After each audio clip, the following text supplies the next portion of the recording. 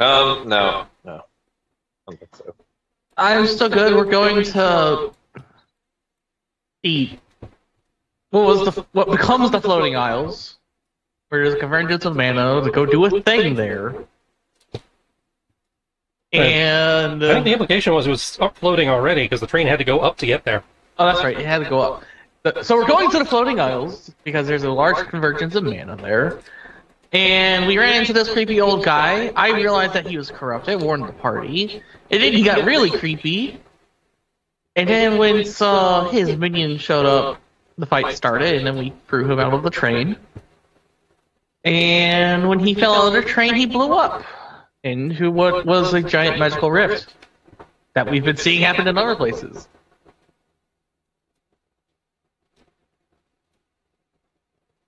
I think that about sums up where we're at right now.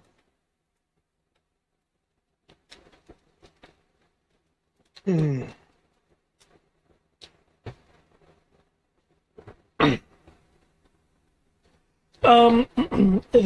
train, the lightning cars that were going up, with the rift forming, had its lightning track severed as you guys shot up into the air.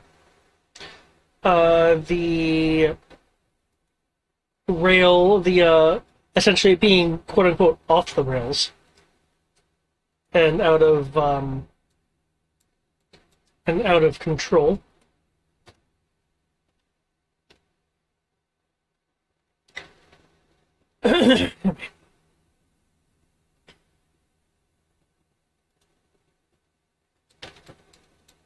I believe that is more precisely where we left off, with the group basically kind of being in a approaching point of free fall. Yeah. I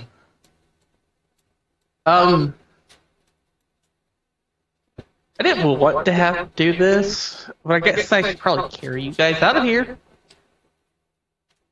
Unless, conductor, can you keep us from falling to our deaths? I think I can. Hold on. I could have sworn I had Featherfall. Yeah. What level is Featherfall? First. It's a first level spell, but I know clerics don't get it. I don't know what you get as a paladin. It'd be difficult to do. It would be difficult to do, given our circumstances. I could give it a shot. Nope. Yeah, I don't have it. It might accelerate us towards the ground, though.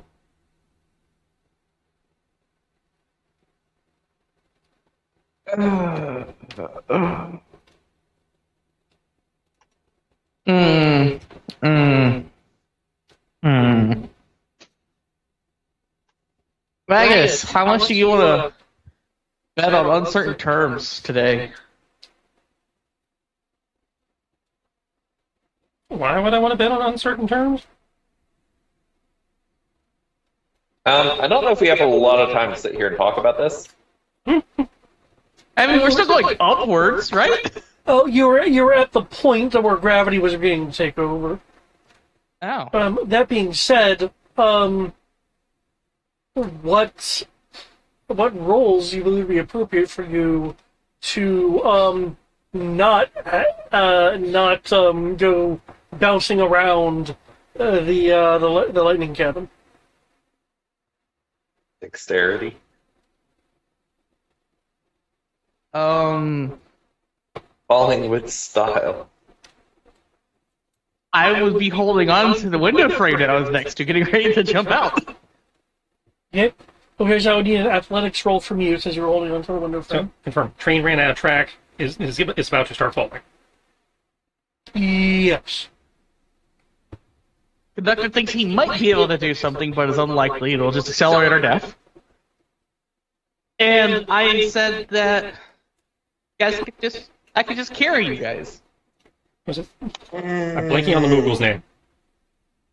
I can't even remember Moogle's name to save myself right now for some reason. But I remember he was the airship guy.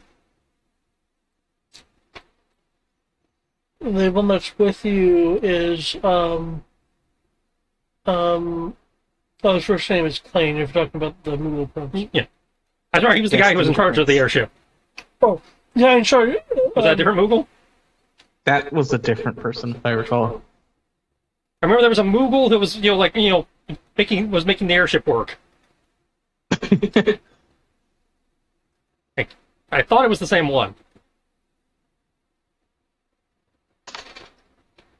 The airship of the past. Yeah. The only airship we've been on. Yeah, that's actually true currently. I do believe there was a group of Moogles that worked on that worked on that one, though he was the one helming it. Okay. So, Plain, see if you can give the engineer a hand. I'm going to try and buy us a minute. It's okay. Goodbye. Actually, I will also... Oh, that's a good point. How large are the training cars? I have a strength of, 22, and I actually have 4 of our dragons with me. We could probably just carry this thing down, now that I think about it. Wait. I don't know if a strength of 22 is going to carry a train. Maybe not.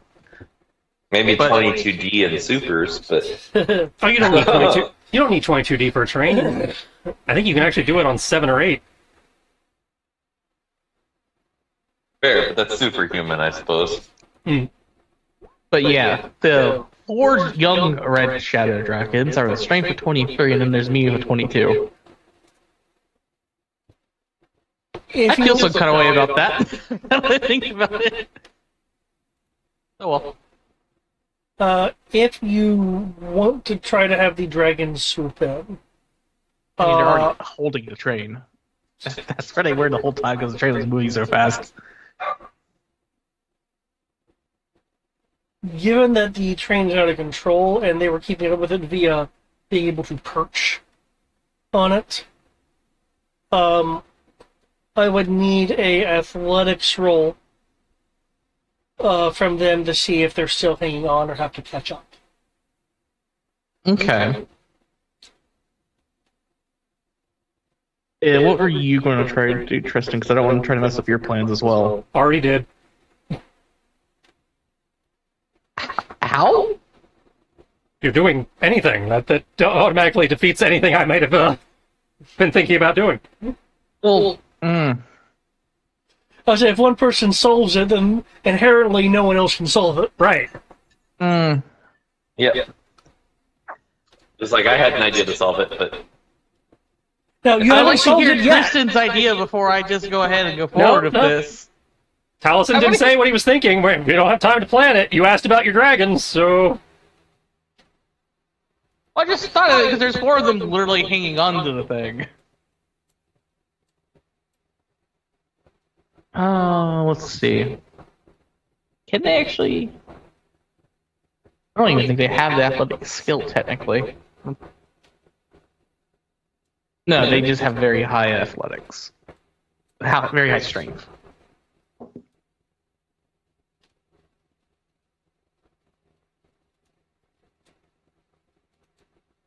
It might not even matter. They might not be able to take train anymore right now.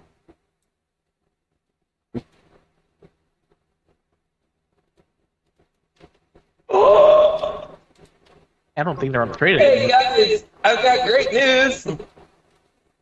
And what is that?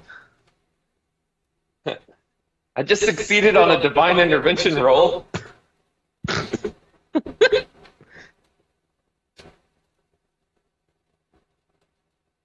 So if What that's is that? Oh, that's funny. I think a train falling out of the sky qualifies.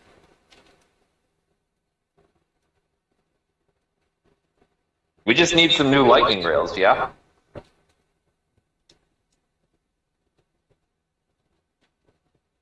In Yes. theoretically, yeah. Though it's from what it sounds like, with everyone kind of jumping at doing this, that, and the other, it sounds like multiple people are trying to save the situation simultaneously. But I mean, we are kind of falling to our deaths, so No, I get that. I get that. It's athletics of 17. The shadow dragons, with the sudden kind of burst and chaotic nature of the rails destabilizing and the lightning cars being propelled, 17 is not enough to keep the grip. Remember, you do have 4 of them, so feel free to. At least you're doing a one for all kind of thing.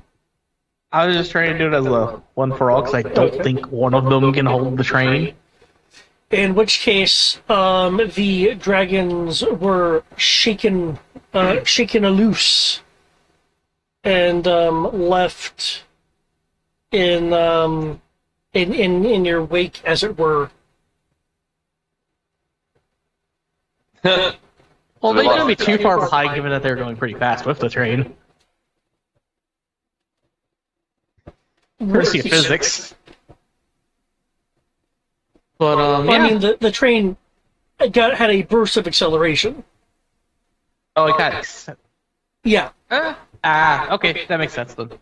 But well, there goes my idea. Guess it's your guys' turn. Okay. You want to stay the train? Otherwise, I can just pick you guys all up and jump off the train. I'm gonna try praying real quick. Let's see. Cleric. You're attempting a divided intervention, and Taliesin is. I as well wait for the divine intervention, so. Well, again, things are happening kind of simultaneously. Well, I'm having to look something up, so while you're. What? He is requiring additional research to construct additional pylons. The meme will never die. So Averin is going to basically be like,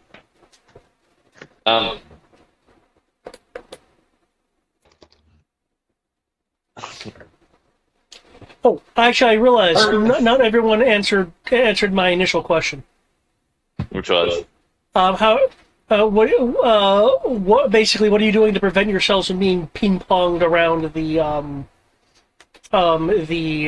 now chaotic trajectory train car? I'm ping-ponging, but I'm like jumping, like calculatedly. Okay, in which I should get You would like? could I get an acrobatics roll from you then? Absolutely. I know, Eric, you mentioned that you were just hanging on to the window frame. Yeah, I'm just gonna hold on to something solid. Okay, that would be an athletics roll from you. 18. 18, okay. Taliesin.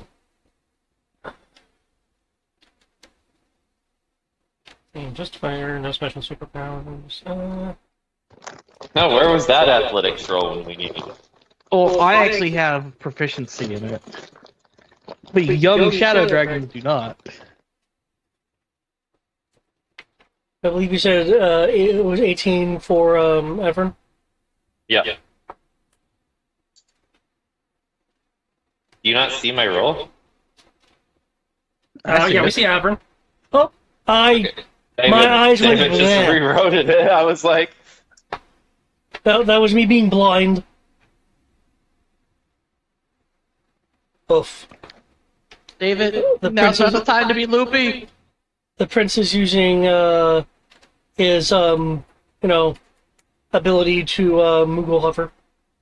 his So ability. Talison's looking for racing and rolling with impacts and trying to. Okay, that sounds like it's an acrobatic-y thing. That was the intent, yeah.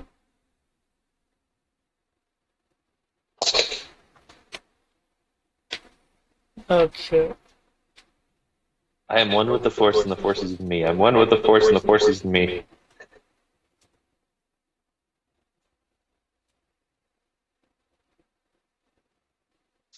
I need to watch that movie again. I haven't seen that movie in a while. Maybe that's what I'll do. like over the next week. I'll like binge all of the Star Wars stuff in order. That must have been. In which order? In chronological order. Of the story or release date? Story. Hmm.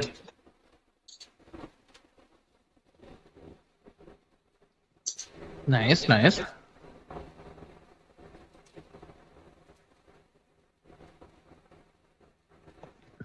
My dog just went upstairs. Asuka! Don't be go getting yourself into trouble upstairs. Please, just lay down. I know. I know. Lay down. We had to scream at some deer in the backyard earlier today.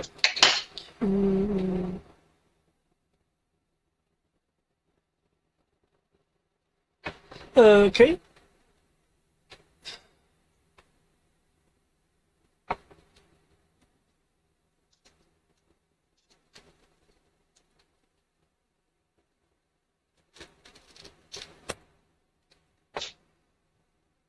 Oh,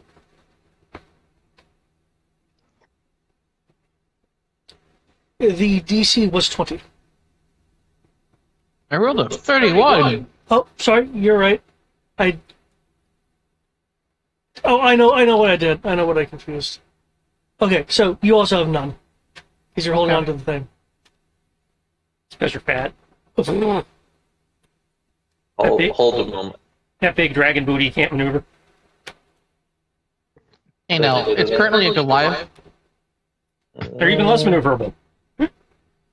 Okay, that's fair. I don't think I can use that on myself. But that's fine. I'm less maneuverable. I'm just using abs to stay in place.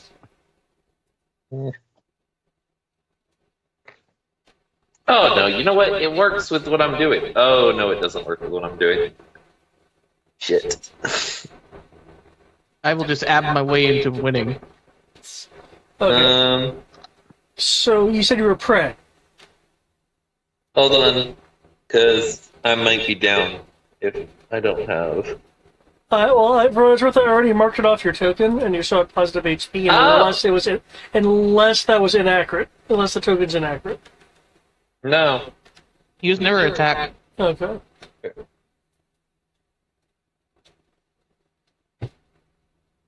Okay, cool. Because I went to mark it off on my sheet, and I was like, oh no, I'm at 60. I just swear I was higher than that. Okay. So yeah. So, Hermes, take the wheel.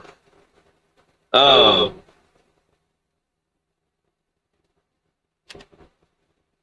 am praying to Hermes to appeal to Zeus to see if we can get our lightning recharged. We still have power, don't we? You have Yes. that. You have that dim power, like when it was idled and moored.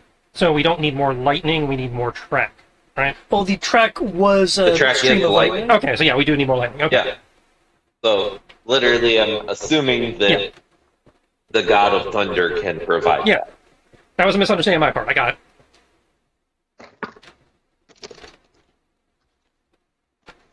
And I'm assuming you saw my roll on that one. Yes. You didn't see my other roll. Yes. I saw that one. Okay.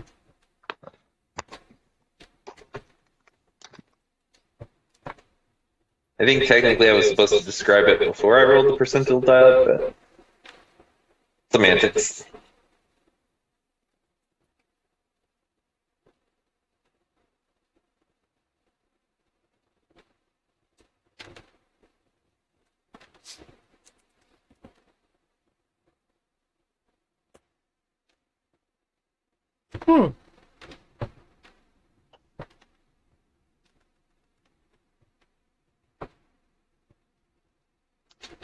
If Hermes is rolling divine intervention as well to get Zeus to intervene, I'm pretty sure that succeeded.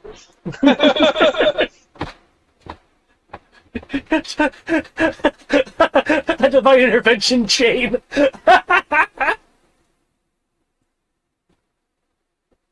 Let me work up the hierarchy. Okay. I mean, Hmm.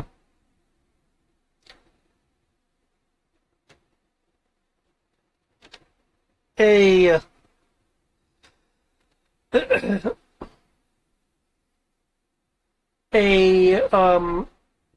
there are a few harp chords in the air as the sudden onset of thunder is heard as a flash. As a flash of lightning shoots out.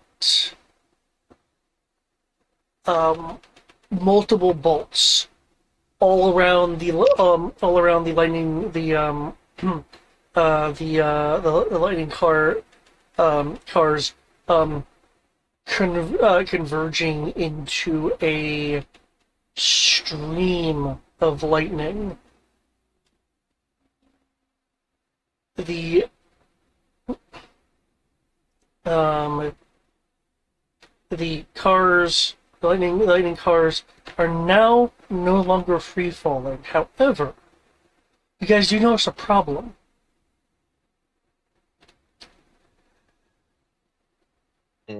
The conductor Richet is heavily injured, not being as skilled as the heroes in not being rattled around. Well, that's a good thing I asked Klain to go up front. also, we got lay on hands or any other number of things. Yeah, we got options. Yeah. In fact, this probably would be excellent time for us to break out the mass heal. If you got it. Yeah, let's go ahead and toss that around. How many hit points does this guy look like he needs? It looks like he's hit 0. So Oh, So, a lot. well, mass heal is not gonna. Would mass heal help him if he just hit 0?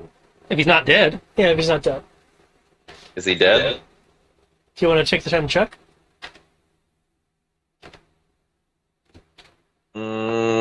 No, because this is an instantaneous thing, so if he is dead, then that just turn around and cast True Resurrection.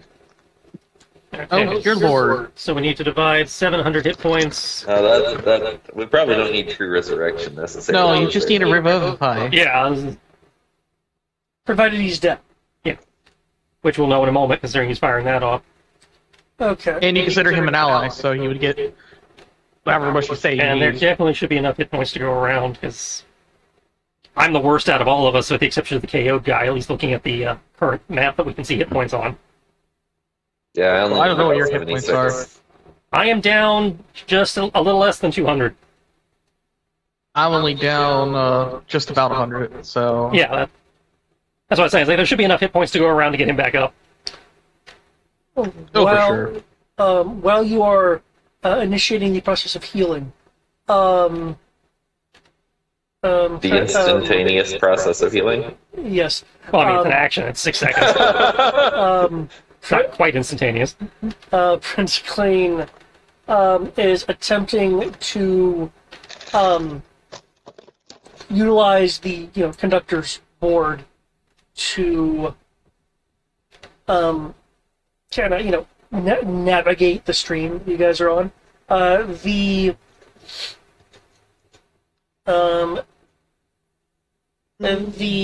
cars are instead of feeling smooth, they feel like incredibly bumpy, and occasionally it will like do the equivalent of like tipping up on a wheel before settling back down, or in this case, tipping up on a wheel, so to speak, before the lightning adjusts to move under it and tries to shift to a different to a different angle. Thing seems to have issues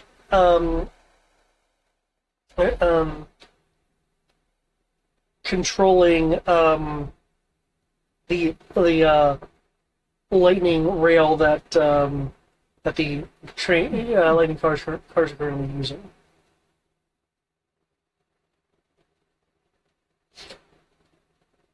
Okay.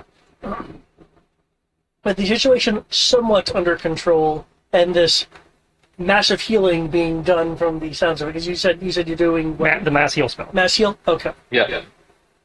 So everybody's in theory at full. Oh. Between active party members, there's not 700 points of damage, so... Gotcha. And however many points the other guy needs. Okay. Oh, so you're also going to heal my dragon? Oh, nice. Well, we got the hit points. That's true. So I took 76. How many did you take, Tris? Like 180. The range is 60 feet. Your summoned dragons are more Oh yeah, than they're 60 no longer feet away. within 60 feet. Yeah. Oh well. How many did you need? I was at 286 out of 313, so... So you were So that's down about 30-ish. 50-ish. No, 30-ish, you're right. So we're at about 380 points roughly before the conductor. It sounds like you guys have plenty. Yeah. Yes. Okay. This is how much I need it. According to the POG. Before I maxed it out.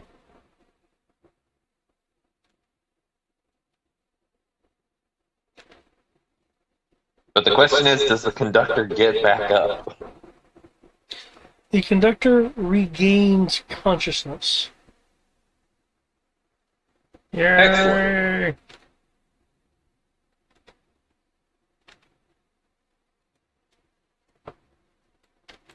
I've been proving that he's a lot more useful than Thomas.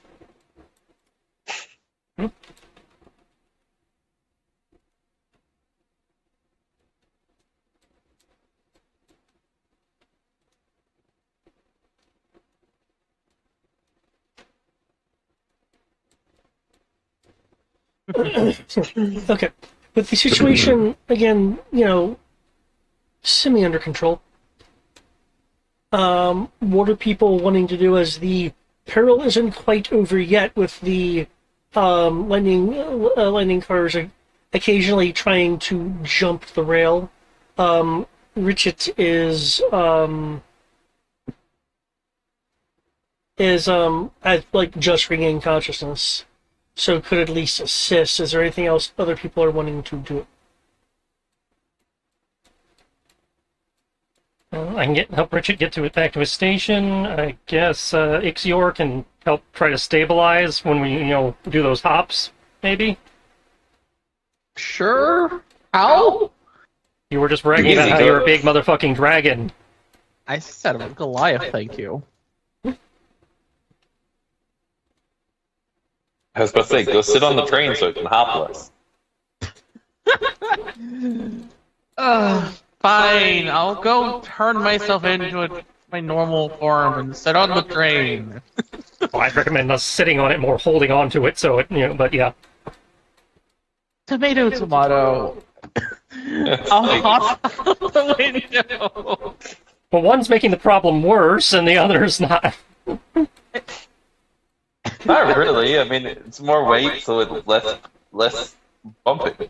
But it's not a balanced weight. It makes it incredibly top-heavy. That's fair. I will basically do the whole grab the top of the window frame and swing out, turn into a dragon, and grab a hold of the train and balance myself on it to help, like Taliesin suggests. What would I even roll for this? Okay, you're trying to balance the train. Mind you, I am now an ancient dragon, so I am gargantuan. I am bigger than this train. Oh, I gotcha. Okay, you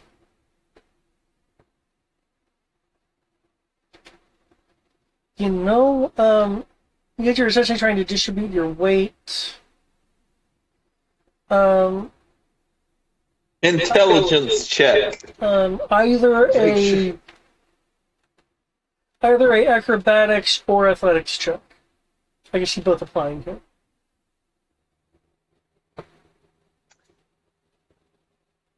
Hmm. One time you could have called for an intelligence check to make sure that he understood the physics of how he needed to move. I can go 16 in intelligence. It's not that bad. If you said wisdom, then we'd be screwed, by the way, Matt. I'm just going to warn you on that one. Wisdom-based athletics check. That'd just be mean. 28, good sir. D8. Okay. You are distributing your weight rather well.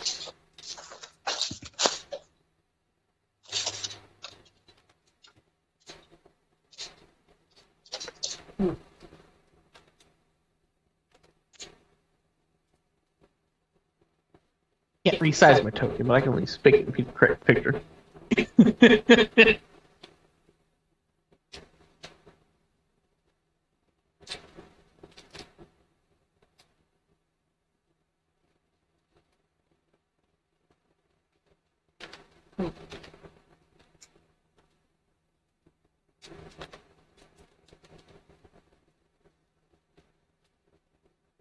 Okay. Mm-hmm.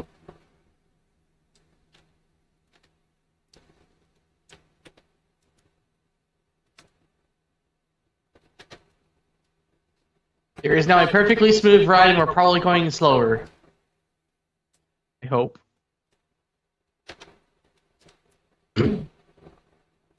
Unlikely, but I hope.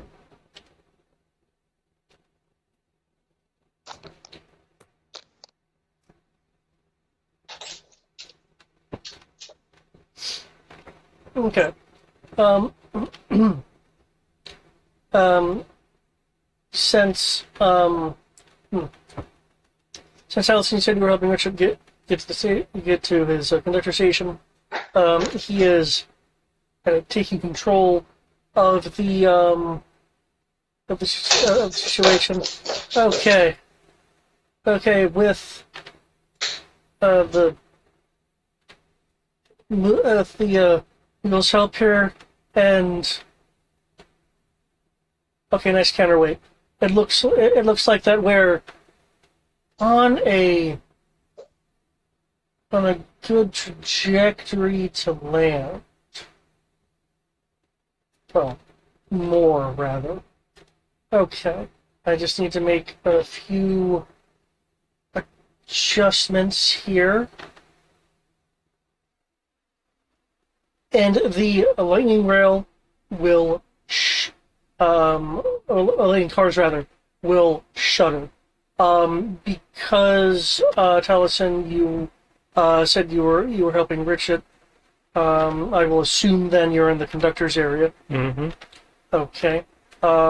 Make sure I know you're on top of the rail cars, so I know the answer to the question that I'm going to have to then ask. Ask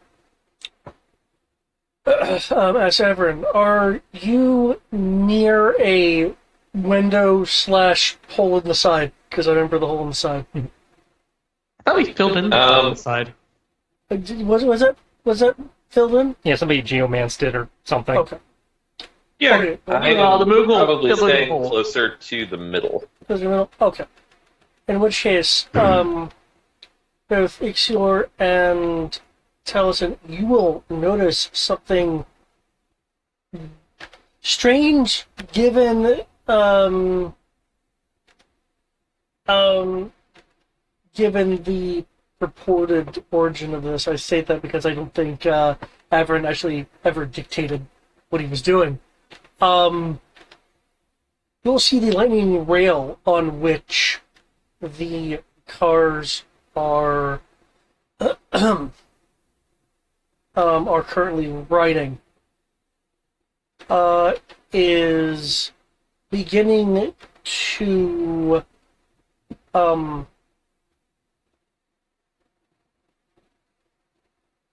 flicker in its shape and is kind of arcing and fraying along the along the along the fringes of the stream itself. I'm not sure if it's your faith or your attention span, but something's wavering. Wait, what's happening? The rails are flickering out.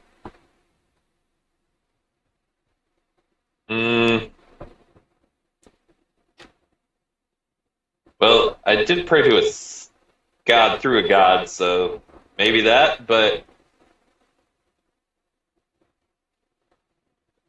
um, can't exactly try it again.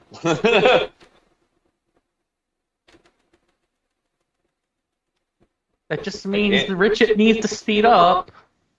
Well, for running out of rail is the... And it's not that we're running out of rail, it's just the rail is becoming weaker. Or it That's just the way I means got that it. we have enough time to begin emergency evacuation procedures. Looks over at Rickett. What are the emergency evacuation procedures?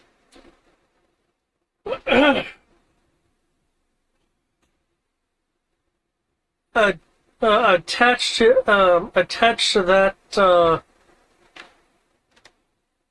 wall that was blown out in part, though we do have a secondary option. What's the Everyone secondary can option? cram into this room. That's right, because This room referring to the conductor's area. Okay.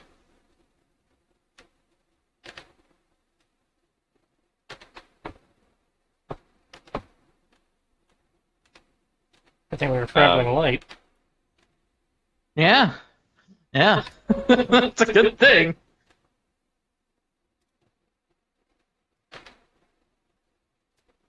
Okay, are people cramming in? Ixor, given your form, are you just gonna unleash your wings?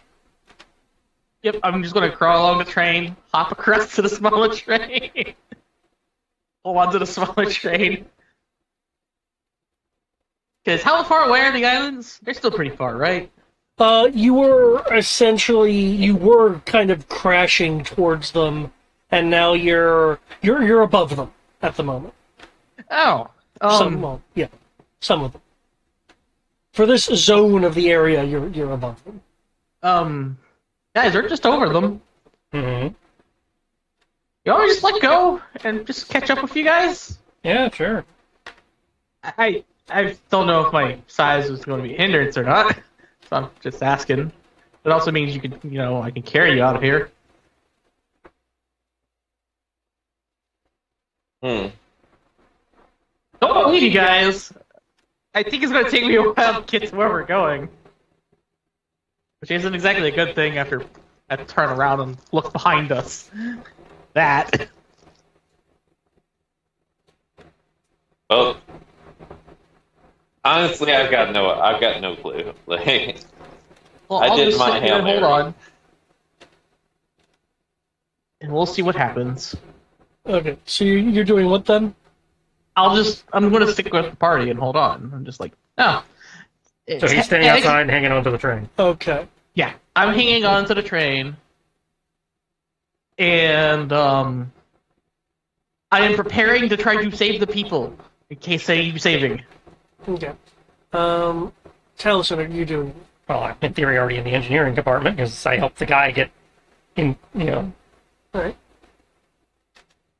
and we have a dragon holding up the train, basically. So, yeah, there's not really anything I'm needed for. Okay. the the conduction section of the car shakes and shakes as there is the sound of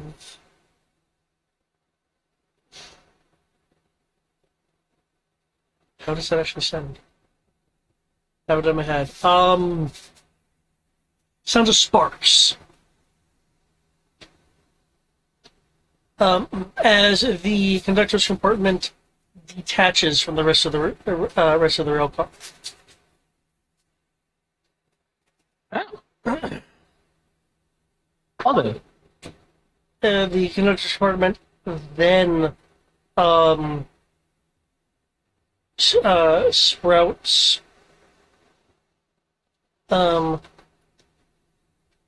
green and yellow wings of energy, basically kind of giving it a bit of a glide factor. The glide, likely due to the fact that this was meant to just support the conductor and maybe one other person, is affected by a combination of the extra people and perhaps the general damage. Richard is attempting to keep the unstable glide stable. And Taliesin and Avern, because I believe Avern, you went to the conductor's area as well, yeah? Yeah. Yeah. Are the two of you going to be doing anything to eventually assist in the situation? I'll yell out to Ixior, like, "Hey, spread your wings! It'll help with the glide ratio." Doing it. What? I will say, you've got this. And with my "you've got this," I am going to throw some these powerful words of encouragement. Which means that at first level, you speak words of encouragement to assist your allies. When that ally hears you makes an ability check, attack roll, or saving throw, can add some equal to your charisma modifier to that roll, I don't plus half know. your proficiency modifier. I don't know if a skill would work for that. Unfortunately.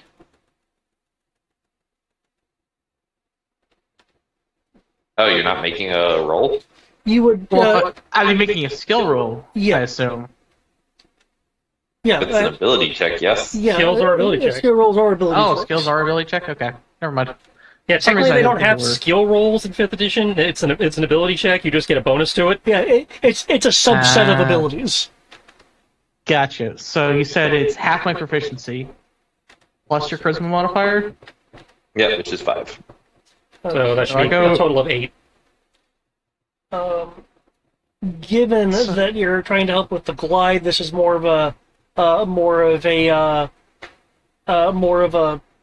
strain against your wings kind of thing. So this would be a athletics roll. That's what I was gonna do anyways. As I attempt to fly/glide without inhibiting the systems of the smaller lightning rail car now, or train, so that we can get to where it's safe. And there you go.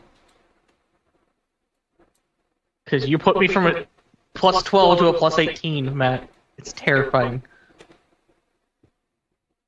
Because it's 3 plus the 5, that puts me at 15. 15 plus the 5. Sorry, it's actually too high. It's 37. I don't know of a difficulty being higher than 35, though. Until today, probably.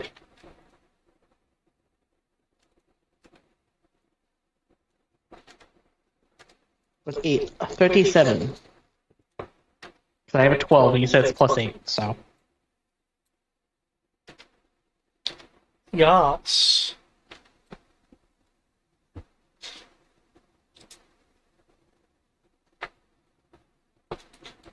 That is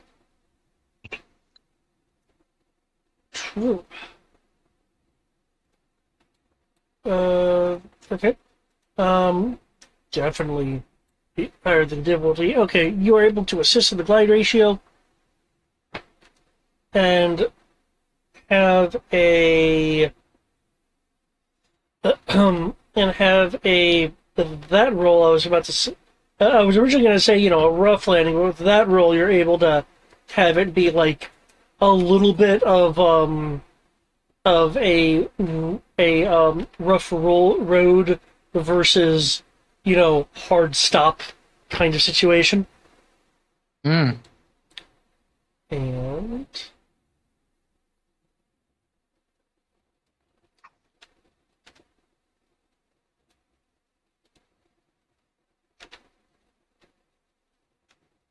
This map seems awfully familiar in a reoriented kind of way. yep.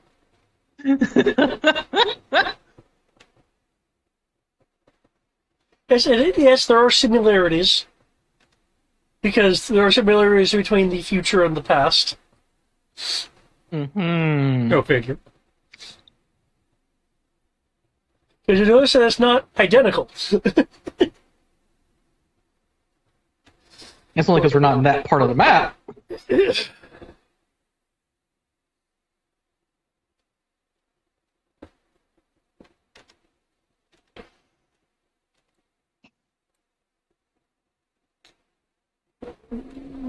That marker, there we go.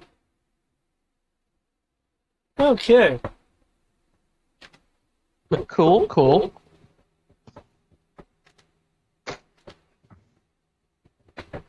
Everyone has has landed. See, that's actually not a good graphic for me to use there. I will change that graphic.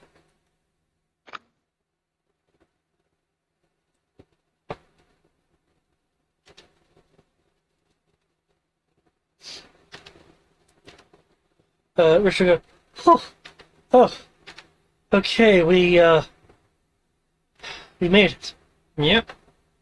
This is why you don't accept briefcases of platinum from strangers, Richter. His entire career revolves around strangers. I say, yeah, I said strange strangers.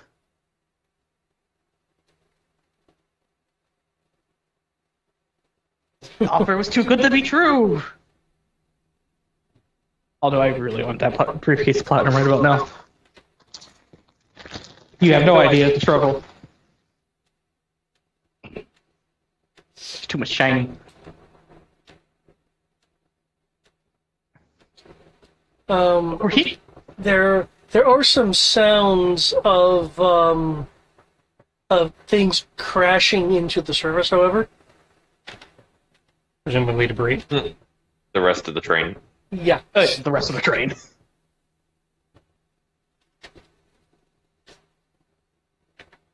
Well, that was closer than I would have liked. Hey, at least Stranger Danger's gone. Not that what he turned into was good either. I had. He has a moment and goes, "Let's never talk about him again, ever." In fact, I want to do my best to erase this memory from all of space and time. I never want anyone ever to know about this. Well, the unfortunate part is he turned into the things that the world's currently concerned about, so we're gonna have to keep talking about him. I feel like you missed my inside joke there. I did. He said he doesn't want anyone ever. He wants to erase this memory from all of human history, and doesn't want anyone to ever know about this. But it's happening in a flashback, so inherently, someone is going to know that happened. That's a Specifically, Kit Kat, Yeah. who is currently the Google, if I recall correctly. well, this is Talison's flashback, so Was it Talison's? I thought it was. Yeah, we're at the Air Academy. Oh, that's right. So Taliesin probably knew about it already because he had. Rode probably knew about it already because he had Talison's journal.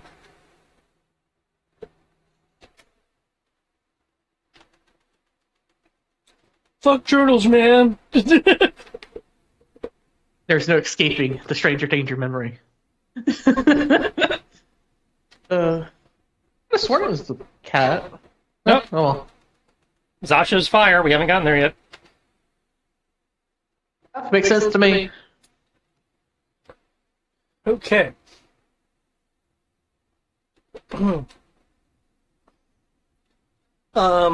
This map was meant to be a bit more populated than I currently have it. Where I have actual people that are more representing groups of people.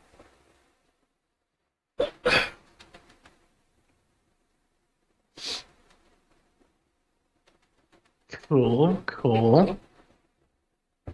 How do they react to seeing 5 dragons? And, falling lightning train. Well, there was initially a bit of distraction from the rift, which glow can be seen from the edge over the edges of some of the floating isles, depending on which isle you're on. Though for the ones that are nearby, where the lightning cars have fallen, there's gasps, people being startled, other people like diving, diving for cover.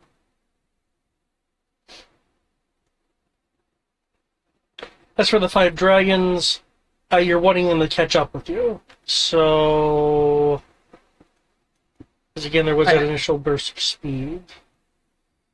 Let's see, But falling can be done pretty quickly.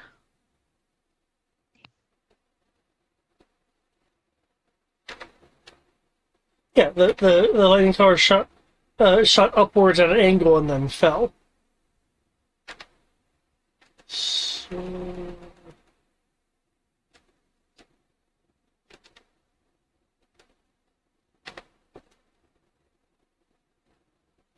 some of the for the people who do see the dragons, unless you're intentionally having them come from high above, so anyone, no matter which isle they're on, can see them. Will react with more curiosity than fear. Huzzah. I think we're in the right place. Are we, Taliesin? Yeah, well, I mean, close enough. This isn't the exact spot we were trying to get to, but... Well, I guess we need to tell someone about what happened. Mm. You guys able to walk out of there? Or do I need to open a wall? Pretty sure the door still works. Yeah, they can be let free. No.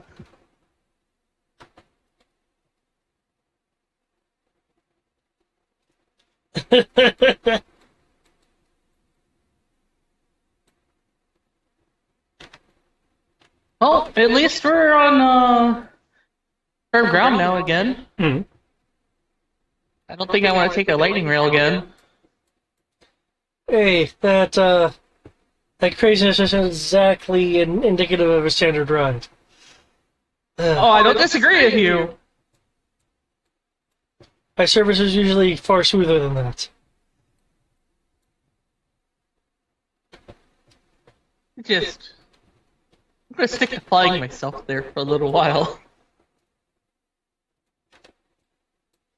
Oh, okay. Yeah, I need to find a way to get a replacement anyway.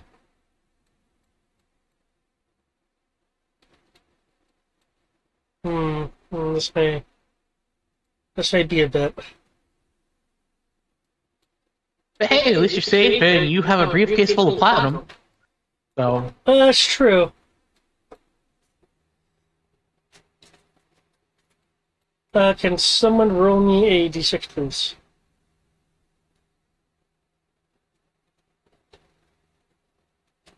anyone? Any takers? Anyone doing it? I'll do it. I rolled a 6. Roll a 6, okay.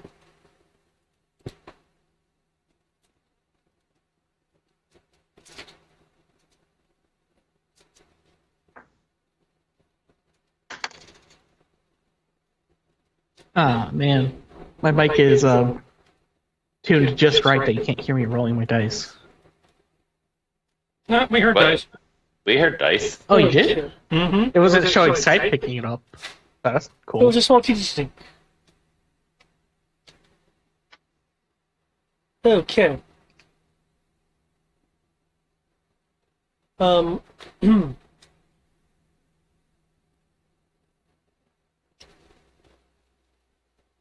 Rushing over is a small group of people, the lead of which is this individual.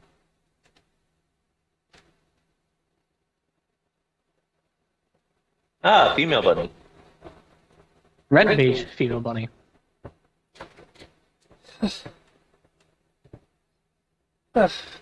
The you saw the explosion and then looks over to the rather large dragon. Still technically on top of the rail. I'm turning it into my couch for now. The dragon, the Lord Dragon there. Is everyone okay? Was there a large battle? Something like that, yeah.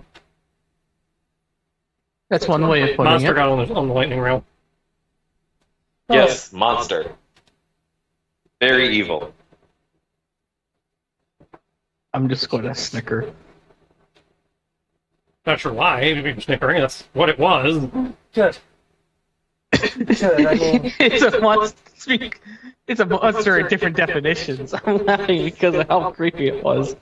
How much he wants to forget it existed. if it was just a monster, I think we're going to be Okay, you guys should be fine at this point. okay. Problem was resolved. Wait. Shall I go over at you, Allison?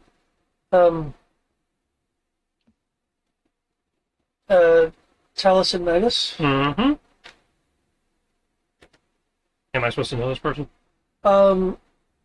Not specifically, but she's clearly recognizing my description and reputation. Mm-hmm. Your reputation precedes you, sir. I'm coming here. That doesn't surprise me. Well,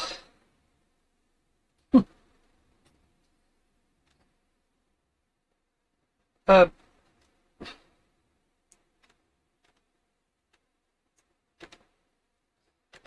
well, if I would say, I would ask if you're just coming back to visit, but given the lightning car and everything else, I guess it's something a bit more pressing than a vacation from current times. Yeah, no, I need access to a site with highly concentrated mist.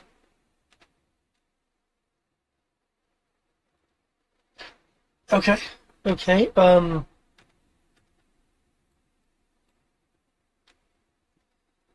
Yeah, I can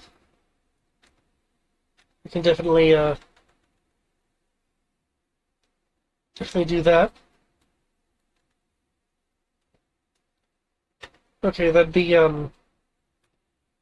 that'd be this way. But are you sure you don't need any help for anything else? Richard will speak up. I could use a new lightning car, and she'll look at Richard. Um, I think that may take some doing.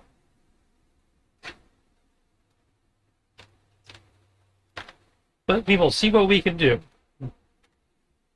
Because you definitely earned it. Yeah, you definitely did.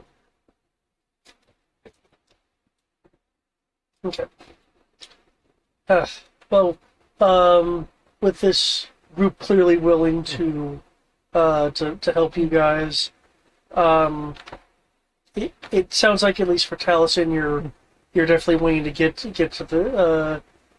the strongest point of confluence. Mm-hmm. Is there any things anyone else is wanting to do? I can't think of anything else, especially after this very pressing matter just occurred. I think we should do the thing faster than we were initially planning to. So I agree with Taliesin of just going there immediately. Yeah, you, Avern? I'm also in favor of moving along faster. The faster we can get done with this, the faster we can forget about it. Okay. Okay, sounds good. In which case, you guys will be led. A little bit of a crowd is they're going to be trailing along or forming as the case may be. They're still going to be in your dragon form. Yeah, I'll just be flying. I still meaning to choose a different token palette. I wish I have the wings on you. You can go wherever it is you'd like. Position right there. It's going to be the tournament area. Here, let me generate the crowd that has been forming.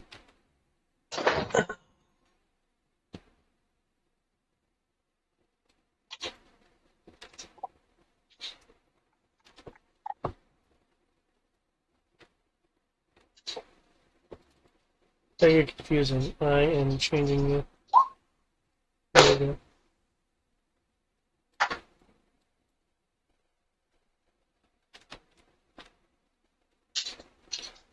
Okay.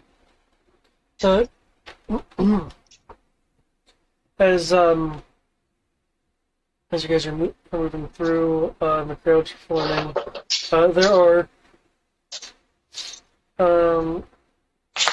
there are various whispers. Some are of course about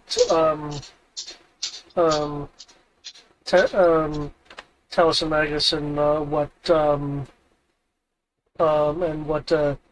what feats is he going to be involved in? And there's like wild theories. One theory is that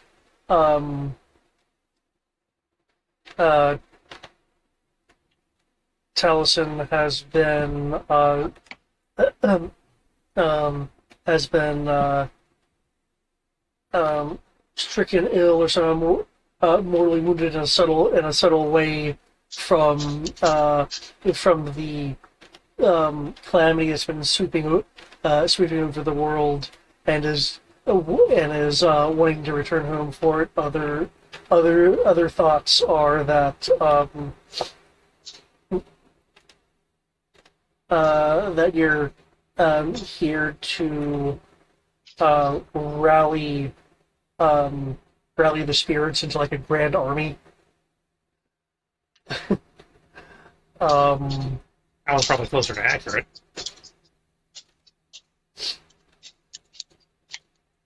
A So others are um, you arriving to train some successor.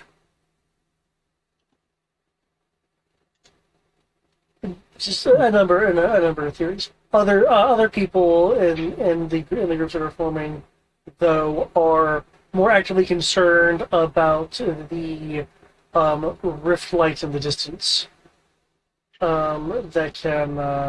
that can be seen. Wondering if it's more signs of what basically happening. Other people are concerned that that if there is such of a station in the area, um, would that bring um, the um, bring the bringers of calamity, basically the black rooms. Mm-hmm.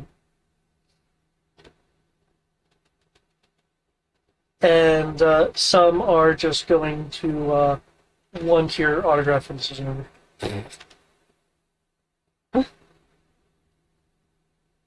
So real kind of hodgepodge of group here. Um, there are a number of children, however, that are trying to climb the rather large dragon. I am trying to prevent this, but You're certainly strong enough to prevent it if you wish. I'm not trying to prevent it, like completely prevent it, but I'm basically I'm standing there. I see one of them trying to go on, climb my leg. I move my leg. Eventually, I just give up and I'm covering however many kids there are. Okay. Since I'm not trying to hurt them, and as a huge dragon, it's kind of hard to do that. There's a trio that eventually succeeds into climbing onto a stable point on your back, and now they're like mock fighting as to who will who will claim their right, kind of like a king of the hill kind of thing. But while this is going on, Taliesin, you were presented with this area of dense and almost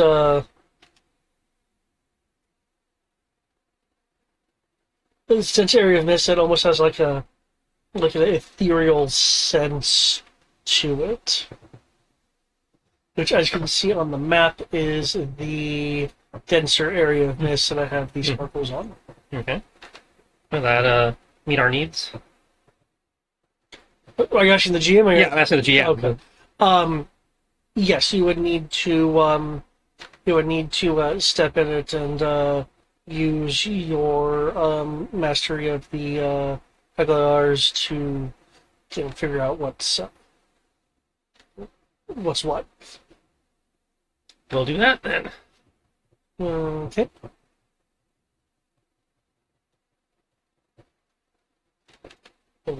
Oops.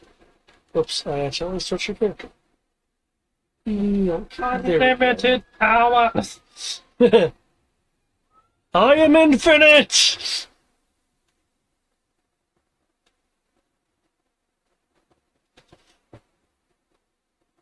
Okay.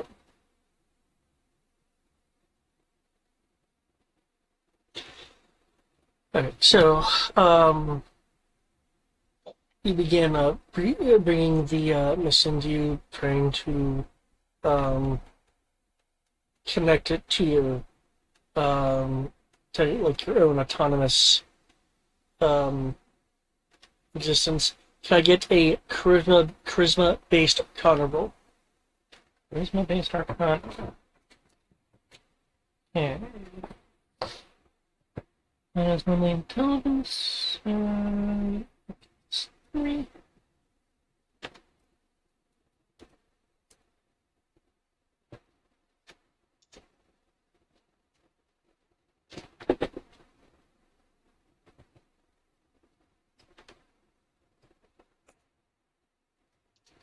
$16. Okay.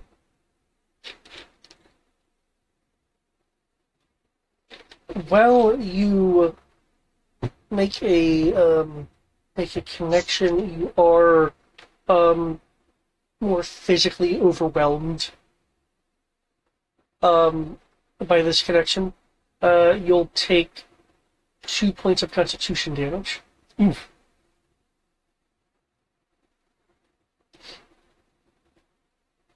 That doesn't sound fun. Or look pleasant.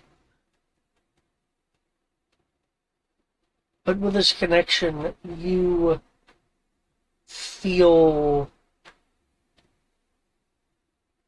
like you're becoming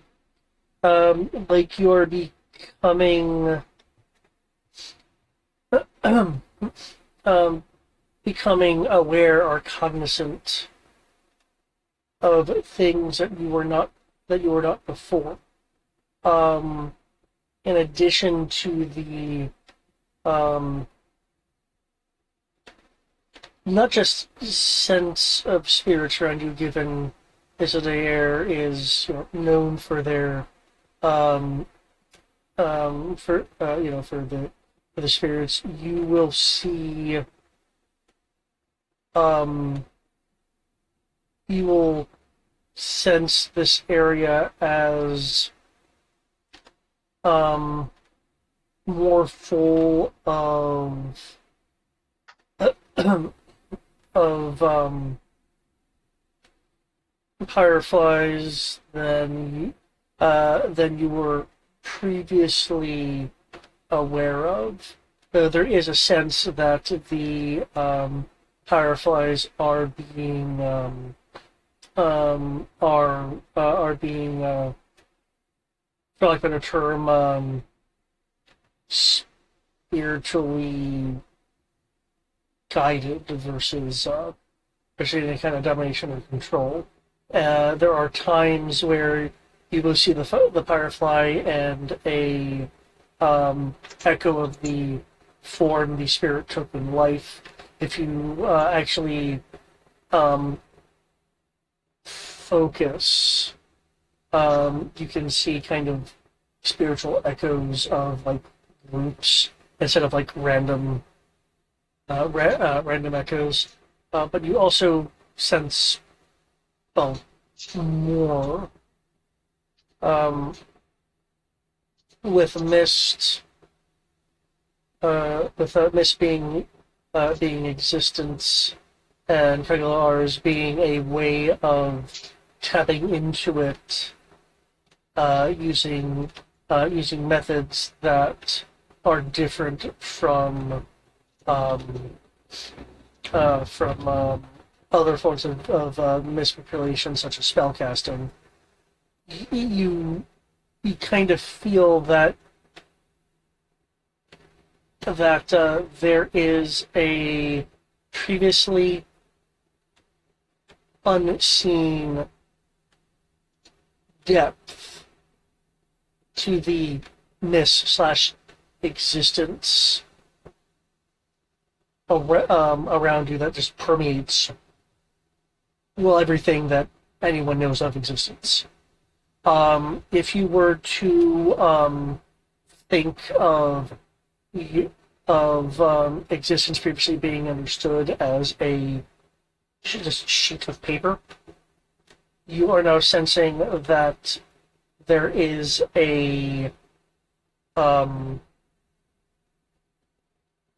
actually surface of the ocean. I'm gonna go with that. That's better for what I'm trying to describe here.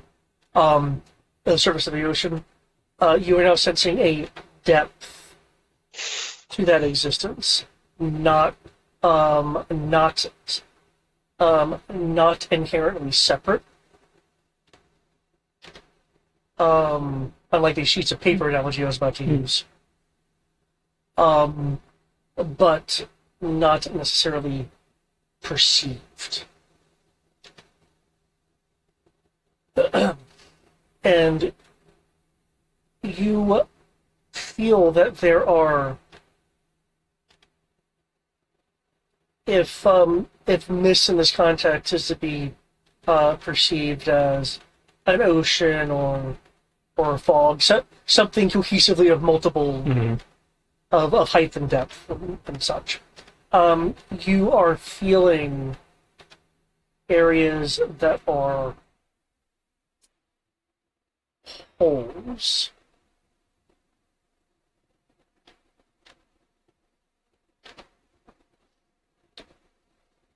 Could I get another charisma-based con roll?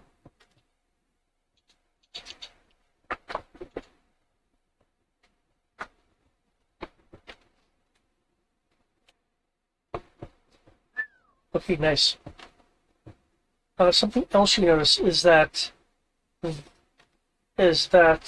these holes that you're feeling, there is a portion of a portion of this of a depth of existence that isn't the one that you're used to. Basically, the one you walk around in. It's not that one. It's some other depth of that. You feel coming from these kind of void areas that you're feeling. That there is a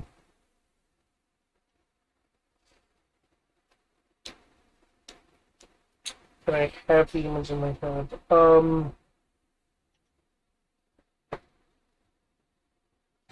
There is an area of the depth that looks like there are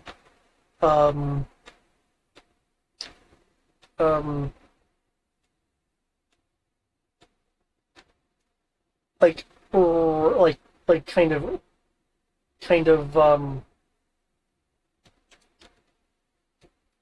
petals of disturbance and disruption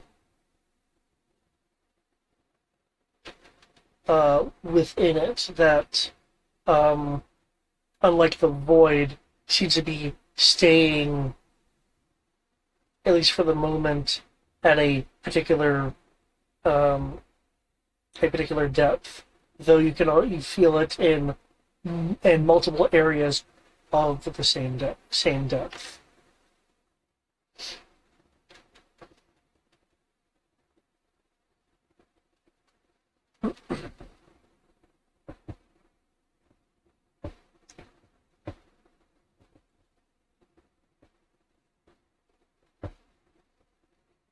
It, especially with that 30 there,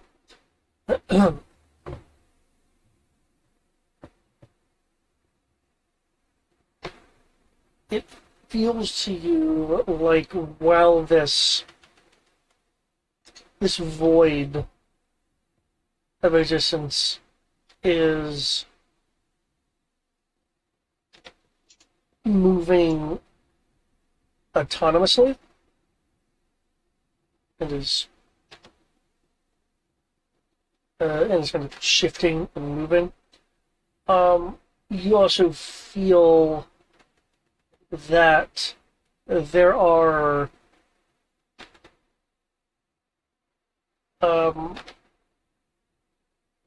powers, beings on your part, your area of existence that appears to be tugging at this void, guiding it into places.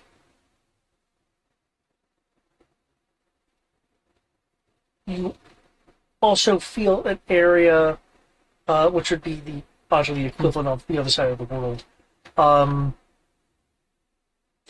that, unlike these kind of more kind of like spherical all-encompassing voids, it feels like rip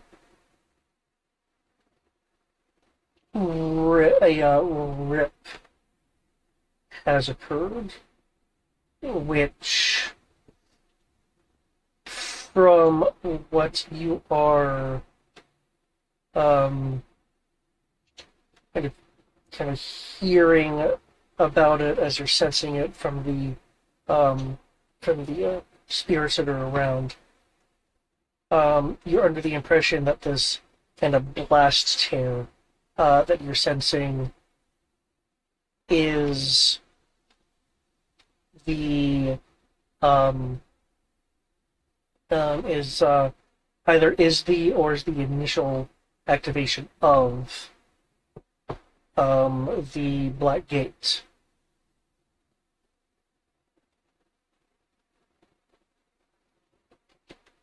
And that same kind of terror to a much smaller degree, you are you are also feeling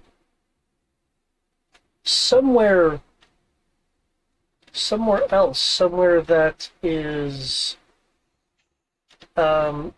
hazy, as if someone has tried to put a lots of mosquito netting up. That is beginning to feel like the bendings, bendings of a tear, like prior to a tear actually occurring. That is, but the location itself is again kind of hidden beyond this kind of netting haze, for lack of a better description. Now, before I continue on with a couple things, I know I'm having to be metaphorical, get a little bit given the beyond human comprehension thing that I'm trying to describe here, depict here. Do you have any questions that could? Not any question, because I'm only half following what's actually being said. I sense Black Gate, I sense lots of spirits, I sense another thing that could be a Black Gate, but it's hazy. Yeah.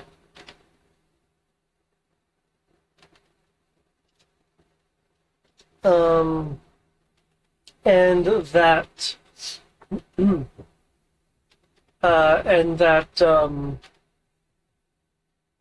existence is, for lack of a better term, has more Layers. Its existence is nuanced. Yeah, I wanted to use a term that wasn't layers, that implies a division. Which is why I was trying to go with depth, but okay, you seem to be catching on, Yeah. and I'm trying to trying to get that. Okay. As with the 30, there are a couple other things to note.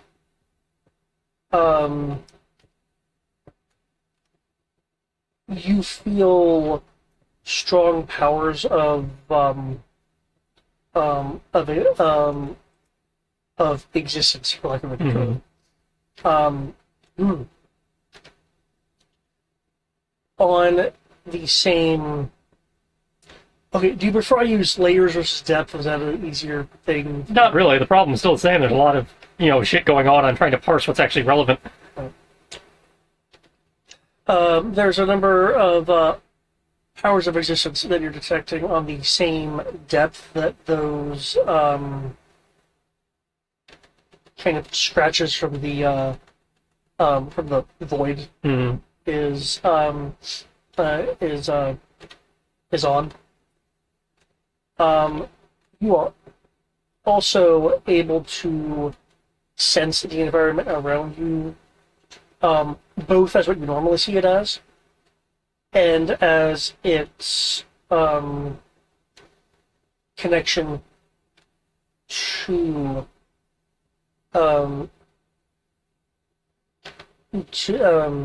to existence. Basically, you're you're not seeing them just as people. You're seeing them as of the world's equivalent of their component Yeah, that. their component pieces. And there is a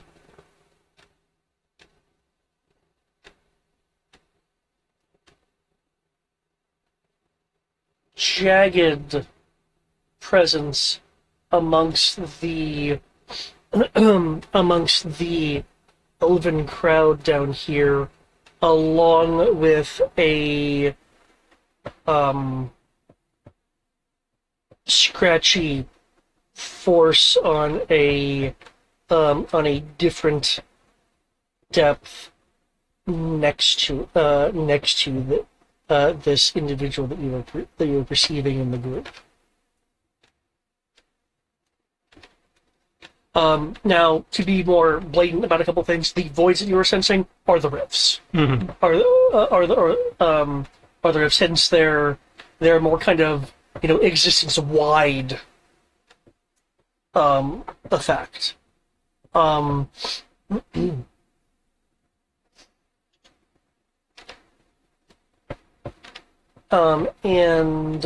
what you are sensing as a kind of scratchy individual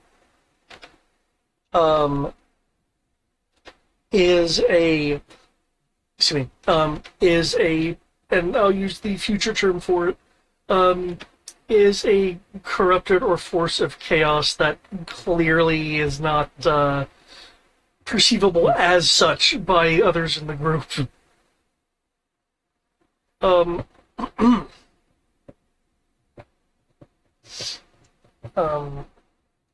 Would it be good if I make a quick highlight list and put it in chat? Please, because again, there's a whole lot of shit in there, and I'm not sure how much. Yeah. So I'm also trying to be lore buildy with it. That was like a 20-minute ramble. It was 20 minutes of lore. Straight lore. That wasn't even lore. It was a perception check. I mean, it was a perception check to give lore.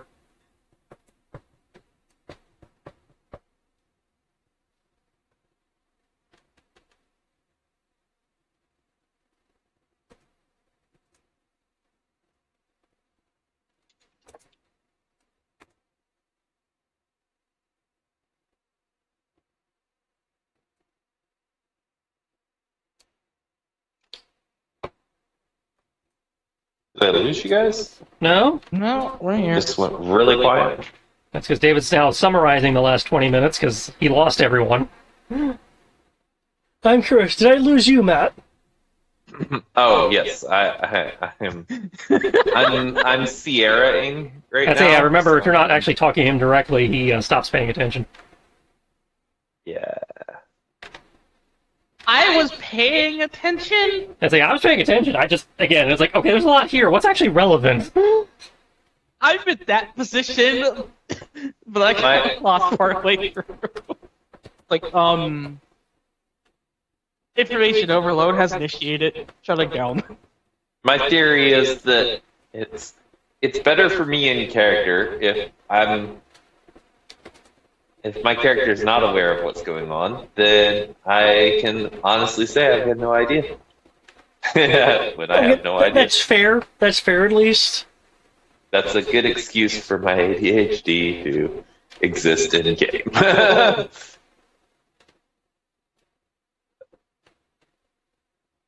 I would take a similar approach.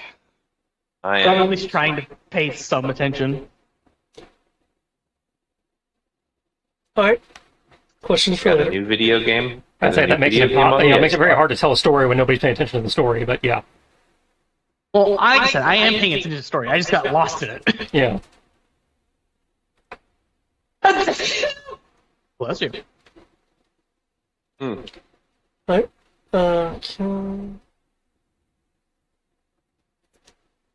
And I pay attention sometimes. It's just I only have so much attention. Like I was paying attention at the very beginning, but again, I was doing a lot during the beginning.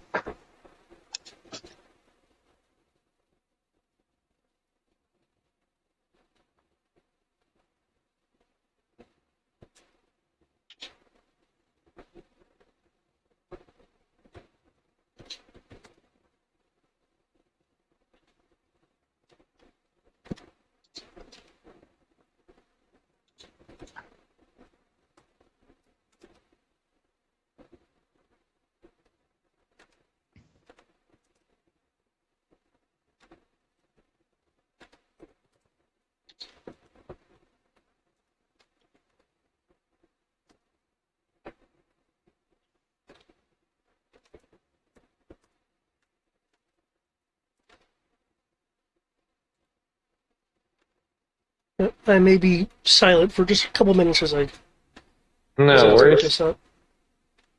All is good.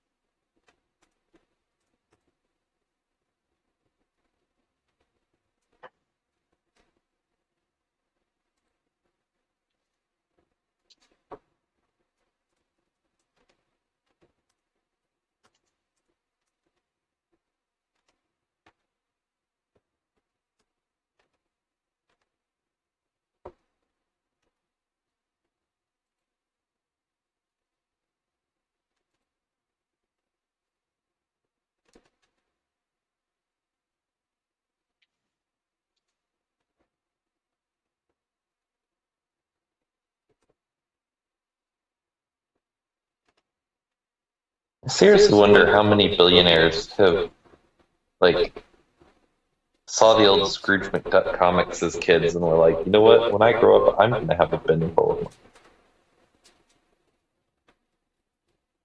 That's an interesting question, but I don't have the answer to it.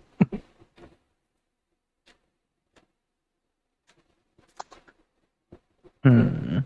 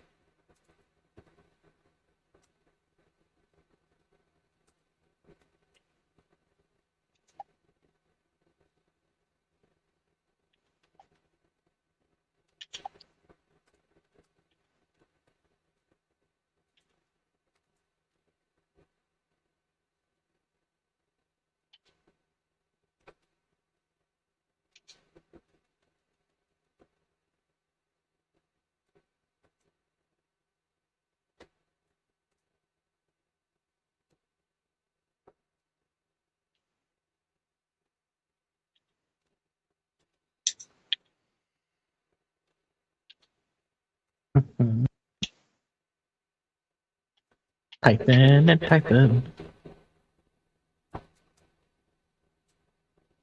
Bum, bum, bum, bum, bum, bum, bum, bum.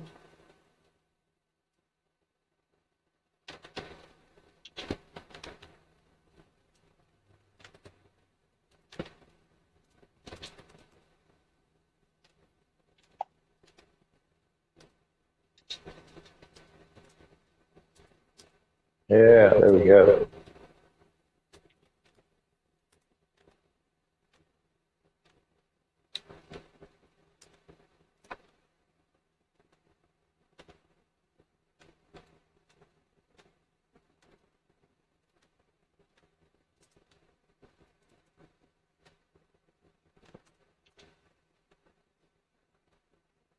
Uh,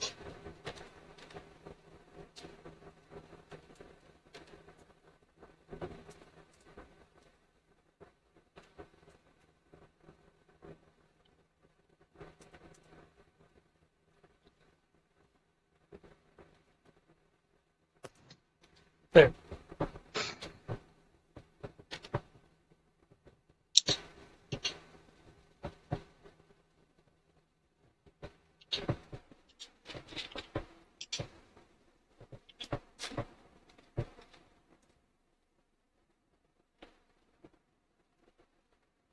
So the rift is trying to bring something in from another air quote plane. Makes sense. Well, the rifts are voids in what we perceive as existence. Well, yes, but number two, from the rift, a particular plane is being affected. As of this point, this plane is inhabited. Yeah, that's the plane that was getting kind of like voidy, scratchy. And I sense the black gate and a second rip that is being obfuscated. Yes. And somewhere very close to us, in a nearby group of elves, is a fallen / corrupted that is out of phase. The other entity is out of phase. Yeah. So to be more clear, then, so it seems like there's a little bit of confusion. There's a lot of confusion.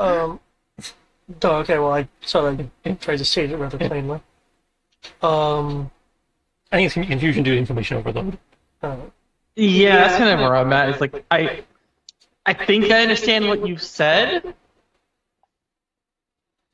but only to an extent. The plane that is being affected it's not bringing something in; it is disrupting that plane. Okay. And then by that measure, that the plane that's being disrupted is us. No, it says another plane. Yeah. Ah, I mean, yours is obviously being disrupted. So my money is on the air quote divine realm. Yeah, that would make sense.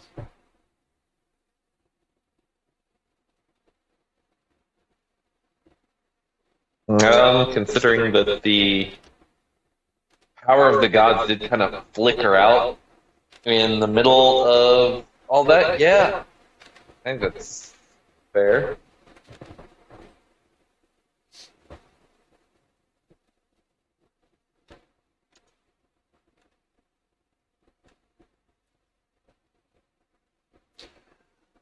Now, And apparently we have company in the, is there somebody here or nearby here? they're specifically in this group of people. I'm on the wrong layer. Especially part of that group of people. The one with the yellow fog. Got it. Yeah. Now. Yeah, it's essentially you can sense the multifacets of existence.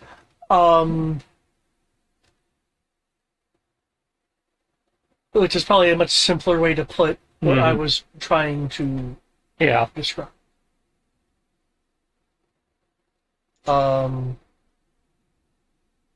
It just seems really dry if I phrase it that way versus it being more of an event of trying to comprehend the previously incomprehensible. Here's how you're trying to do it. That being said, Just got lost in translation. that being said, sure, the more specific stuff than now, you are essentially perceiving two dangerous interlopers, and the precursor to what could be a black gate, though the specific location is being obscured in this quote unquote passive sensing that you are doing. Got trouble over there.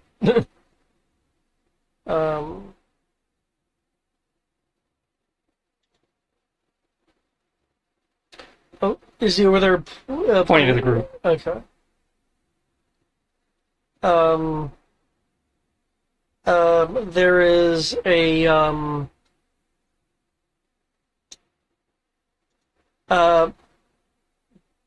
basically a kind of wave of fear and mild paranoia that kind of spreads through the groups as people are trying to look around to somehow discern.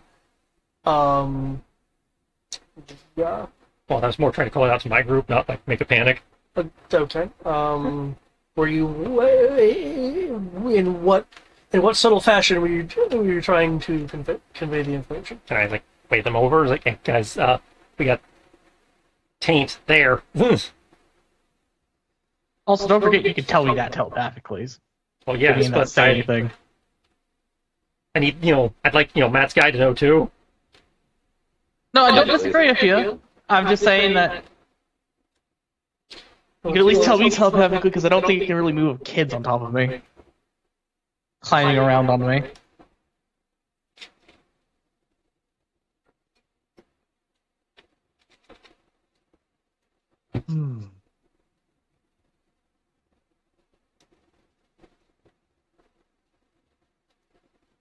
Trying not to lean too heavily on the telepathy.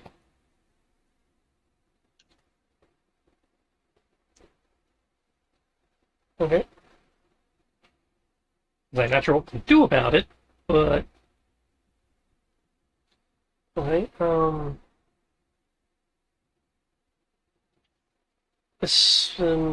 Well, I would say aside from that, but this actually might be a conversation thing if you're wanting to converse with your group here. Of which I know I moved your tokens. I presume you're wanting, if he's waving you over, you guys are going to get closer. Yeah.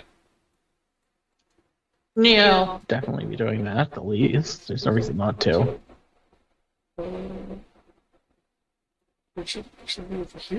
I'm pretty sure I still have kids on top of me.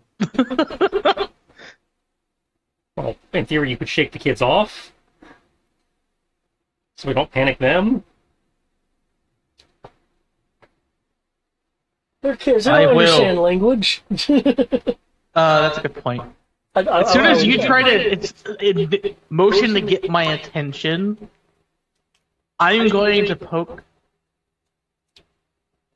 very calmly the Vera that was standing next to me. To ask her to get the kids off of me. I need to go talk to my companion. It'll take a few moments and some prodding, but she will get the group of kids off you or from around you, as the case may be. I appreciate it.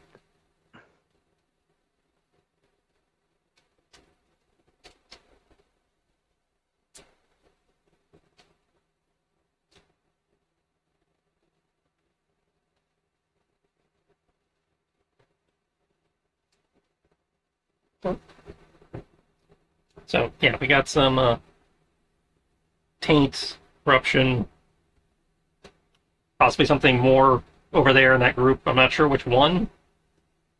Oh, I can answer that question for you. Specifically which one. Oh, I can. It's like that guy right there.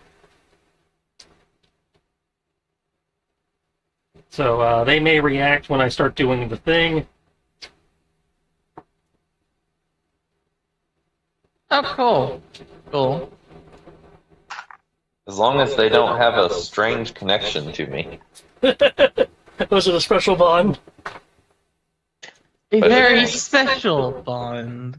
So, yeah, just be aware there's a good chance they may start shit. Cool, cool. Alright, well, with that in mind, I suppose I should probably get started. Well, I would position myself with that information and knowledge. I will casually put myself in the way without stopping Taliesin from doing what he needs to do. And I'll be doing it in such a way as to,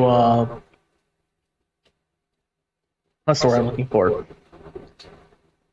I'll do it in such a way that it doesn't look obvious. I just move over there and get out of the way, but now I'm in the way of them if they try to do anything. If you're not wanting to look like you're on guard, you can make me a deception roll.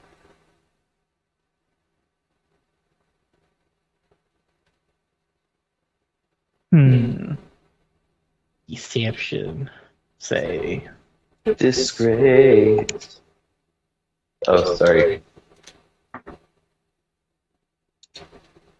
Lion King 2. Is everyone wanting to do anything specific? We're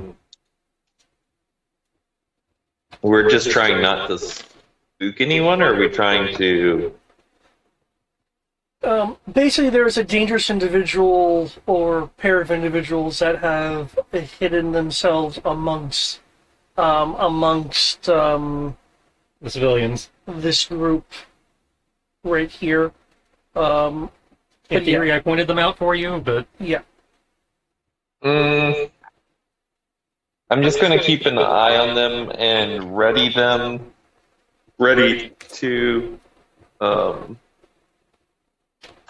ready myself to stop them should anything arise.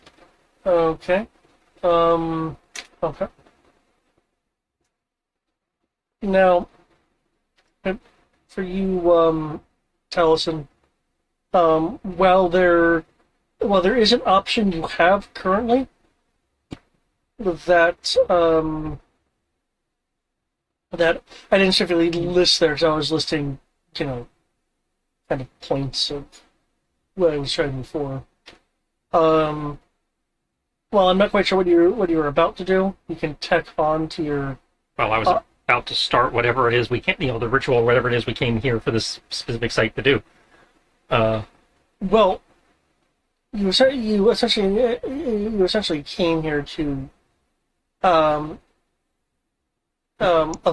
the truth of the matter that this Oh, force is in fact a catastrophic level threat to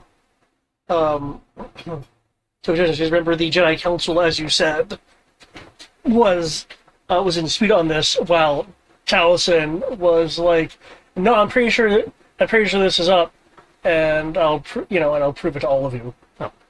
not sure how I can use what I just got to prove it, because it's still my word against theirs, but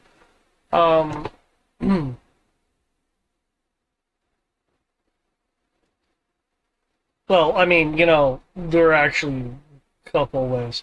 well, I'm glad you know what they are. But one in which now you're not theorizing. Yeah, but I can't prove I'm not theorizing. I'm just walking in and going, "Hey, I had a vision. You guys believe me, right?" There are also things like various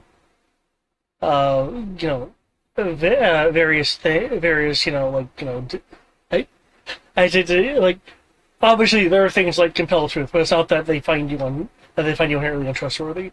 There are things like detect thoughts, a myriad of. There's I things guess. like blinding smite and I don't see why any of that is using those spells to convince them now, as opposed to all the fucked up shit we'd seen in the previous flashbacks. I'm not sure why this is more convincing.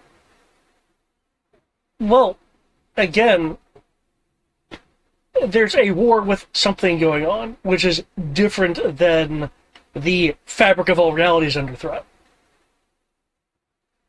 Because there is a difference there. I suppose I'm just, given what we've seen in the previous ones, I'm not sure why this is more convincing than it was before. But if the character is under the understanding that this would be more convincing, then the player doesn't have to be convinced, so... That's true. This makes In a sense. sense. This logic makes sense to the character. Apparently, that's enough. As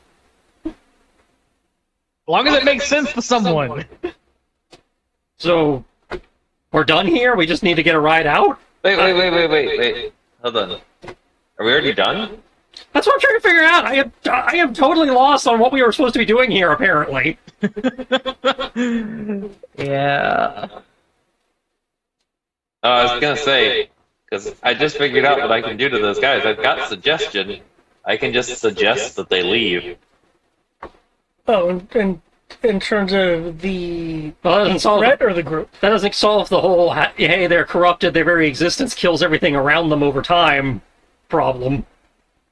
Oh yeah. But if we send them out to the forest or somewhere where there aren't people and say, you can go out there and tickle your pickle for like 20 minutes or whatever, and then we go out and kill them in the forest where there's not people around. I guess, but apparently we don't need to do that because we're done. There is. Hold on. Hold on. Okay. There is a goddamn cricket. It's going to die. I heard that Okay. crunch. Ugh.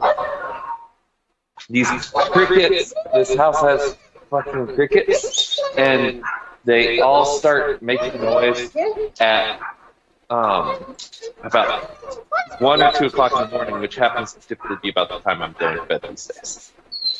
Alright. So it is now a dead cricket. Oh, nope, it's not dead. It got back up. Got one less leg. Now it's got no legs.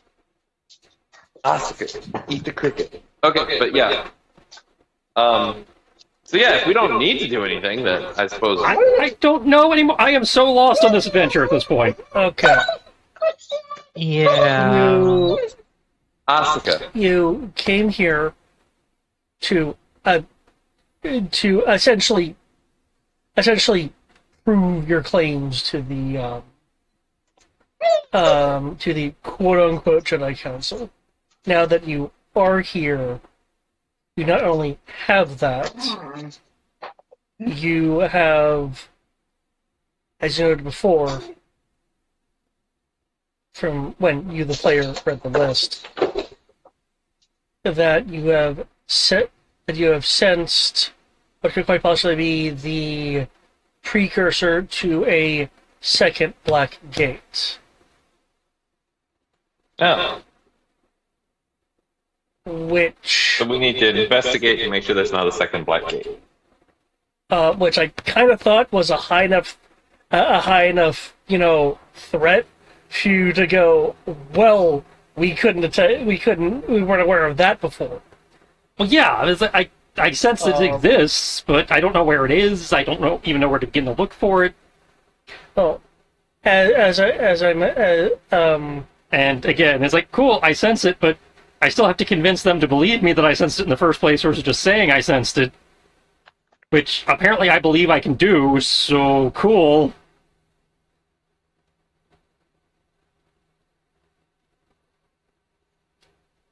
finding out specifically where it is a matter of focus sensing versus passive sensing. Because I know when I made this list and you were reading it off, I had mentioned that that's kind of what you were passively sensing. The extra option I was going to mention was that given your current connection and state, you could attempt to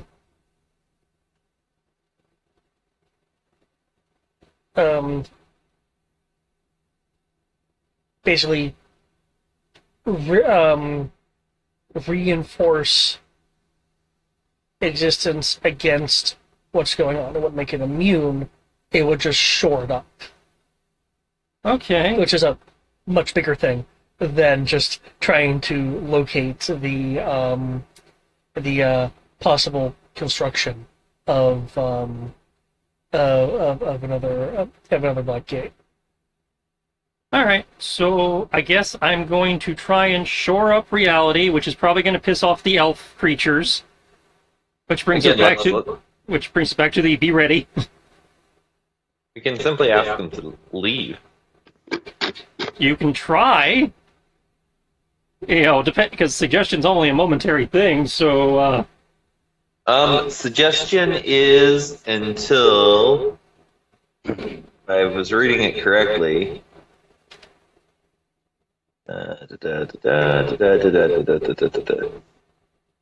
creature you can see within range that can hear you and understand you. well, there's more than one of them. So. Well, yeah, I would have to cast it twice. Creatures that can't be charmed are immune to this effect. That would be the biggest problem. The suggestion must be worded in such a manner to make it a course of action to sound reasonable. Asking it to do something da-da-da, it won't do. If Target the must make a activity wisdom suggested can be saving completed throw. in a shorter time, the spell ends when they finish the task. Yeah.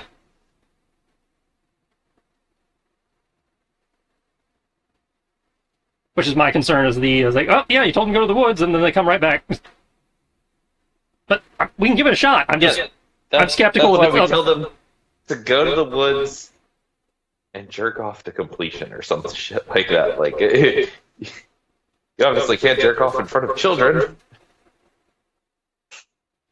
So send them to the woods to go do something that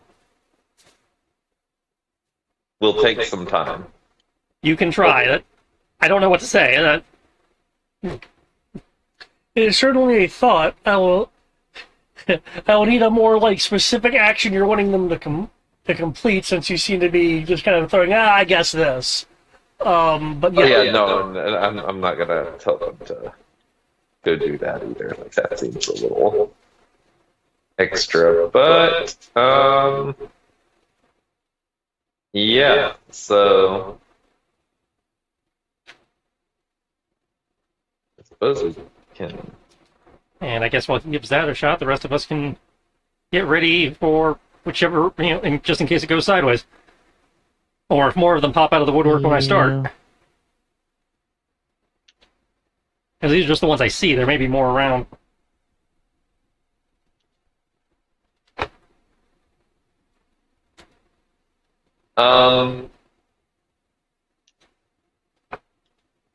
It doesn't say anything explicitly about upcasting, but is it possible to upcast to affect multiple people?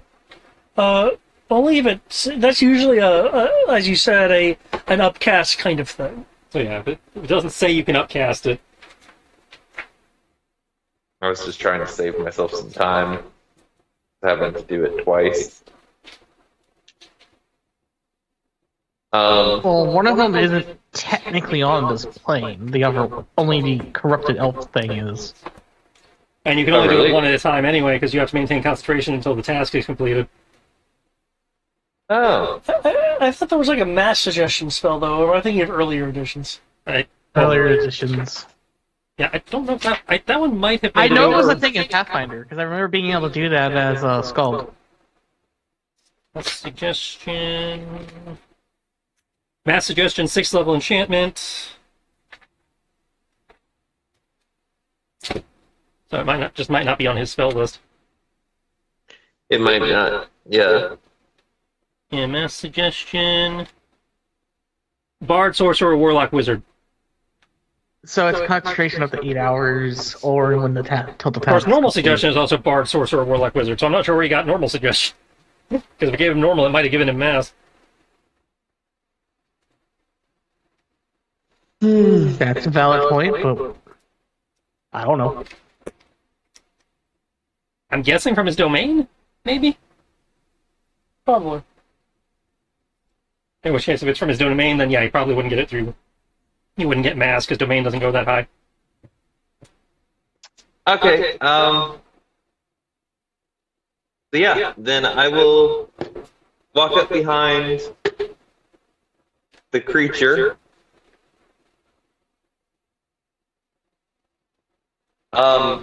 Are there any meadows with flowers in them?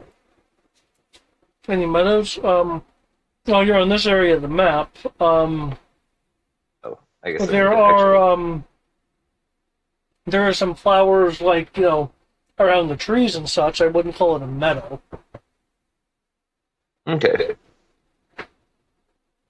I mean, you could just send him to the other side of the map to the lowest point. That'd be a simple way to try to give him a command. It'll take a while. No. I want something that he's going to need to do for a little bit. So, I know what I would do in D6, but I'm trying to think of what the roll would be asked for here. Can I make a nature check to know of what would be an extremely rare flower in these parts? Yeah.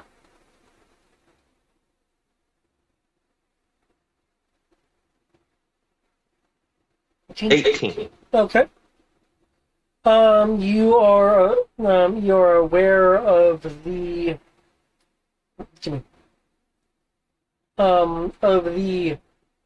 Ilseid Rose. Okay. I'm going to whisper in his ear and say, you should go and gather a bouquet of a dozen Elysiad roses Okay. and bring them back to the love of your life.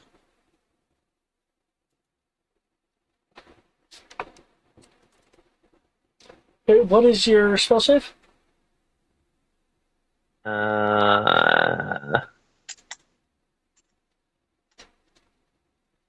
Let's actually just click the button, right? That should work. Spell save That's 17. 17. Okay.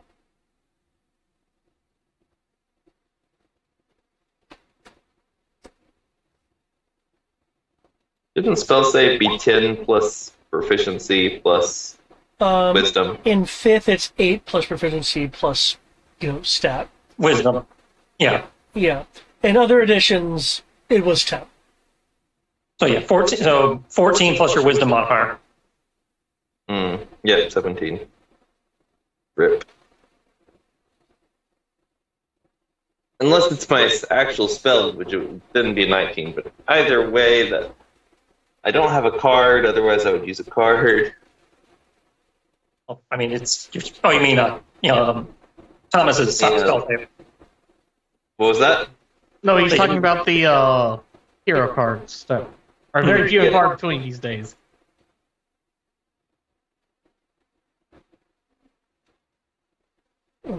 Mm-hmm.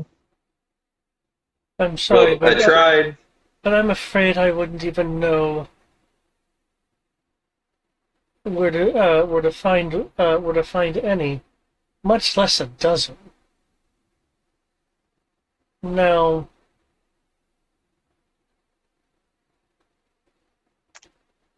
as a seeming friend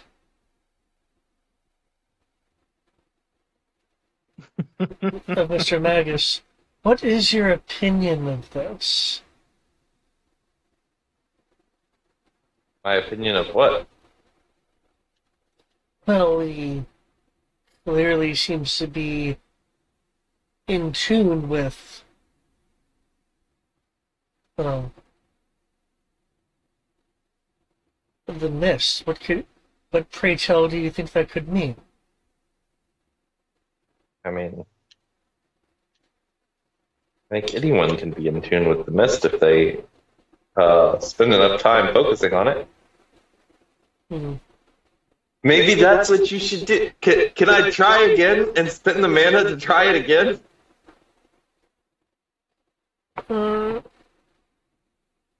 Excuse me. Yeah, if you want to. It doesn't say you can't retry. Yeah. I mean, it's not like he's immediately taking offense or seeming distrustful to you, so yeah, you can give it a shot. Yeah, you should go spend some time. You should go sit on the farthest island for 45 minutes and meditate and try to connect with the mist to the level that Taliesin has connected with it. Oh, well, I think that sounds Yes! like a rather good idea.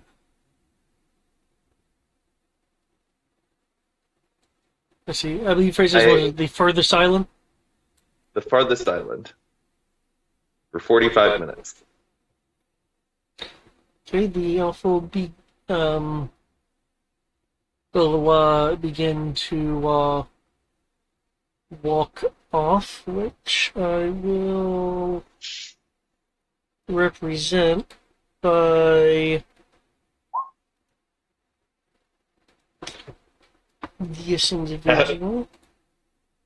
As he's walking off, Havrin's gonna turn to Taliesin and do like the thumbs up, like While he's doing the thumbs up, um, Tellison, the creature that was next to the elf, is beginning to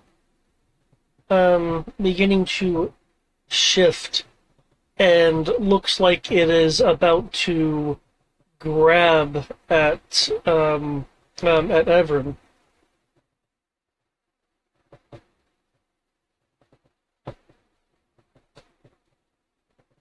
He's giving me the thumbs up. I'm giving him the kind of like palm, parallel to the ground, like pushing down, like get down gesture. Okay. If you heed this advice, Everin, if you could make me an athletics or acrobatics check with advantage. Okay, yeah, I'm gonna heed the advice. Tell me why I just thought open Thomas's sheet. Turn on advantage. Hit athletics. Oh wow. That was still not very good.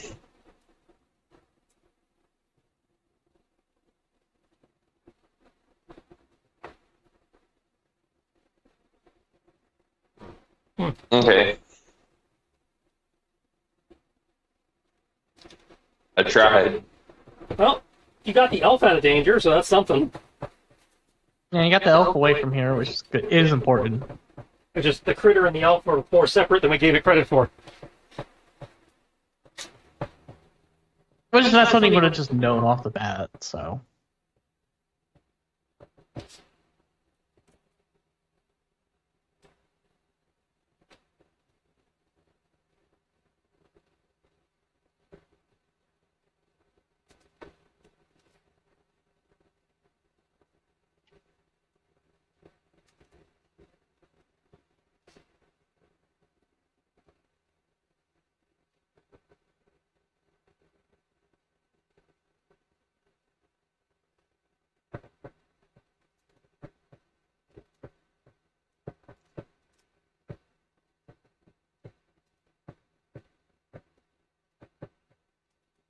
Okay.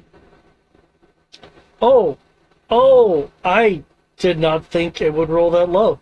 It's okay. Her Avern didn't think he was gonna roll that low either. Okay, you duck, feeling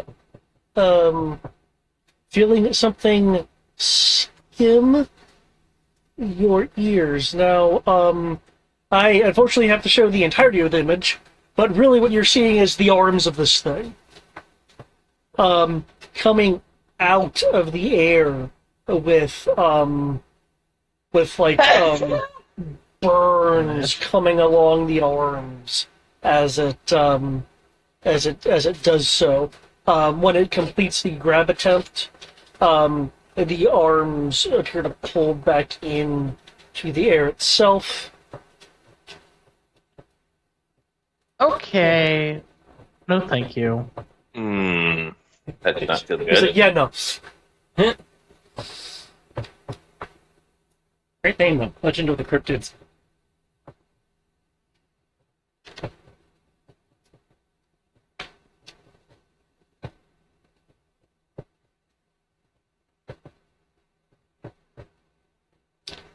Taliesin, given your current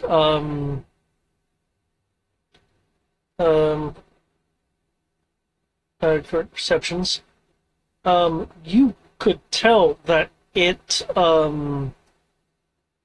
moving on to your guy's level, for lack of a better term, to make that grab attempt,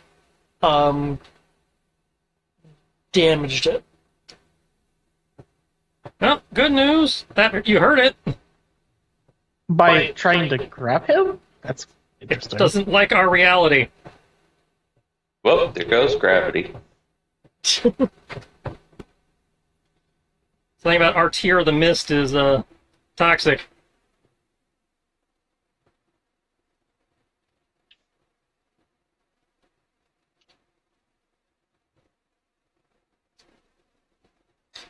You still want to try to reinforce reality? Yeah. Okay.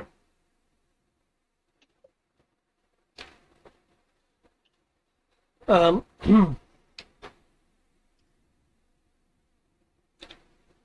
for that, I would need a.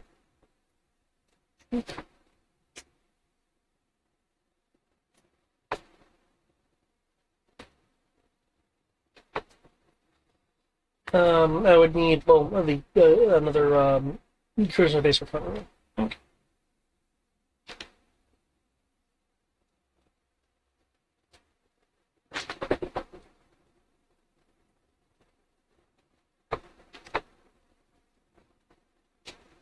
For me or for For Chalice.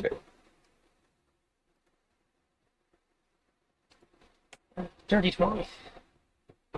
Okay.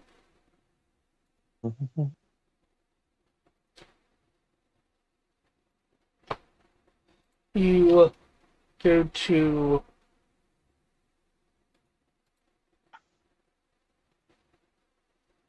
go to extend and kind of flex your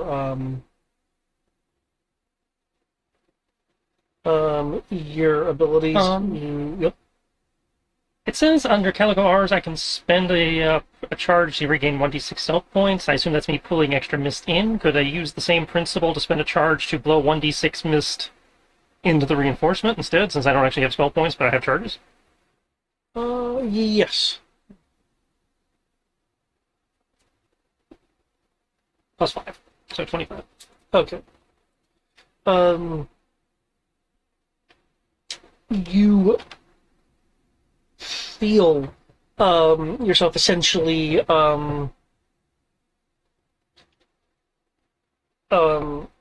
spreading um your own fortitude through through the mist, basically reinforcing it with your confidence, your fortitude, your will. You're basically trying to exert some amount of some amount of influence on a tier that is usually well above what anyone is typically capable of.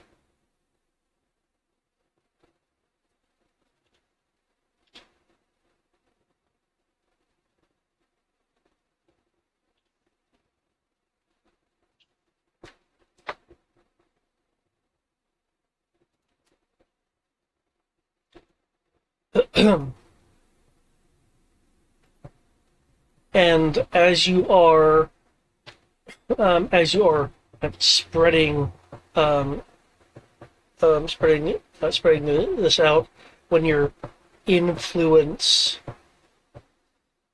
is just about to interact with the meet points between the void and existence as you know it, right as it's about to get to that point, um, you um, you hear a voice stand out against the background whispers of the spirits around you.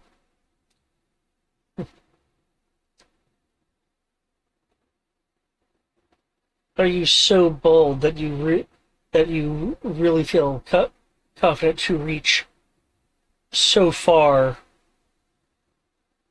beyond yours, or nearly any other's ability. Um,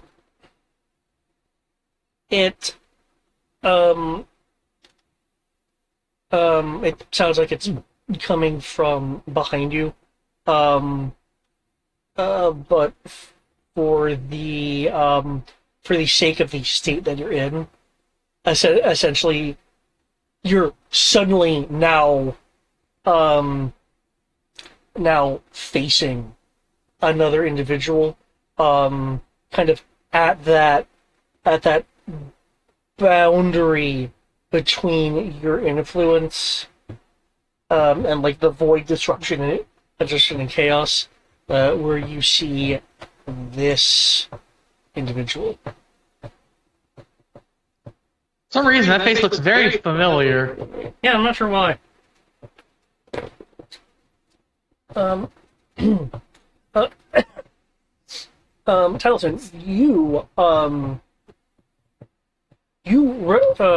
recognize this individual from story, not from actually meeting them, but they do certainly match the description, and is a spirit that, though beckoned by some individuals, has reportedly never ordained to show up. The name that you knew that you know the person by is Aeon Gray, but with your newfound perceptions and understandings, at least in this kind of confluence that you're spreading through, you know something a bit more than the stories of a legendary elf filled with strife. You sense that there is a connection to the to the Magus line, which would indicate to you that the surname of Gray is either a false or willingly assumed one. Well, you picked an interesting time to prove you were fact and not myth.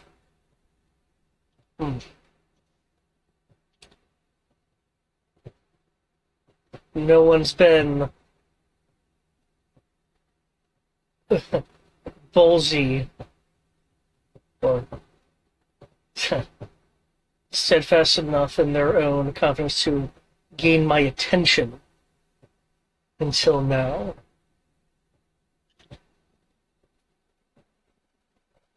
What is it that you think you're doing? Shoring up the mist against the coming darkness.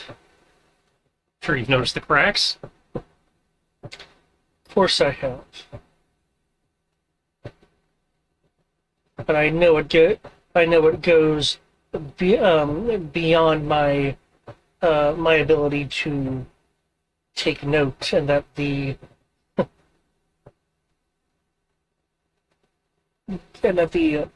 since it appeared, the guiding force that I'd been so stubbornly staying away from has found a bit of disarray. But that doesn't exactly have to do with what you're doing. Now is it? It's not directly as it pertains to my my motives to stay away from such direction. You think you, Mr. Magus, has the ability to shore up something which very clearly masters, nay, supreme grandmasters of, well, everything, has tried to do but so far failed.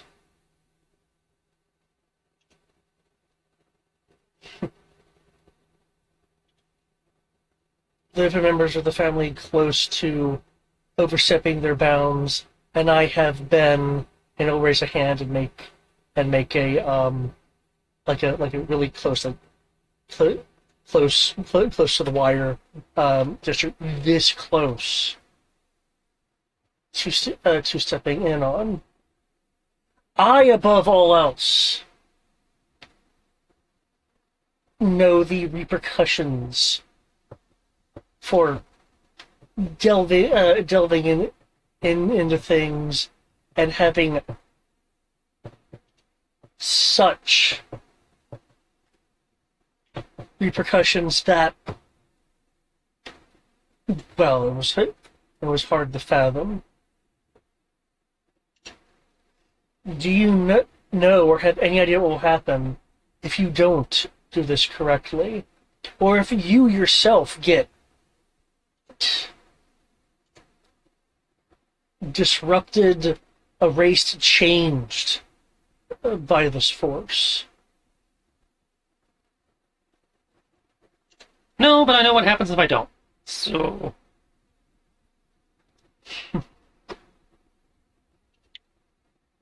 you can either help or shut up and get out of my way. Or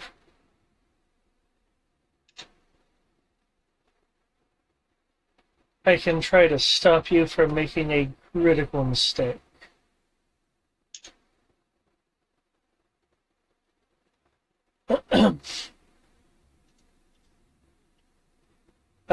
He reaches out. Excuse me. Reaches out a hand, and a excuse me.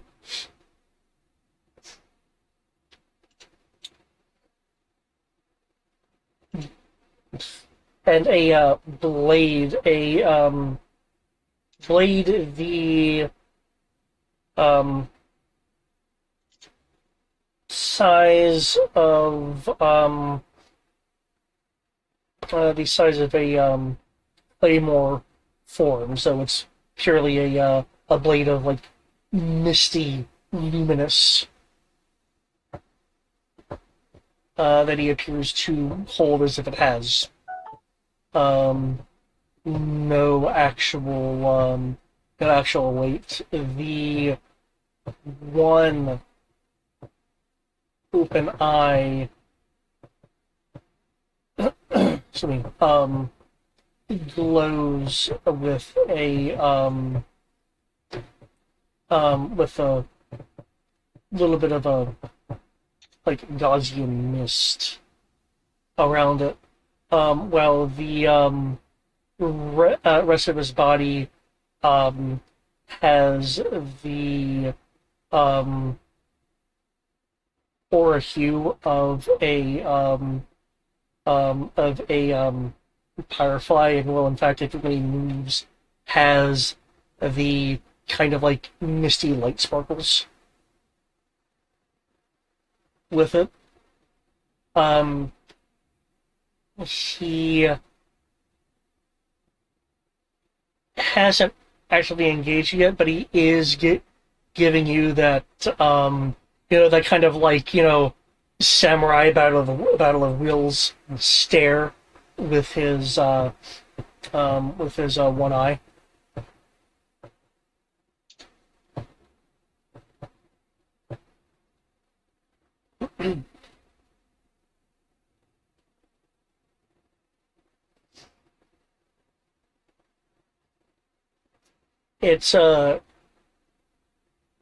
It's clear that he's wanting to see if you'll meet his gaze.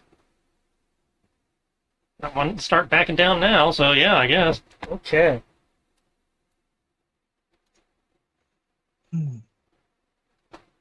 And I would just If only I could assist it with this somehow. copy you here. Well, I imagine you guys are gonna have your own thing in a minute.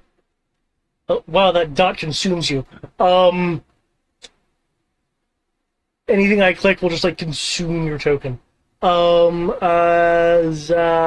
This one. You kind of look like you have a keyblade or some shit.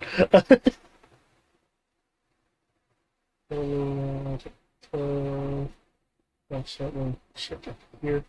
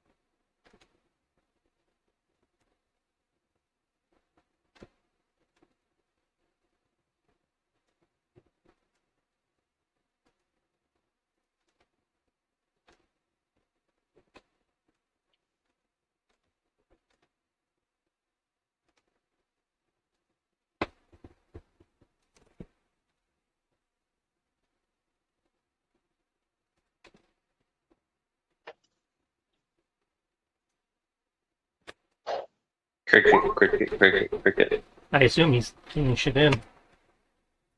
Okay. With you meeting his gaze, he begins to move. Feel free to um, roll initiative to see if you can preempt him. Though without a roll, I'm not sure if you can. Isn't Allison the one with like the stupidly high No, initiative? Vera has stupidly high initiative.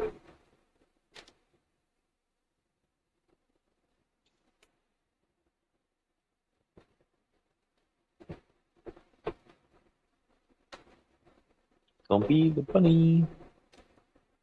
I just put the just saying. I can't move with him. Okay. Actually, no. I can see his name too, so I'll know. I'll know about it. Let me move that. There we go. Okay.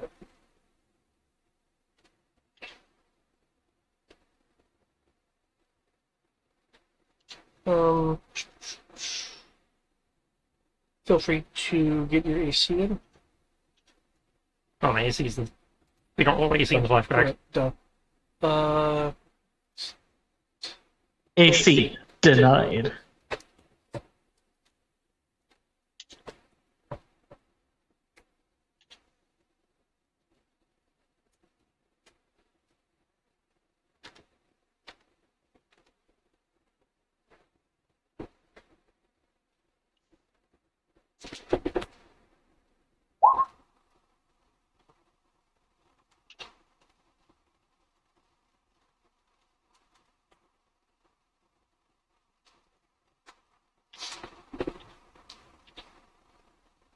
okay.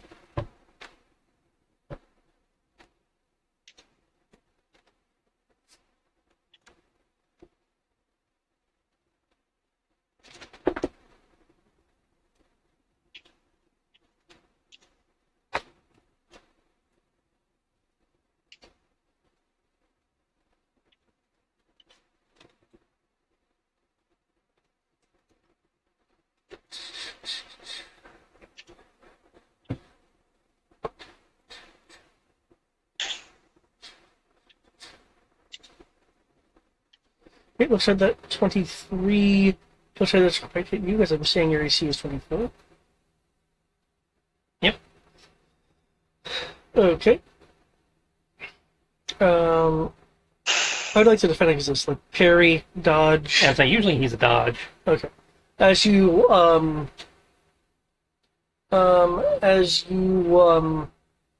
dodge his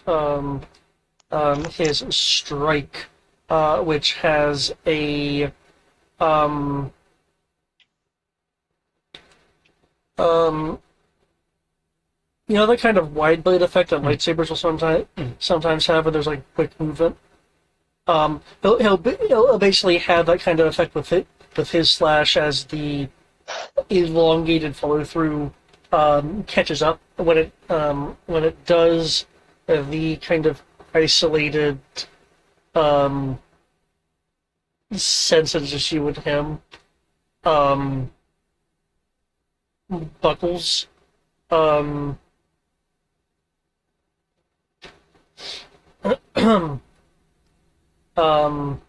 for lack of a better term, um, Ether, Taliesin, and Aeon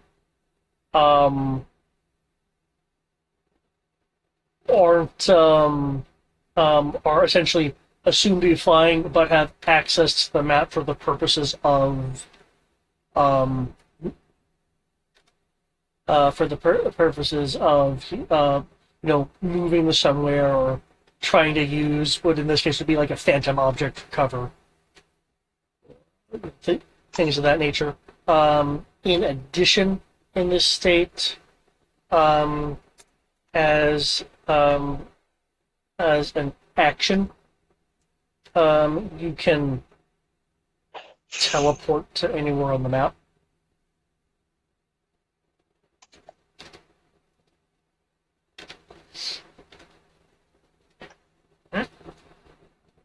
Okay. And this is all happening in a field where we cannot see it, correct? It's happening effectively in a different realm. Yeah. Cool. I'll just need to see what Taliesin wants to do in response, and then I will get to. Oh, cool. So that thing where the bar doesn't actually reflect the bar. Awesome. Oh, that's good. Okay, the Taliesin over there reflected. All right, that's good. Action, pop heroism potion, bonus action, hunter's mark. Okay. Hunter's mark.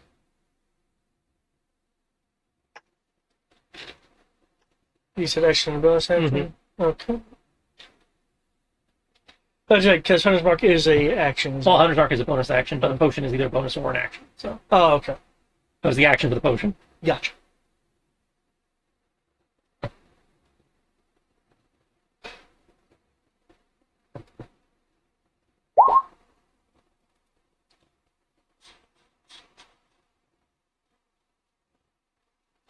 Okay, for everyone else, it's clear that you guys are now aware of a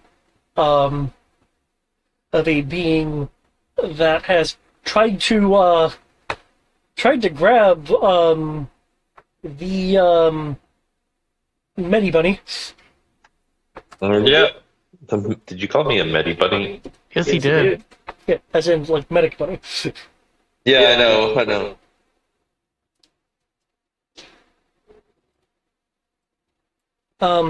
Now, these arms, when they went into your realm to try to grab you, were visible to everyone. So there's like shocked gasps going on. Some concerned looks over to Taliesin. Others are rallying around the children, trying to usher them away. Others are paralyzed with either a combination of fear and what the fuck and uncertainty.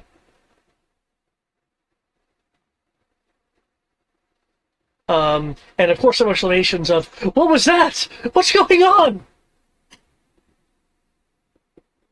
Well, considering that I have to maintain concentration, I'm just Don't get hit. yeah. Good luck. Gonna hop to behind the dragon. What about the dragon? He's Gonna hiding hop behind me the dragon. apparently. Alright. I don't want the other one to come back, so I need to make sure I don't get hit and lose concentration. Okay, well, if you're hopping behind the dragon, can you move your token, or do you need me to move it? Yeah. There we go. Okay. Is there anything else you're doing? Is there, with concentration, you still have your action and your bonus action and everything. You just can't do another concentration thing, and you may have to take concentration checks depending on that, on other stimulus. So. Yep. I was looking. Oh, sorry, I did not mean to click that. I meant to open it. That is not concentration.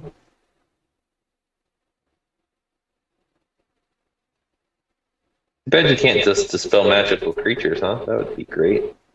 Well, I know there are some creatures that are like made with magic, and sometimes there's the thing of if the spell is used, they lose this ability or they take damage. Or something, yeah. I'm not saying that's going to be what happens in this case, but there are some creatures that actually have things happen to them if they're like made of magic.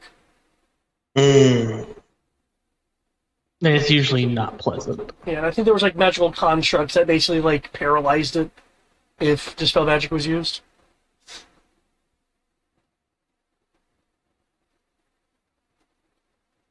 And you guys did that to the, I think it was the rug of smothering. Everything that I keep finding that I'm like, yeah, I could do this. The first spells goes another concentration spell. Yep. So, dun,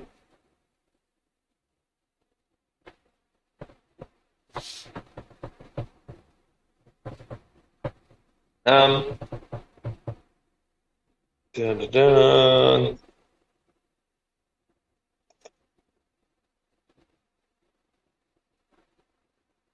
I will just hold my action and be ready to strike if it comes out again. Okay, what action are you holding? Are you holding like a spell or a attack? Storm Strike. As an action, you can use your Channel Divinity to infuse ranged or thrown weapons. Do I have ranged or thrown weapons? Hold on. Well, technically you could throw your pickaxe, but it's not designed for that. I have a throwing knife and the Morning Star. Well, Morningstar's not a thrown weapon, but Okay, The knife throwing is. knives are thrown. Yeah, throwing knives are inherently thrown weapons. Okay, so cool. Yeah, I'm going to use my action to do Storm Strike, and if it comes up. Okay. Ixior, what are you doing? As I saw it when it decided to bring its arms into this reality, I am going to prepare to fire my breath weapon at it. Okay. And I'm going to have the other four dragons start taking the civilians away from here. Okay, keep in mind, you see these tokens except for this one, the marker on it, represents a group. They're large creatures. I'm pretty sure they can carry a couple people at a time, and they're going to work together to do that. I'd say a large creature is 2 to 3, I think. But yeah, two of them are going to get the group that has the kids. Then the other two are going to grab the next group of bunnies. They're going to be working to get people away from the area. In which case, I will move those two groups then to be with them as a swoop down and do things. Okay. The person who has been suggested. Now, can they try to resist every round, or? I think once they fail, they're just, Yeah, I don't think they can actually do anything if they get hit by it. Yep. They- It's until I lose concentration Yep. or until they complete the action. or if they get damaged. Okay. Or if they get damaged. That is perfectly fine. I just know some spells Yeah. are like you can resist every round. Yeah. And he will be running.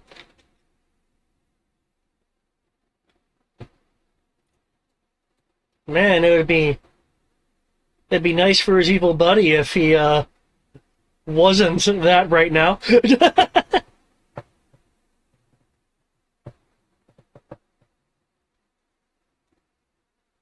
True, it would be nice, but not allowed. Okay.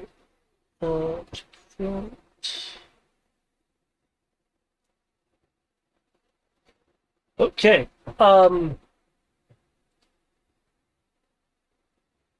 There will be a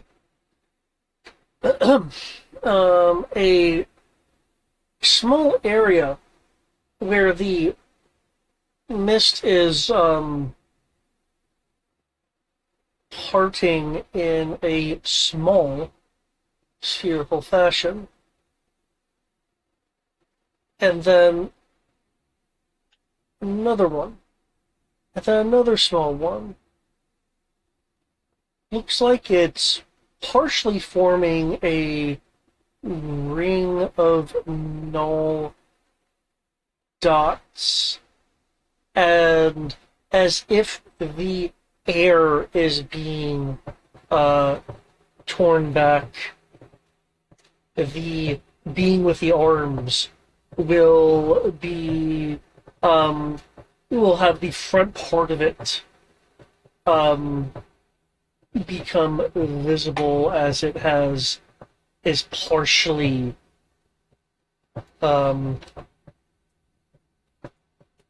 partially emerging.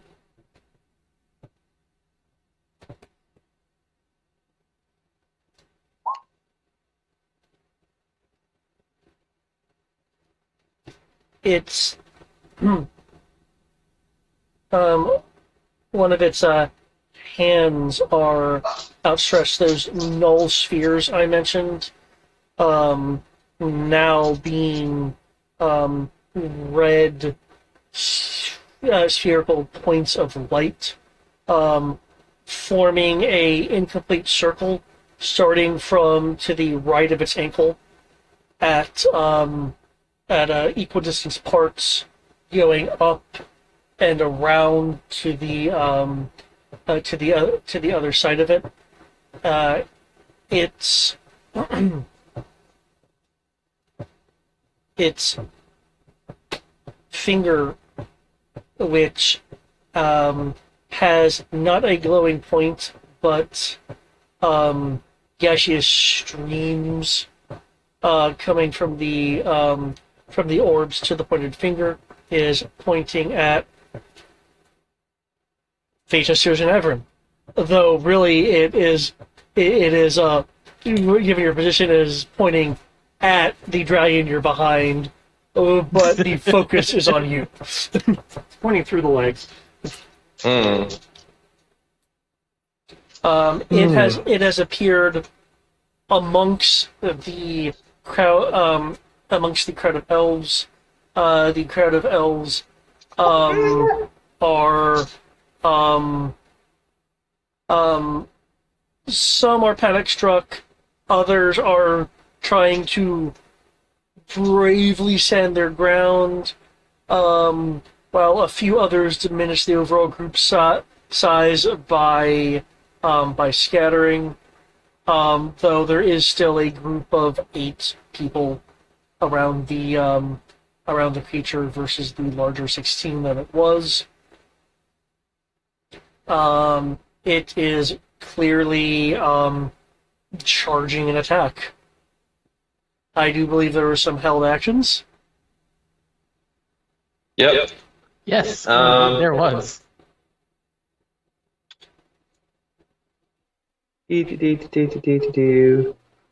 Burn.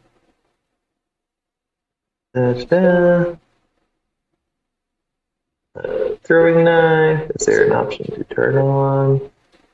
Oh, I don't have that. Okay, cool. Throwing knife. Go.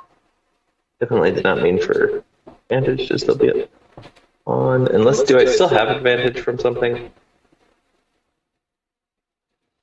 I don't Not that I can think of, unless I'm just missing something. I had it from something a little while ago, but I couldn't remember if I Flanking. still had it or not.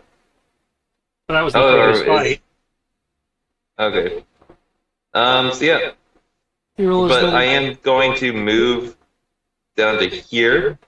I'm tugging around the dragon.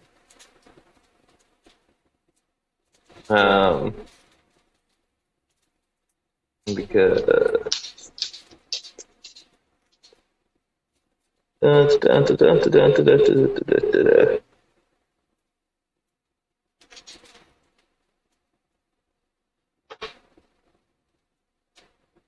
Never mind. Level, so that becomes 14d6. it's a line of lightning 5 feet wide and 60 feet long.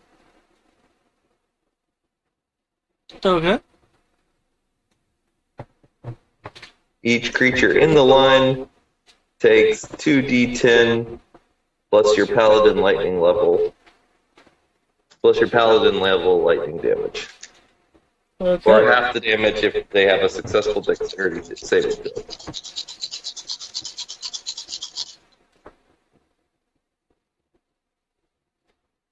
I can't see what my level is for my paladin. 7. I'd say you can't. I had to go to the thing because I can see Hope and Night, Moon, Cleric, and then Chosen and Sun. Yeah, it runs a little long, yeah. Okay, I see what you mean.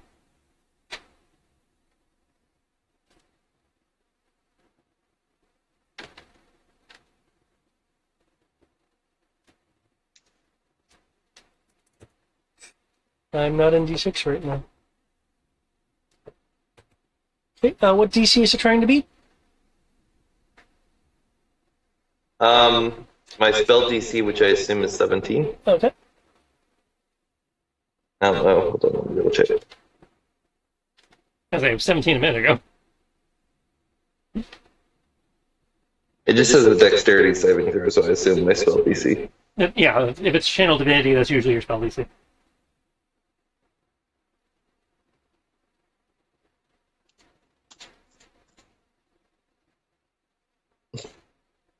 I don't know if the throwing knife's gonna do anything, but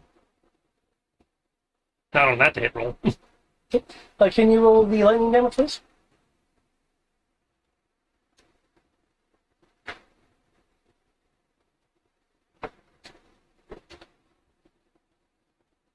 you round down for. Yeah, round down. Okay.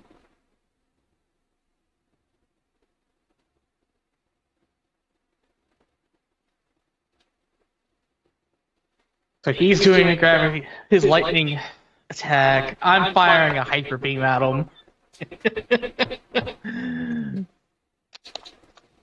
Oh, good. Oh, that is not accurate. I was.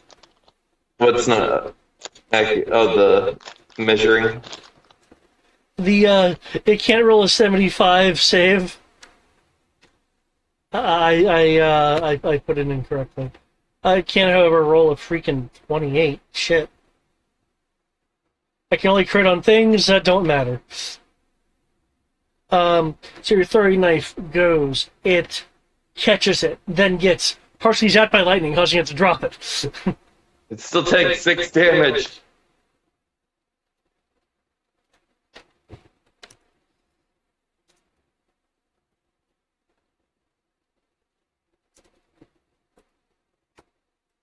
I mean, what is your lightning attack's damage? It was 13. But it's saved with a 28, so... Okay, and you're using your Draconic Breath? Mm-hmm. Okay. I'm doing it as a lightning attack, and instead of doing necrotic, I'm doing the force because Amethyst Dragon originally. And I have the ability to choose between the two. Okay. So I'm firing my hyper beam. Okay. Does it... There you go. Okay. It's a DC 20 dex save. Okay. Is it a line, a cone? It is a lion. Okay. Keep in mind there is still that group of people around it. It's bigger than them, so they're a 1x1 hex. They're a one-size hex. This thing is a 2x2x2. No, I get what you're saying. I'm just reminding you. That's why I did it as a line and not a cone. Or cylinder, more specifically. Because I know I would have a way to keep them away from it. Or beat.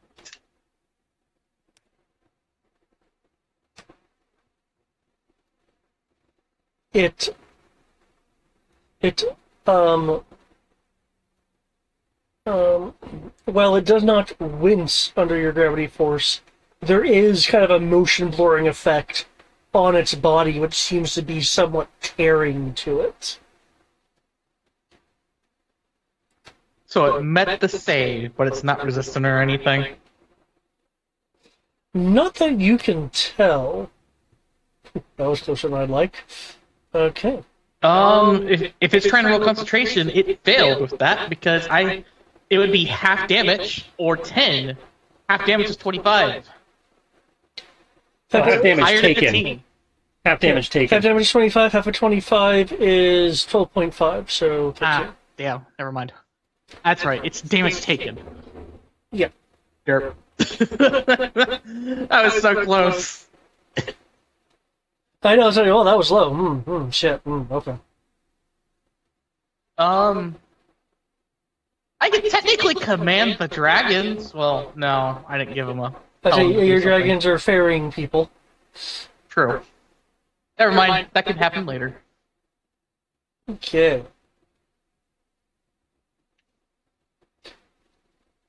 The bombardment of your big bad evil guy will happen at a later time. Okay. Let's You will not survive. see this group of people moves over here.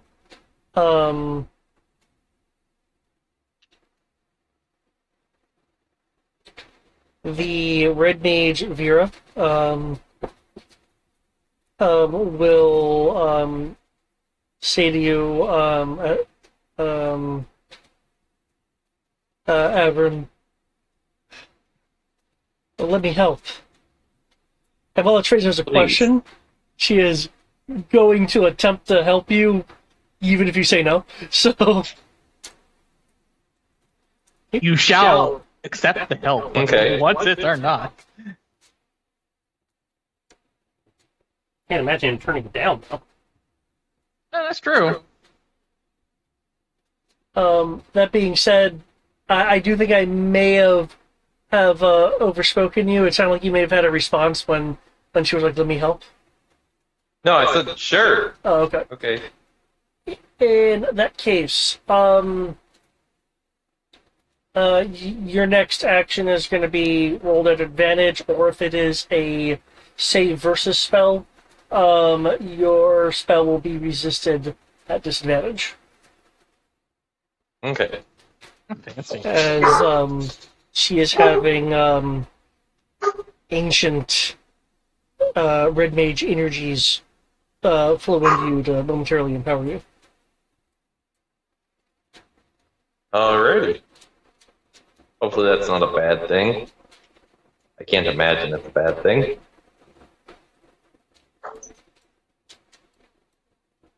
I'd be impressed if they find a way to make that a bad thing. If it's a bad thing, that's new.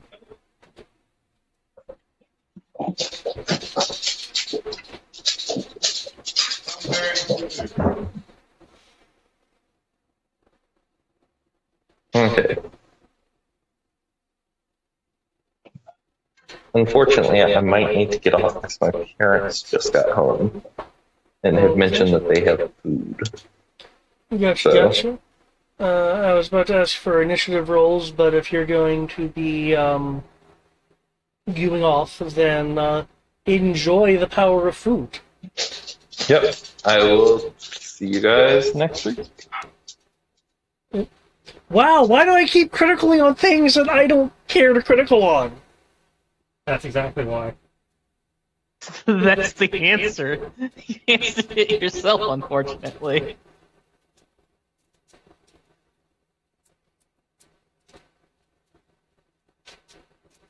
Wait.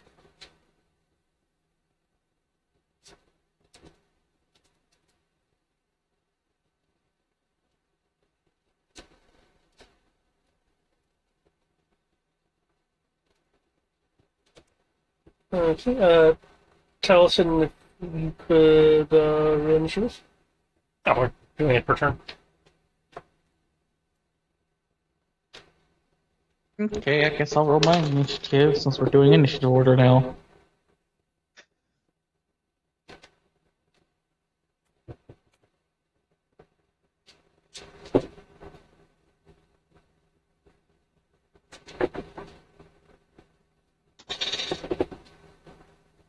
Okay.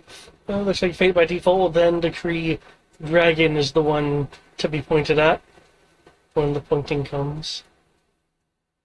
Unfortunately. Let's see.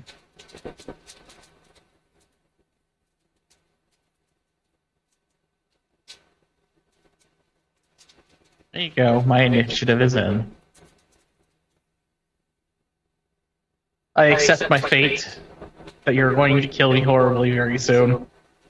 Okay.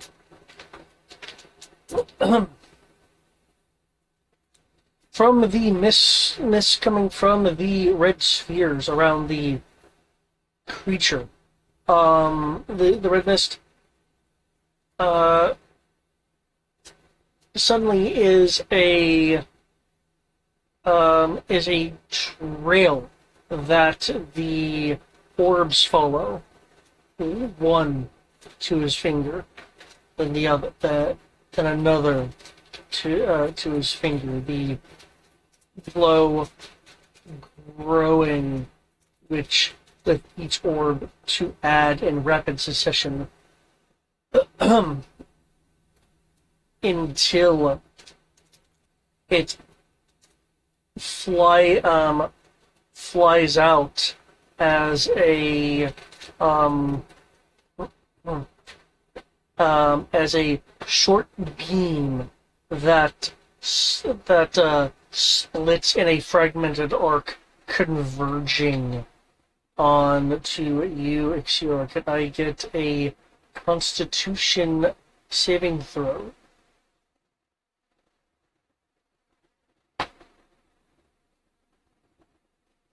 Sure. A 24.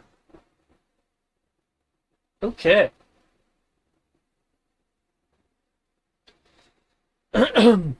Some of these beams that are converging on you literally bounce off your body, while others make less deflected impacts.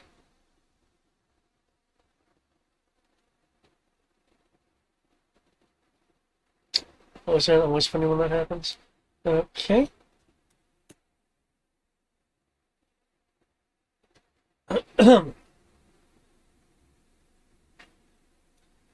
Take 50. Excuse me. Um, sorry. 58 damage. And I'm sure you're going to want to know Jesus. what typing is it? Yes, please tell me. Excuse me. Jesus Christ, dude. That's a lot of damage. Oh yeah. Its typing is fire, lightning, and cold. These are all things I know I don't have. Okay.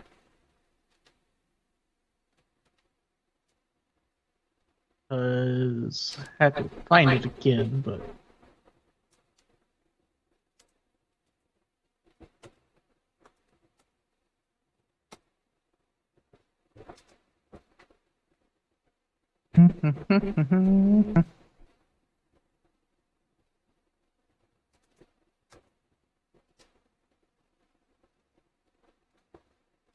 Not it. That's not it.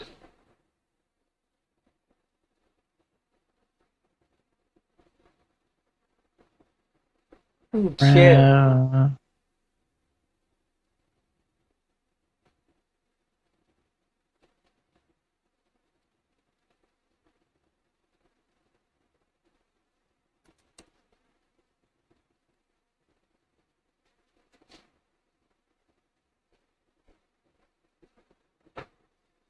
The air begins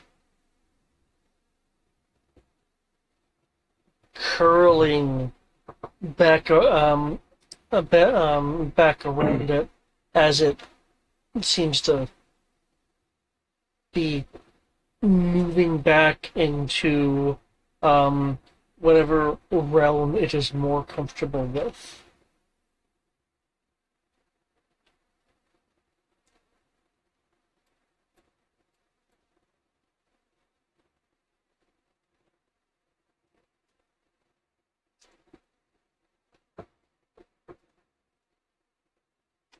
Cool, cool.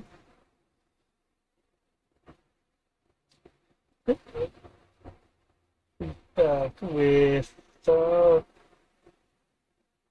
um with Aeon. Hmm. Hmm.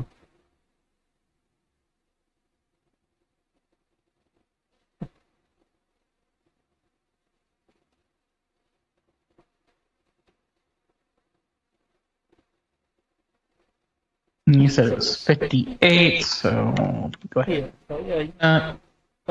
You can put that back because I already put it in when it looked like you were doing some other things. Yeah, I was trying to find what my actual immunities were because I don't quite remember the sheet and where you put it. But I found it, so I know where it's at. And the bar doesn't update for me, but that's not new. That's auto updated for me. It says 255.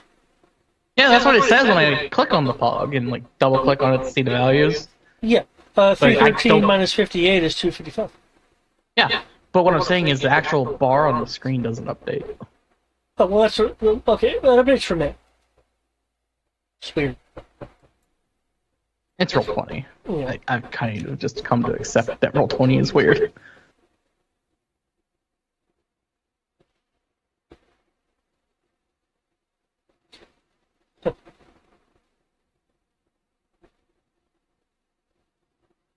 You are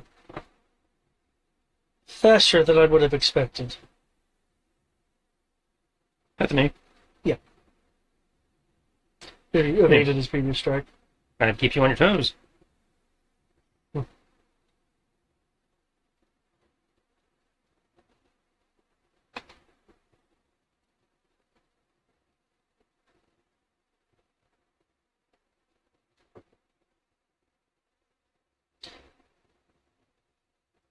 The light, the luminous, the kind of foggy luminous blade in his hand. The light streams and flows backwards, um, collecting his other hand as he moves and circles around you. For a second strike.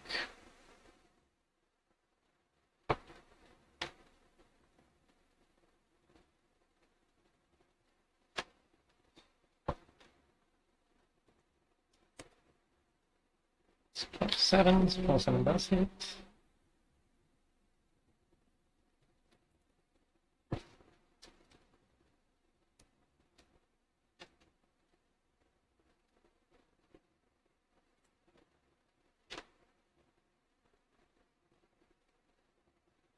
Okay, the strike will land for 20 radiant.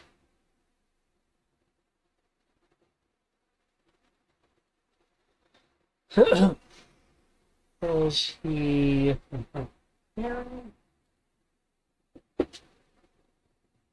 17, so that's 3 damage.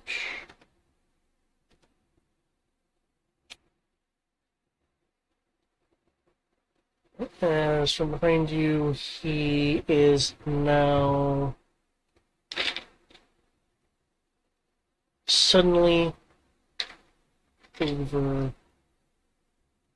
over there with within the within the phantom the kind of phantom representation of the tree. He's actually like in the tree amongst the branches.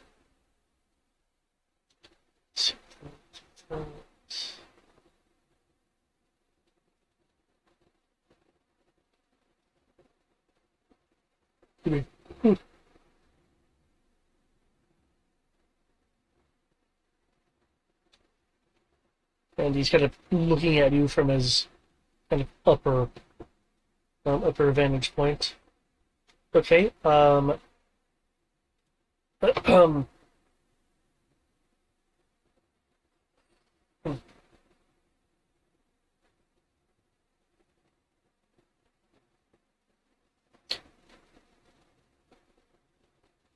I'll wait for him to talk to him after your turn, which is coming up soon.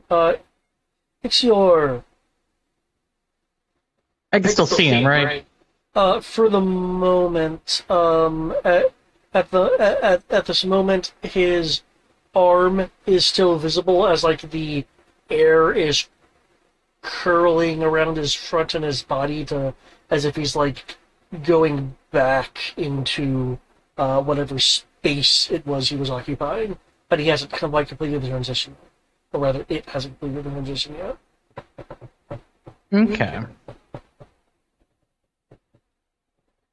Well, I will fire another hyper beam at him. Alright. And obviously I'll have the dragons drop off.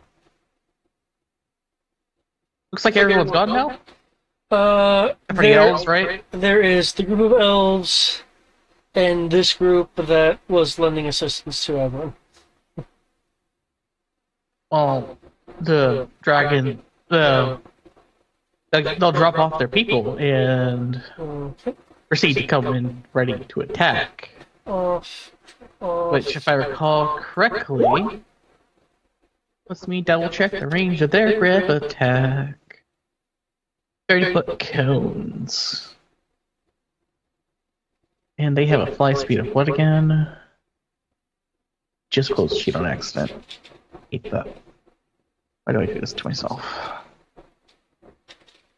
And they have a fly speed of 80. So they can go here. And here. And I need to find a cone.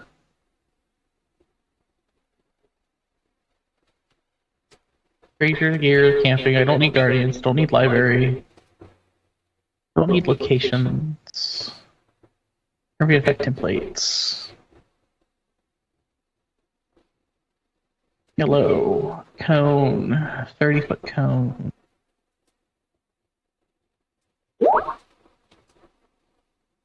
There's one. Then I have to do it in another way to avoid the groups of people. That makes it 2. I have to go right here and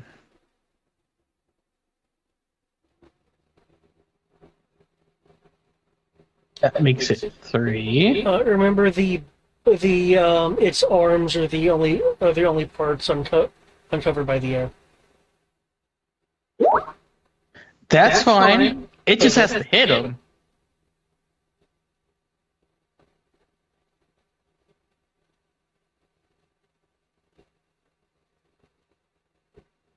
Here, and then do the same thing.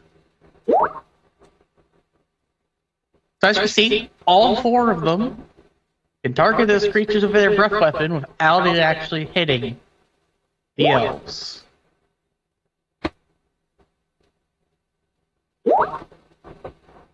And then there's me doing it as well. So, for the sake of posterity and making life easy, I'm going to switch to using roll 20 for the damages. I do not want to roll this much damage. Double check their DC. Their DC is 18.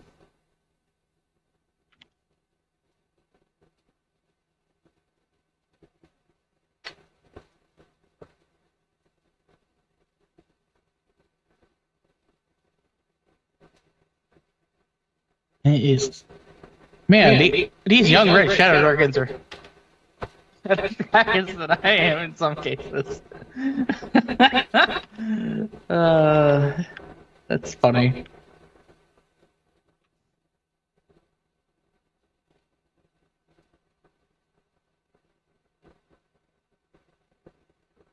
Obviously, this is 4 different attacks, so you'll have to make a lot of saves.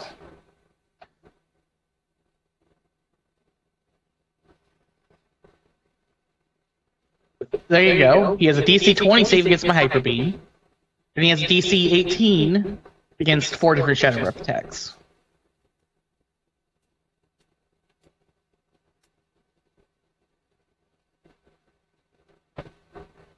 So that is a total of 5 dexterity saves. Why is it he makes my save and fails the others?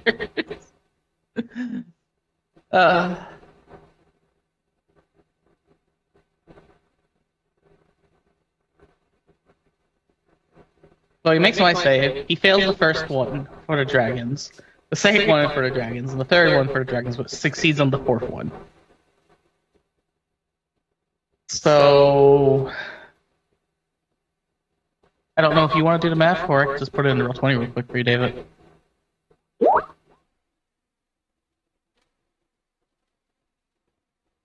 Well, I can do the math 1 second.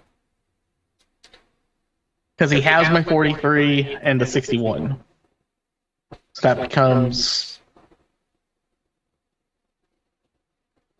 21.5 and 30.5 respectively for the 2 saves. Where he makes it. And he just takes the raw map for everything else. By the way, does he have resistance to necrotic now? Or immunity? I hope not.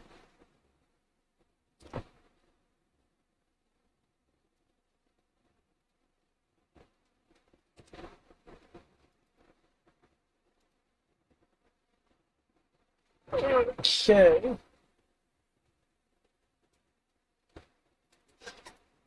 So.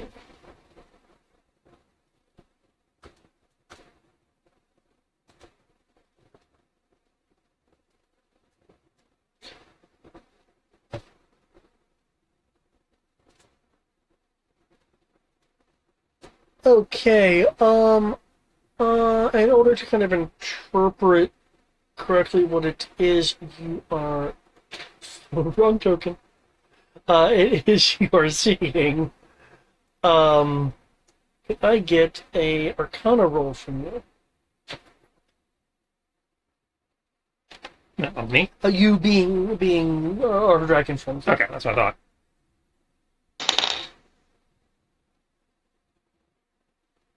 Sure. Give me a moment, good sir.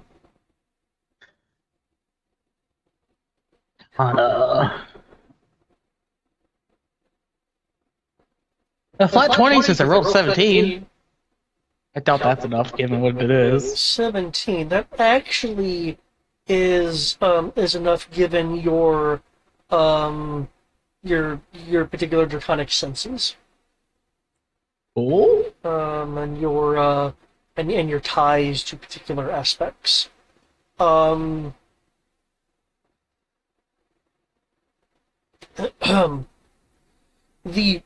force appears to be normal effect. Of course, if it saves, it saves your path. I think the necrotic, on the other hand, seems to be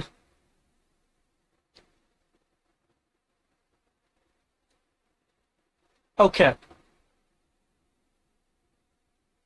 against the energies your shadow dragons produce in their breath. It was save. Um, it was save for absorption. So if it succeeded the save, it would absorb it. If it failed the save, it would take half. No, it was safe for half, or take full damage, is the way it works for Shadow Dragons.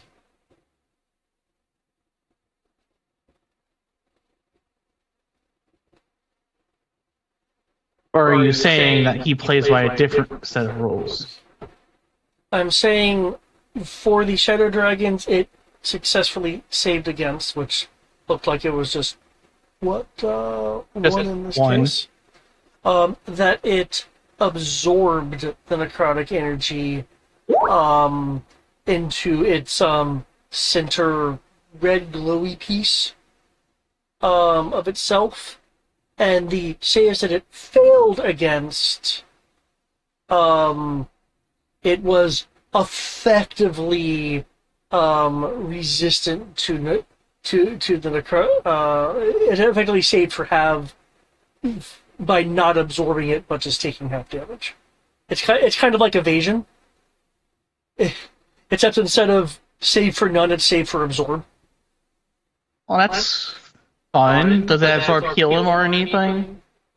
Yeah, by absorbing the necrotic energy for when it successfully saved, it did regain life points. Cool. So I am effectively in a losing fight on my own now. Well, I mean, I guess. I mean, you have your dragons have claws and the ability to bite. And you have the Moogle and the Vera. Hmm. And so you have a small party. I do not. If it's literally just going to be standing in a place where we can't really attack it, and I don't see how that's going to work, but okay. We'll see where it goes. That's all I'll say. Not optimistic, but we'll see where it goes. I will see it to the end. Okay. You don't need to give up before the fight's even started. Yeah, I'm not giving up. I'm just saying this looks like it's going to be a losing fight. Whether it is or not, only time will tell. Tell us on. All right. The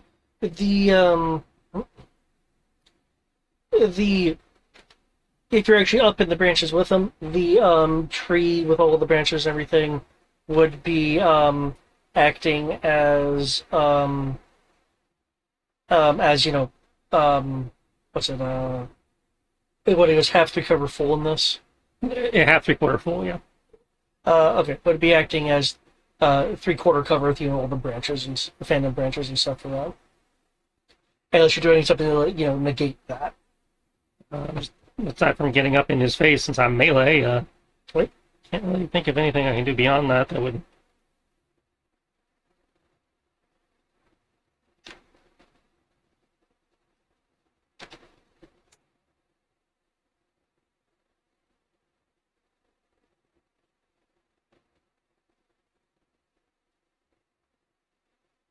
Oh, it aided me. Your image aided me. Yeah, I think it's a busted link.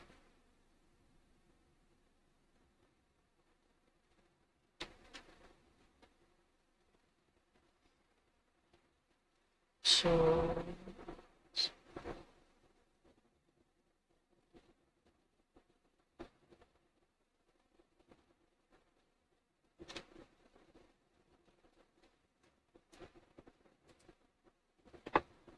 Okay. You initially hit with the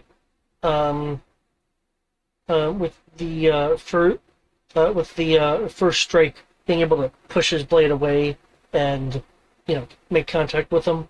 Your second and third strike I saw 3/4. Is that critical? Your second and third strike. One is is prevented by by a branch. The third strike, he's able to like pin your blade to the tree. That you're able to extend with your next strike to catch him. The strike after that, he's able to kind of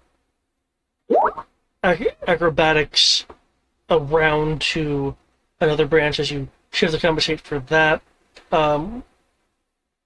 He is able to, with the assistance of the fact that he's in a tree, either parry your final two blows or like kick a tree into you to shift you.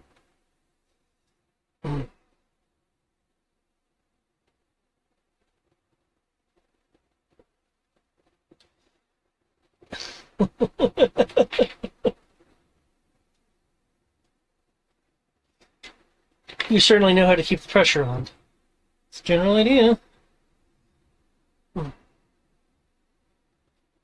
At this point, we're wasting both our time.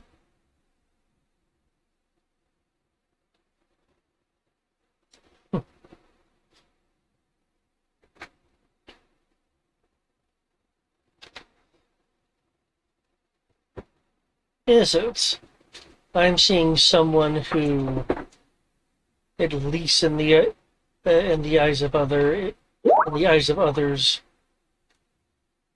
is a hero or someone to be admired. I see a person who believes that they can go far beyond themselves, risking repercussion not just for yourself, but for others. My stopping you is a way to see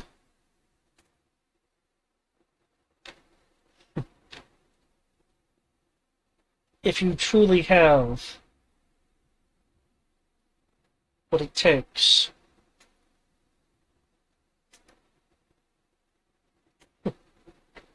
Oh, we're looking at a mirror. Got it.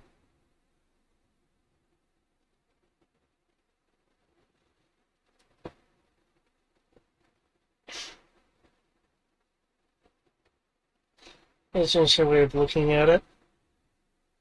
Well, basically everything you just said applies to you too, so.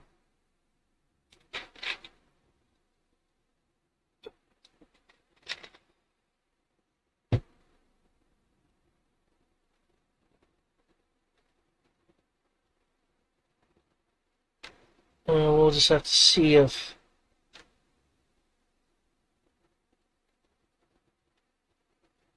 my motivation to check one's power and zealousness is more than your want to protect everything.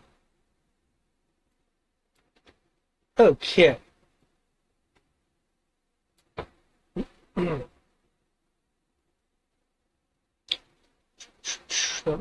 Zero.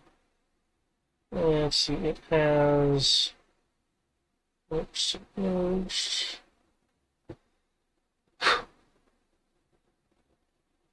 Itself.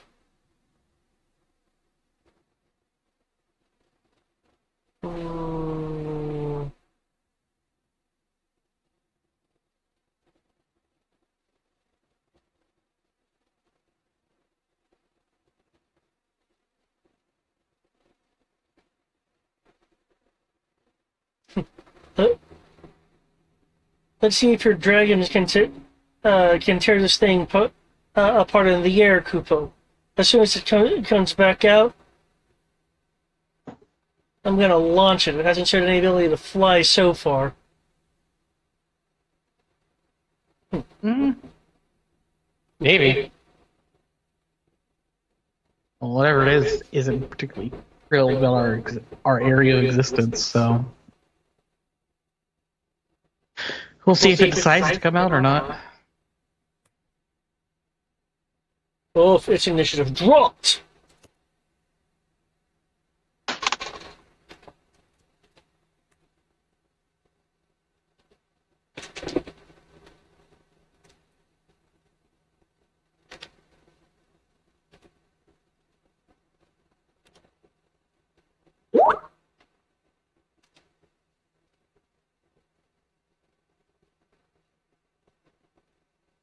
Okay, and the red mage group.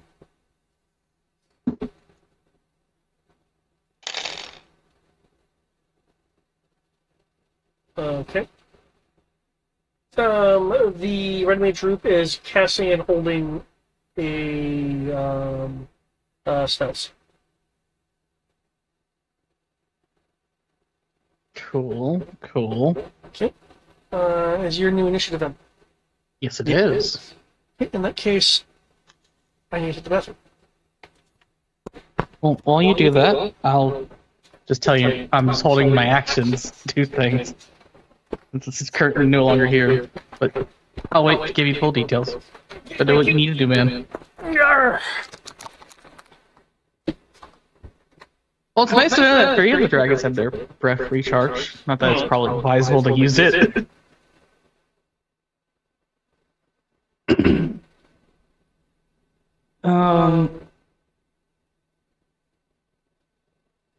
They can only hold their actions, so they can't move to go to it. Well, I mean, they could move and hold their action, but yeah. Assuming it reappears where it's at still. Well, you can spread yourself out a little bit. Your breath weapons are ranged. Oh, my breath weapon. Yeah, it's a 30-foot cone. But with what David said, it's not worth doing that because he has a good chance of succeeding the save. And if he succeeds the save, he just gets healed by the damage. He gets healed by their damage type? He gets healed by their damage type, which is necrotic. Which is why I was like, this is an uphill battle at this point now. No, it just means that you're going to have to rely on melee and non-necrotic damages. At which point, spreading yourself out would help, because at that point, they're more likely to be in reach of him wherever he pops up. Unless he stays where he's at, yeah. Well, you leave one to stay where he's at, and then spread the others out. You cover the area. Oh yeah, I'm not disagreeing with that part. As I, because in theory, he only has a 30-foot movement himself. So, given that you are large creatures, presumably you have a little bit of reach. Yes, they do. So you should be able to create more area coverage than he has movement. At that point, when you're holding your action to attack him when he pops up, somebody should be in reach. Yeah, they have a reach of 10 feet, and they can do a multi-attack with their reach. Yeah, so if you're holding your action, again, you wait for him to pop up and then just start swinging. True. So yeah, just, fan out, cover the area.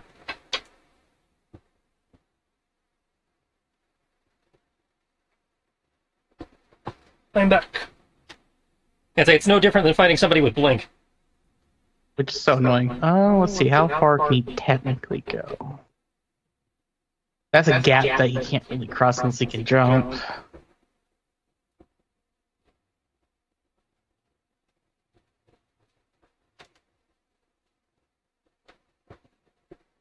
I guess that will work for now.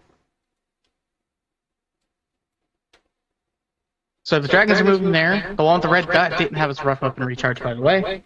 You can try that. I think I'd probably fan them out a little bit more personally, but that's a good starting point as any. Well, I'm thinking he's trying to go after us. He isn't really going to go that far. Fair. No, that one on the other island's pretty far. I'd say right there, maybe. That's it. What I was thinking was bring them 10 feet in from the corners. That way, if he shows up, that should give you pretty good coverage. Like right there, like that.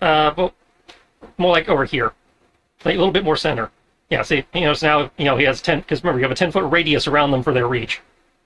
Yeah, their bite attacks are 10 foot, their claws are 5 foot. So if you position them all 10 feet from the edge / corner, that should cover most of the island between the 5 of you.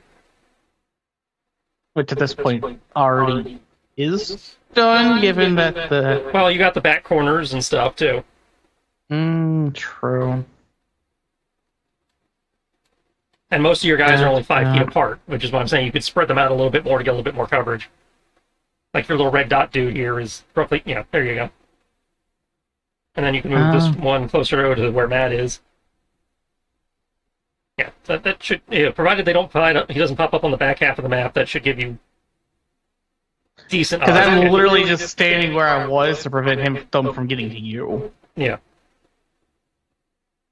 So I'm not really going to move until I figure out where he's at. I'd say this one probably could go 5 feet left. Yeah, that makes sense. And then this one could probably go 5 feet diagonal up left. So you're saying right there? Yeah, there you go. Yeah, that makes sense. Well, they're going to go there. I'm going to maintain my position to protect Talison's body. Not that I'm aware of anything he's doing in the whatever realm. And they're going to hold their actions to do their attacks if they get close enough to him, or wherever him decides to appear. I'm going to hold my action to use Hyper Beam shenanigans again, because if I recall correctly, I have a very big line to allow me to do that. Dragon Breath, it is a... That's right, you have the initial one on here, you don't have the full size of it. Google Docs, I need you. Who will I summon thee? Bear with me. Go to... I know I've been to it before, but it's not in my history. It's so annoying. Oh well. Type, folders, indie books, classes. Because it was technically... Dragon is a class for it, if I recall. So we'll do that. Scroll down.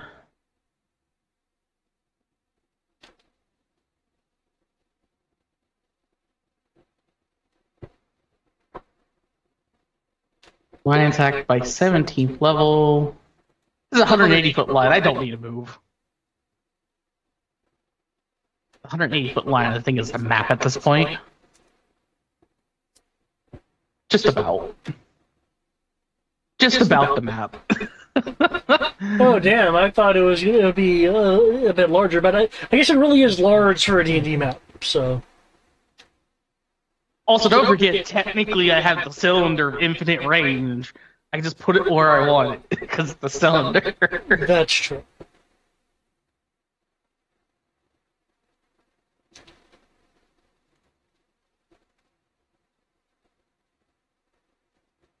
Yeah, that's what I'm doing. I'm holding my action to do a breath attack. The Shadow Dragons are holding their action to do a multi-attack melee attack. Okay. And that's it. Go to Taliesin and have the duel the fates in their mindscape, whatever place. I don't know what it is, so that's what I'm calling it. Taliesin.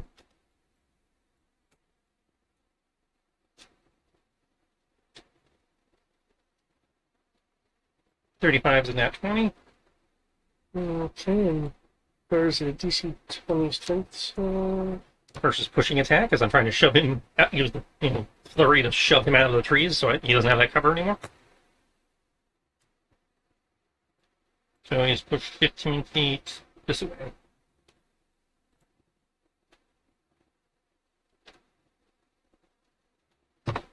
Ah! And there was also a... Yeah, for 32 damage. 32.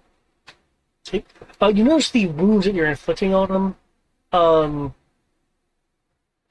there isn't any blood because spirit, but there are there's Firefly light where the injuries would be. Okay. Okay, so his AC becomes that. Now he no longer has tree cover. So hit. I don't know what you're expecting me to Parry, prove, but I parry, fail to parry. see how wailing on you repeatedly with melee attacks will prove it. That has nothing to do with my ability to manipulate or not manipulate the mist.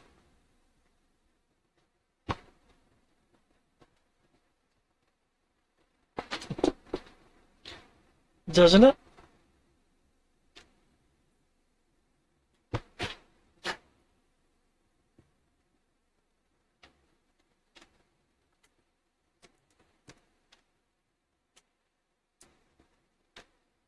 Ooh, now I'm out of Calico's Ars points. It doesn't.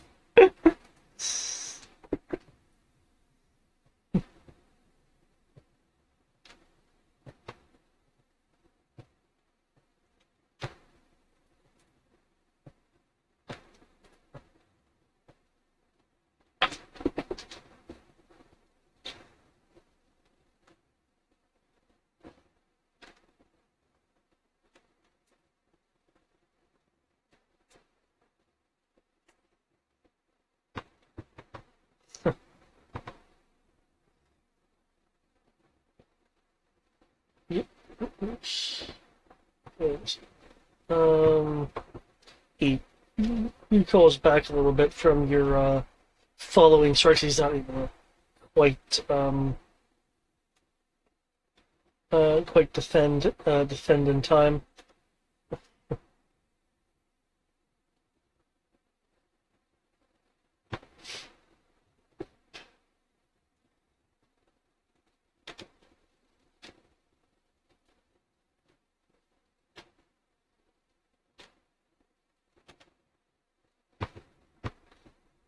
I'm not sure what um I'm not sure whether it's something to be praised or not. But you're manipulating the mist and not even realize how far you're doing it. Because as impressive as that can be, that can also be dangerous. Oh yeah, I'm aware. Doing anything without realizing it, incredibly dangerous.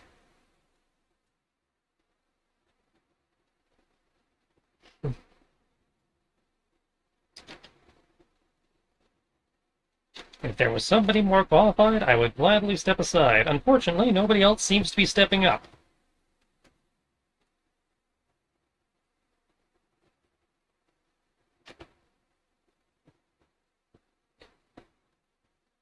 I don't think I'm qualified to do that like you are, unfortunately. So then,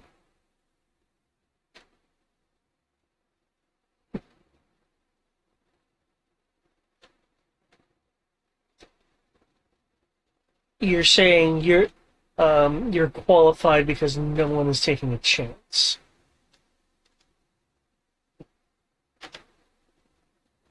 I didn't have any qualification. I don't think I would have gotten this far. What I'm saying is nobody else is more qualified has presented themselves.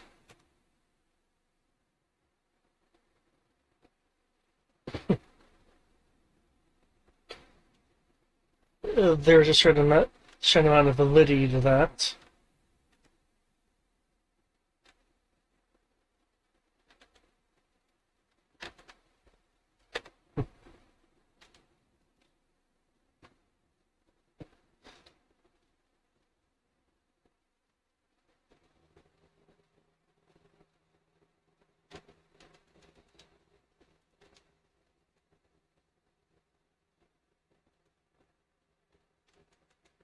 Okay.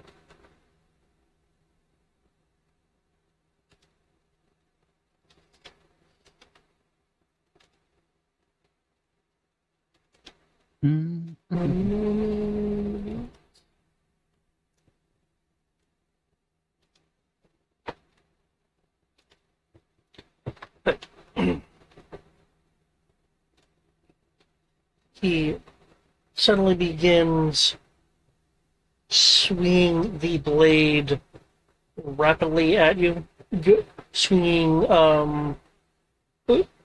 swinging with one hand, following through the luminous light of the blade streams into his other hand for a follow-up strike for another direction, and it does that 3 times before, instead of switching hands, a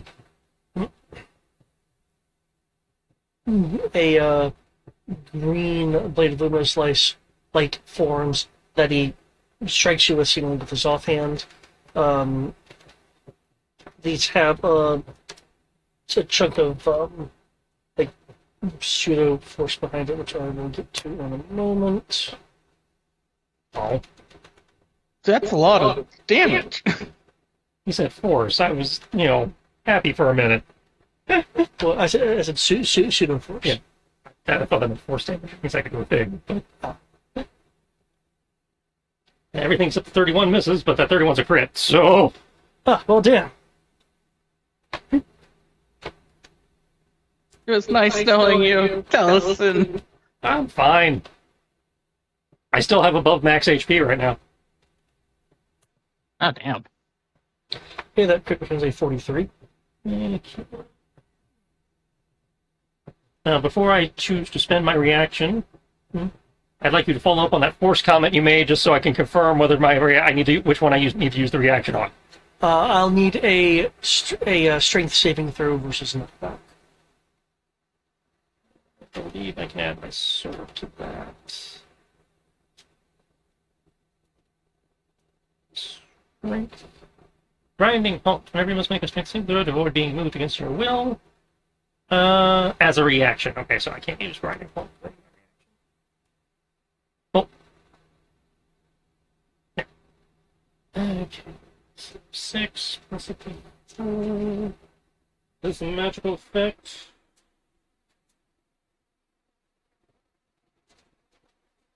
David, I'm sorry, what? is it a magical effect? So I get my do I have my advantage on? Everything here is effectively a magical effect. Okay.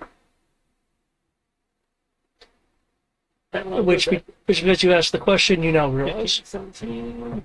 I'm gonna have to use an indomitable to try that again.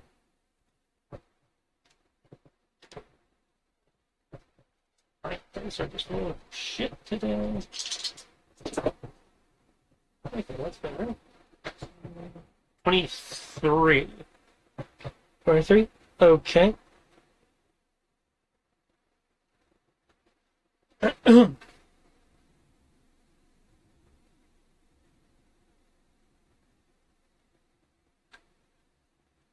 Well, you feel yourself being knocked back. You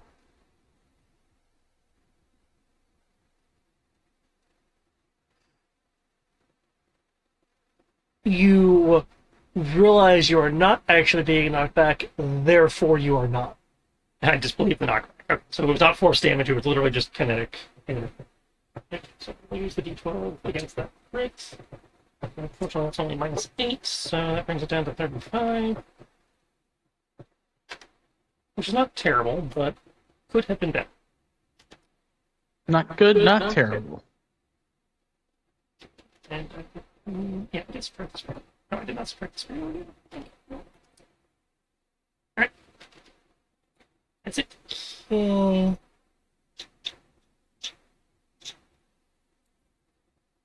It is.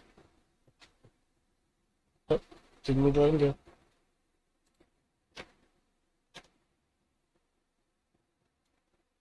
And maybe you see that is 20. So he can make that move for the elevation. Since he's not teleporting this time. Okay. He shifts away. He is not disengaging if you already use your. That's how I use my reaction. Okay.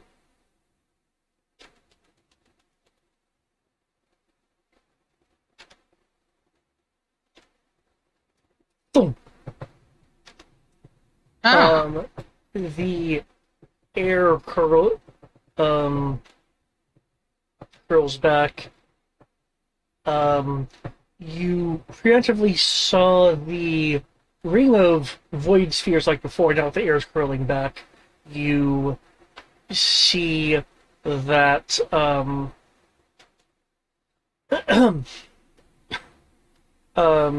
that his arm is not raised like it was last time, and the air curls back further to show its. I can remove this now. Show its entire form as a little bit behind it.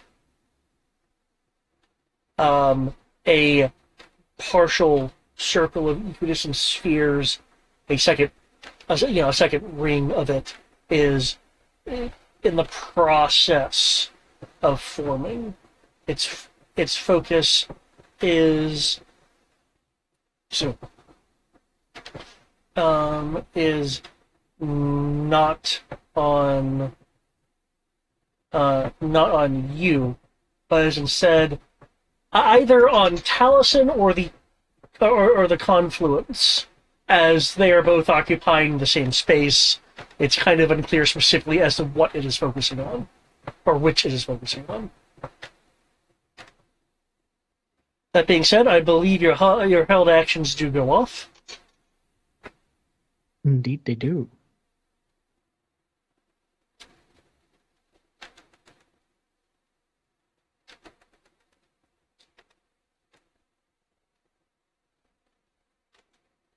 Well, let's see. Your damage is. Still need to move this guy. Ooh, that's a lot of damage.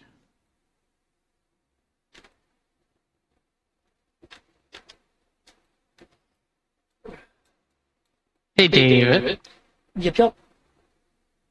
If a melee attack has necrotic damage, since I did make the Arcana roll, will they just get healed by that damage? If a melee attack itself, something that's not savable, like it doesn't have a save to it. Yeah. Then, from what you could tell from before, in the case of that, the necrotic part of the damage would be absorbed. God damn it, David. You're just making this way too hard for me for what my character is. Do you have anything that doesn't do necrotic? That being said... No! Okay. Everything that the Shadow Dragons do has some component of necrotic except for their claws. Well, then use your claws.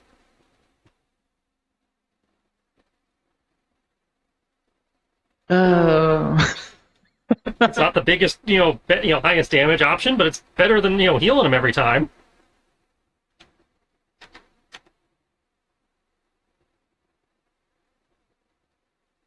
The issue is that they have to bite to do their two attacks with the claws. That's the way their multi-attack works.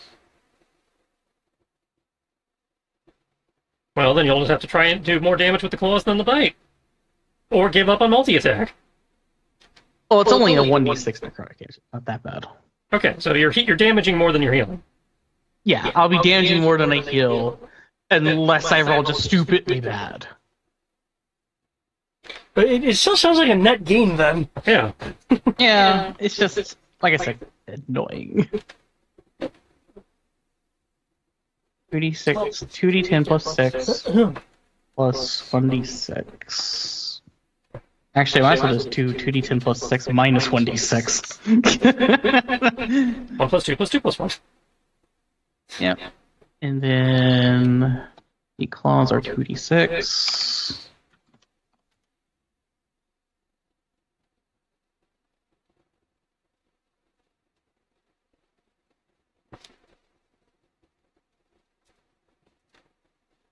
Because he is within range of 2 dragons.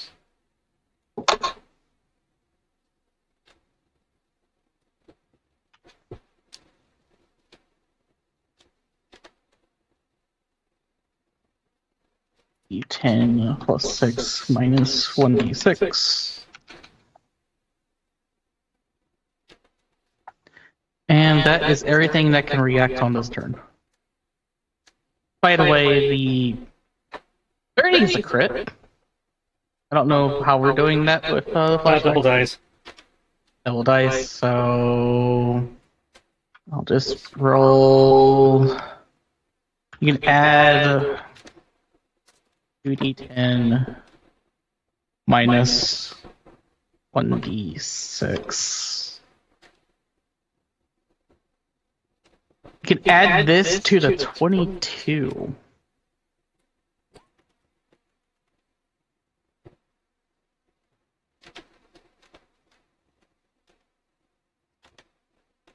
But that is everything. He has a DC 20 dex save versus my Hyper Beam. He has 4 attacks against him with the damages listed. That's after I've subtracted the necrotic damage, since he would technically be healed by it. So no extra math needed for you, outside of calculating his health lost. Assuming that the lowest attack of 23 hits him.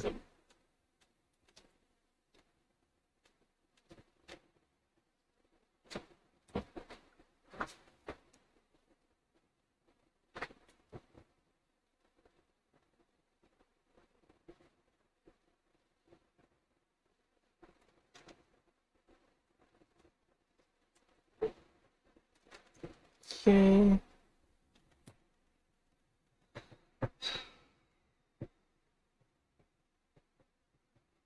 Oh, he actually failed the dex save? Oh, man. Oh, shit.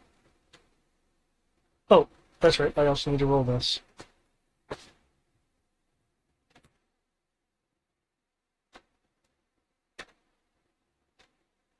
Can you explain the 21, 11, 17, 10, 28, 10 thing? That's weird. Concentration. Oh.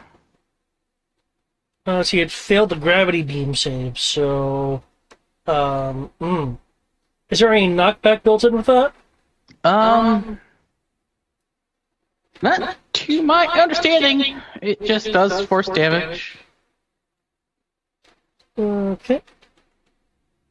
Because it's Twin Flames of Fate, I can just change my damage type to be a new type. And since I'm technically a Shadow Dragon, my default's necrotic, but I can choose an extra one, so I chose Force. Because who doesn't want a shiny Hyper Beam with gravity? There's not many things can deal with Force, conveniently enough. Yeah, it's not something that is usually, dealt with. There we go. So...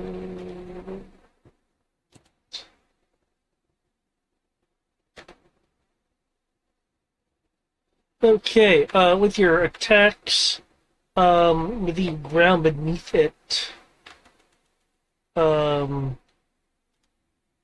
shifts and almost propels the being into the air. Also, you're technically on the same hex as the dragon. You're actually overlapping, technically.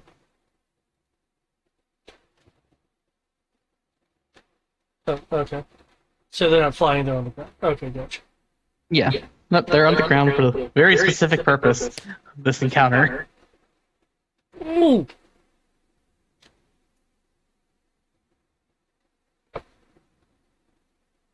Okay, as this was all was going on, and it gets clipped by this raised piece of earth that moves up and that has a bit of lava dripping out of it.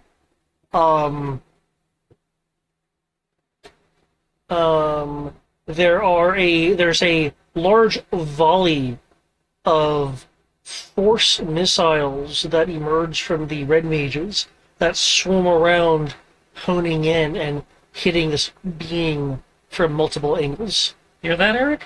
You've got friends. I honestly expected to veer the wrong way. I'm not gonna lie. No, they're Vera red mages and they're defending their home. They ain't going anywhere. Yeah, that's true. I'm sorry, do you think the people of the Isla de Air were cowards? No, I just thought that they would not want to be near this thing when this happens. Maybe on a different island doing this. Well, we don't know how bad they are yet, remember? Oh. Was That's it a fair different islands, point. right? I say we don't have embers and shit that have specialized in studying the long-term effects of these things. No, you have a valid point.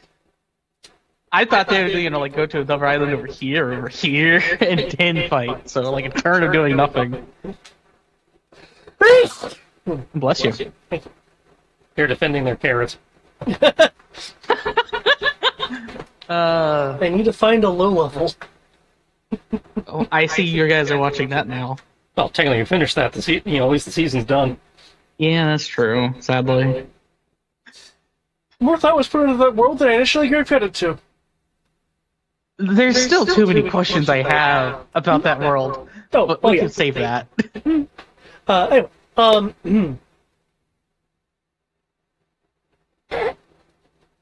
it. Laughing at the AI. They, pet battlecruisers and shit would walk right up. One Marine fired at them. They're like, nope, turn around and left. Oh shit! We can't handle an oversized Gauss rifle. The fuck! It pierced a window. They go, fuck, sneak attack failed. Abort, abort, abort. Shoot this hard You playing faces. some Alien in Isolation, I take it? No, StarCraft. Oh, StarCraft. Wait, StarCraft? Oh, never mind. Yeah, I still play StarCraft too. It took a moment to click because for some reason I didn't register that as a game in my head for some reason. Star what? World of what? But no, that's why I'm laughing. Like, dude, that is so outclassed. I don't know. Other than bad AI, I have no idea why you just turned around and left. That's why I was confused. Like, that doesn't make sense. StarCraft is an RTS game. Okay.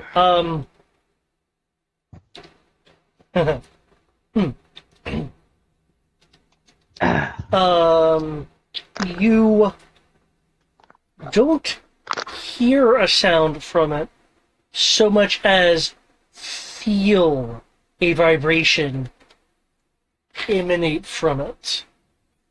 You have the impression that this vibration is the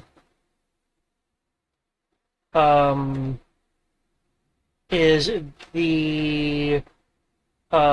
a both a sense of failure and also a persistence to continue.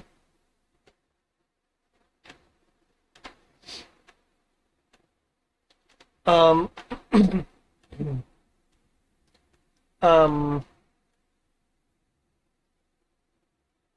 you will see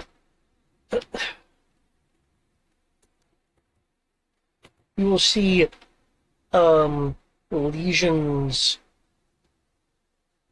forming on it as it seems to be forcing the air from trying to curl back around it and pull it back into the realm it was in. You're seeing a kind of a motion blur dragging effect on the first full and still forming second set of red orbs.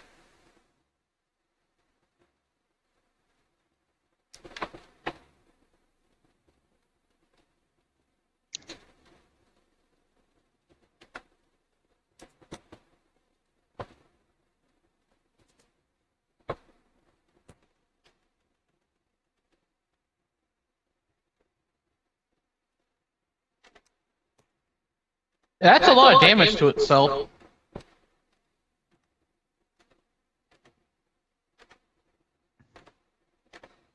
The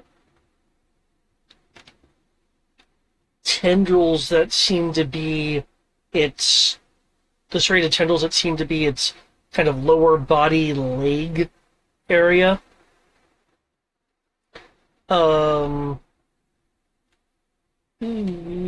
Looks like it's being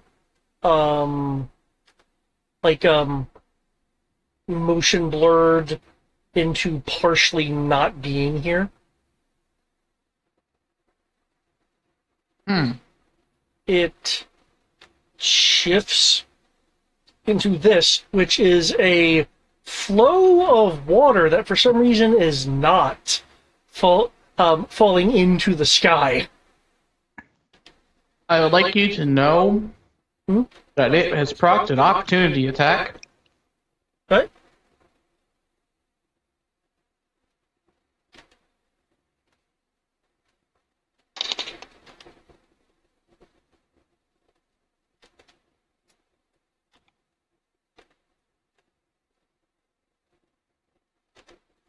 So 27 hit it. 27 does.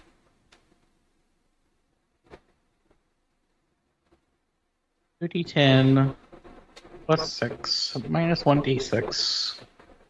It takes that much damage. Okay. As this Shadow Dragon bites it again. Okay. It And let me double check. Do I have reach on my attacks?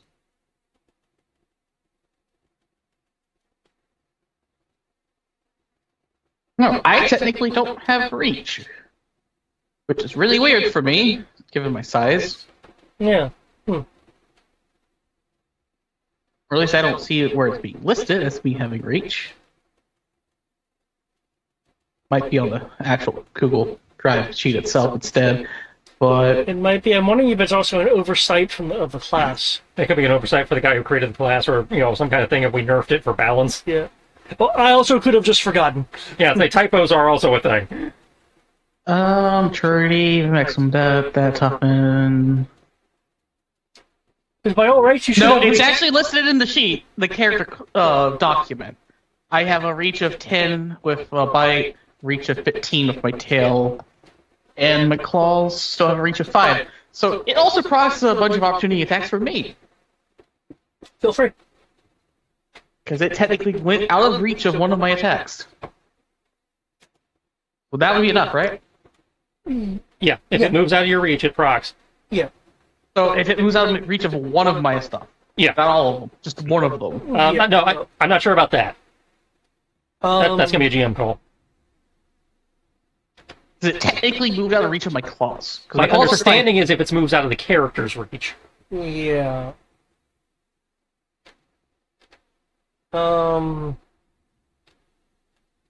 But here really doesn't have multiple reach. Like, if you have a reach weapon, can't you? Would If you you have have a- a well, 5 or 10? It would proc at the 10. But pocket the 10? Mm-hmm.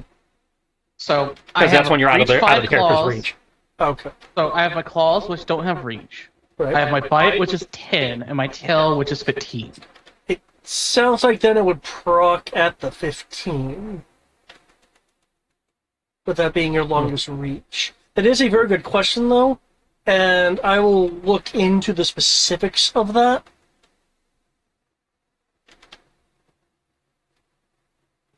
Okay. Fine by me. I'm good. I just wanted to double check that. Well, I guess I can't get free attacks yet. But it's still allowed to have a dragon, too.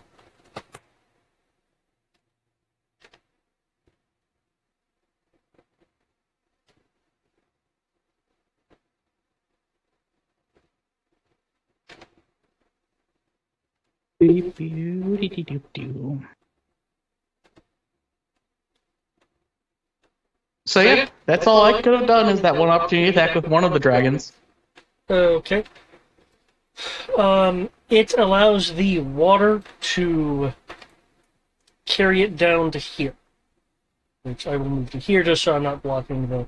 Let me shift where the... There it is. I'll have Oh. the marker be there. When it goes down there, it does trigger because it's moving down there, right? It's It let the allowing water it's carry allowing it, the water, so it's not moving under its own power. Hmm. Okay. Just wanted to double check that part. I was like, hold up, it's still moving? That triggers? If not, I understand. I'll be sad, but I understand. Do you need to make this roll due to the wolf?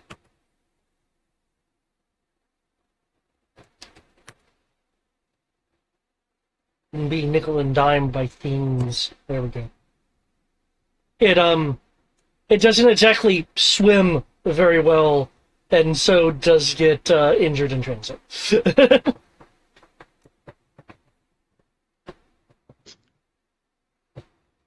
Okay, I already had the 0 people move. Okay, has there been new initiatives? Yes. Yes. Okay. Don't think I rolled for other. Let me roll for other. Other rolled a 15.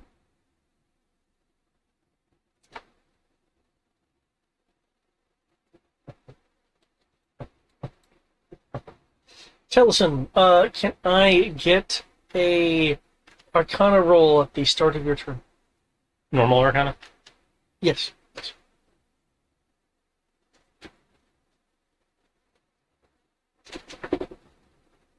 24. 24. Okay.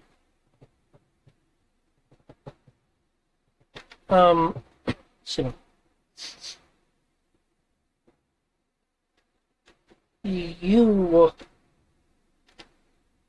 are being able, you are able rather, to pick up on the ways that this spirit is manipulating the mist that is different.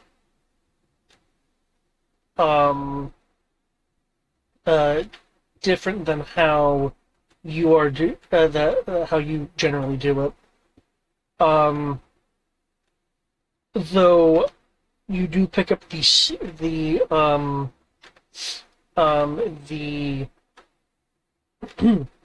me, the similarity that it takes, that it is almost at an instinctual level in the same way that that in the same way that at this point how you have your cogulaires functioning.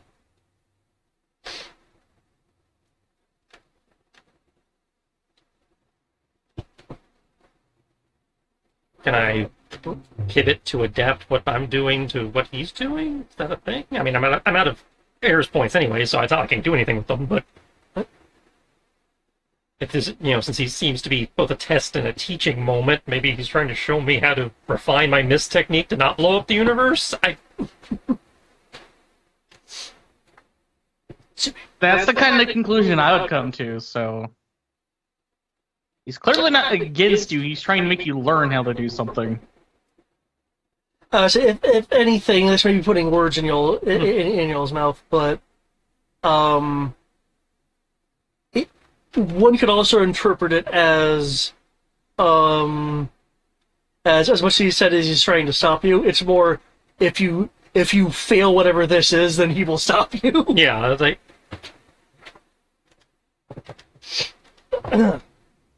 okay, in terms of incorporating it into what you're doing, you could certainly incorporate it into what you are planning on doing once you get past this, and so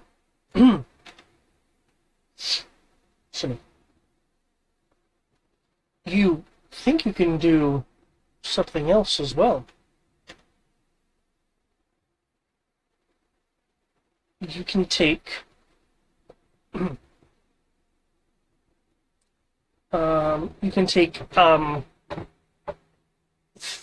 physical score damage to refresh your air's charges on a 1-to-1 basis Okay. by because the sort of thing he's doing is not just manipulating existence for the effect.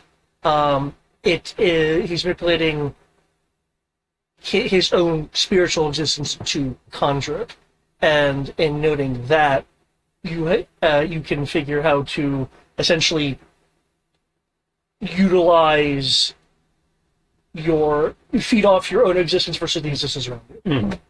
Hence the stat damage to charge transfer.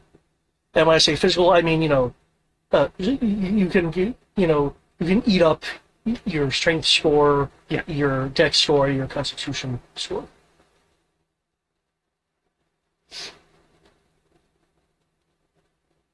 Okay, good to know. I don't think there's necessarily any TARS techniques I can use right now to be useful against this particular individual.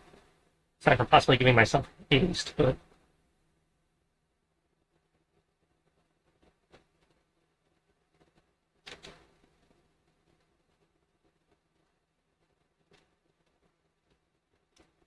Not sure if that would actually have a benefit right now or not. So I will hold off on injuring my stats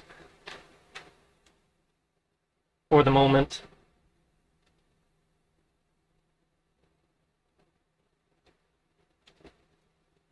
But I will definitely keep that in my back pocket. Uh,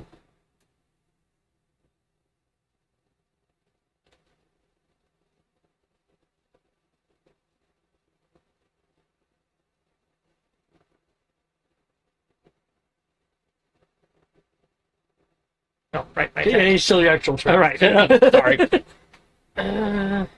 It is, I figured you want the chance at options before you say what you do. Yeah. But I'm just going to click on the A to see what it is you're doing. I think it's a busted link on the site. The site can't be reached. Yeah, The DNS probe finished. Okay. I've just got the macro saved up as a notepad document, and I think so I think the link expired since I made the notepad. Gotcha.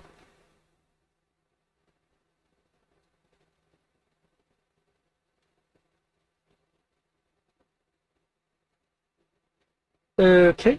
Hit. No hit. Hit, no hit. Okay. That blessed die is doing some work because I've been rolling for shit tonight. Which die? The blessed die from the potion of heroism has been doing some work.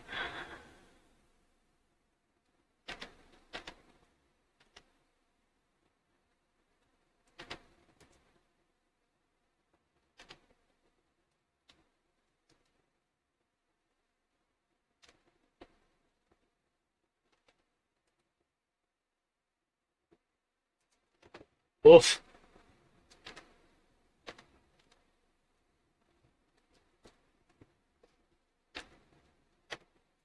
Okay. Well, he is able to deflect some of your attacks. It's very clear.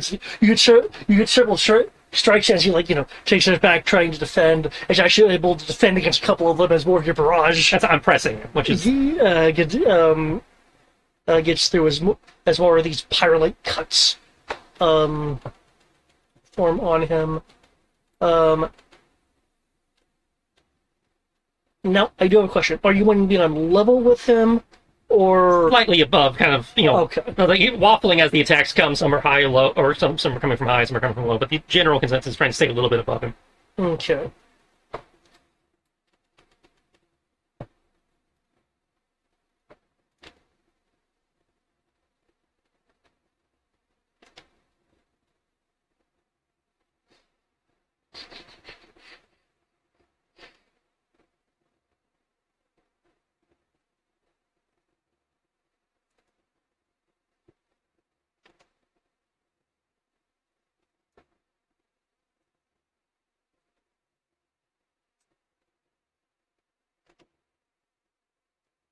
Hmm.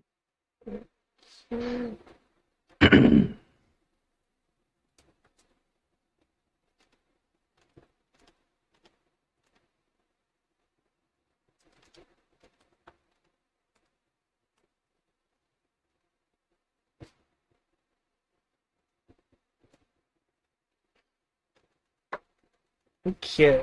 That's what I was looking for. That is high enough. Um, with your, again, perceptions as they are, and since things are still roughly happening at the same time, um, you will be able to perceive that when you see the other creature, the elder-looking creature over there, like as it's going to the water, shifting down because we're moving for the fight, and you notice something that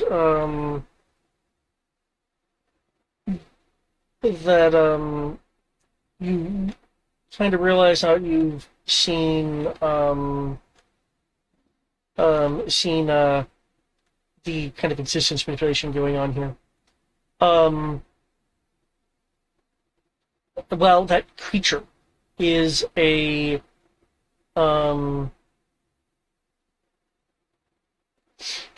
is is a void thing as it is, a part of the oncoming darkness, and such. What you notice is it's not so much the fact that it's in your plane, as it were, that is damaging it.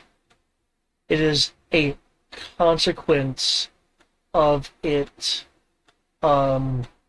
leaving the depth of its existence that it had infiltrated into, and is forcing itself to this level.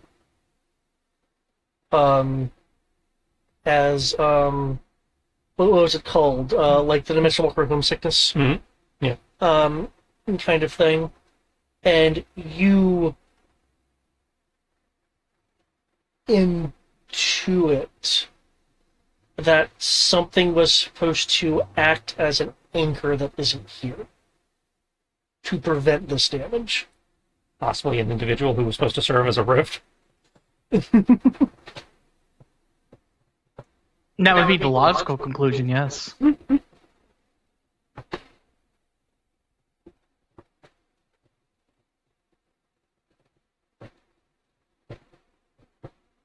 Okay. Which means we did our job. Yep. There's no other way to look at that answer.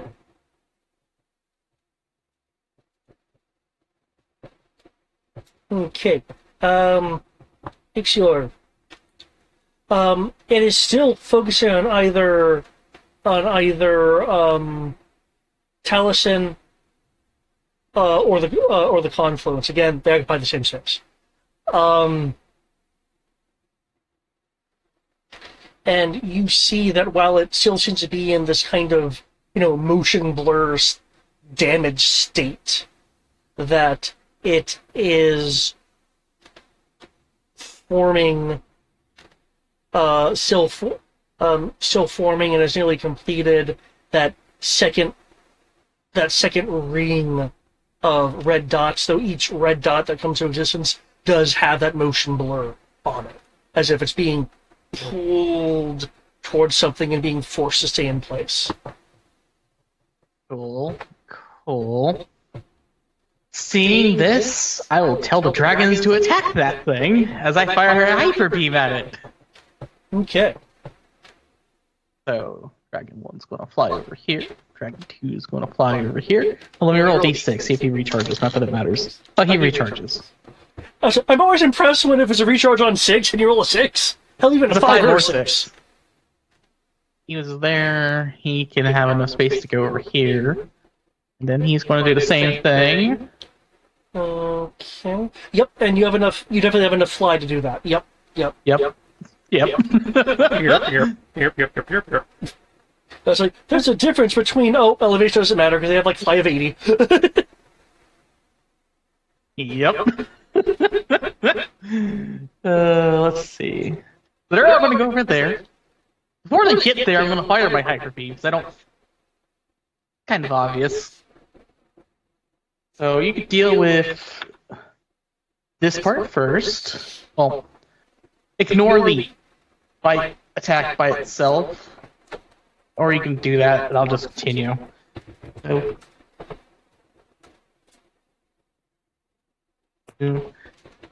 actually, ignore the multi-attacks. I'm going to do all of that in one go to make it easier for you. Alright. Because they all have advantage now, because they're perfectly flanking this guy on all sides. Yep. So that would be... Damn, I'm now failing against your gravity beam consistently. So, how is it for roll 20 to do the... take the highest? KH1. Yeah. So, So- 1d20... It'd be 2d20 KH1. Plus whatever your 2d20. modifier is. Yeah. So 2d20 KH1? Yeah. Plus modifier. Yeah. Because it's 2d20 keep high 1. So, yeah. Cool.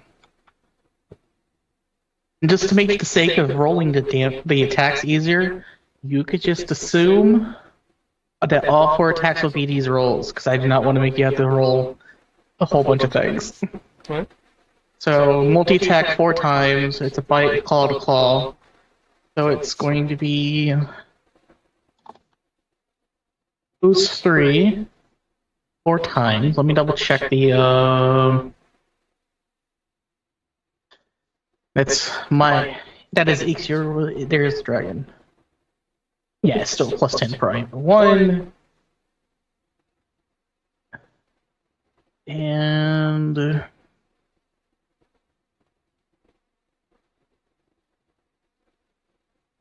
want me to just total the dice amount, or do you want me to give it as individual ones for all of the attacks?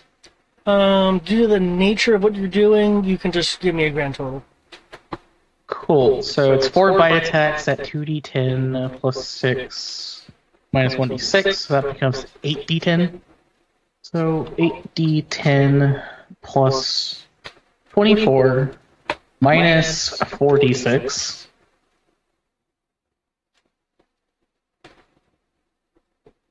And then the claw attacks are 8d6 plus 24. Again, I'm already subtracting the necrotic damage from the bite attack. So you don't have to worry about trying to heal it or anything. Gotcha. And...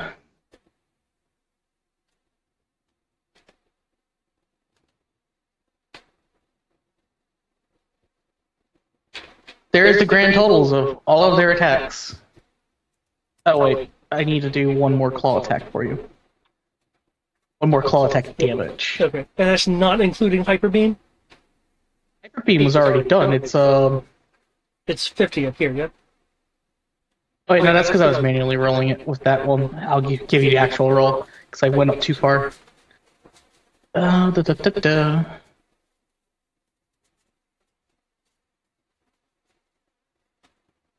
Hyper damage is 14d6.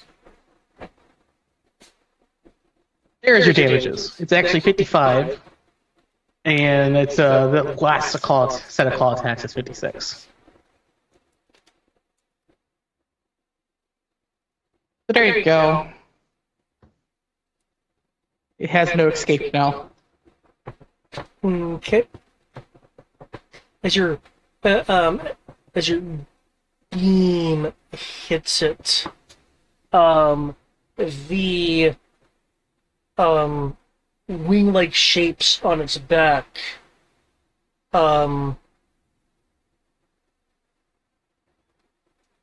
tear away an emotion blur effect as its upper torso is pushed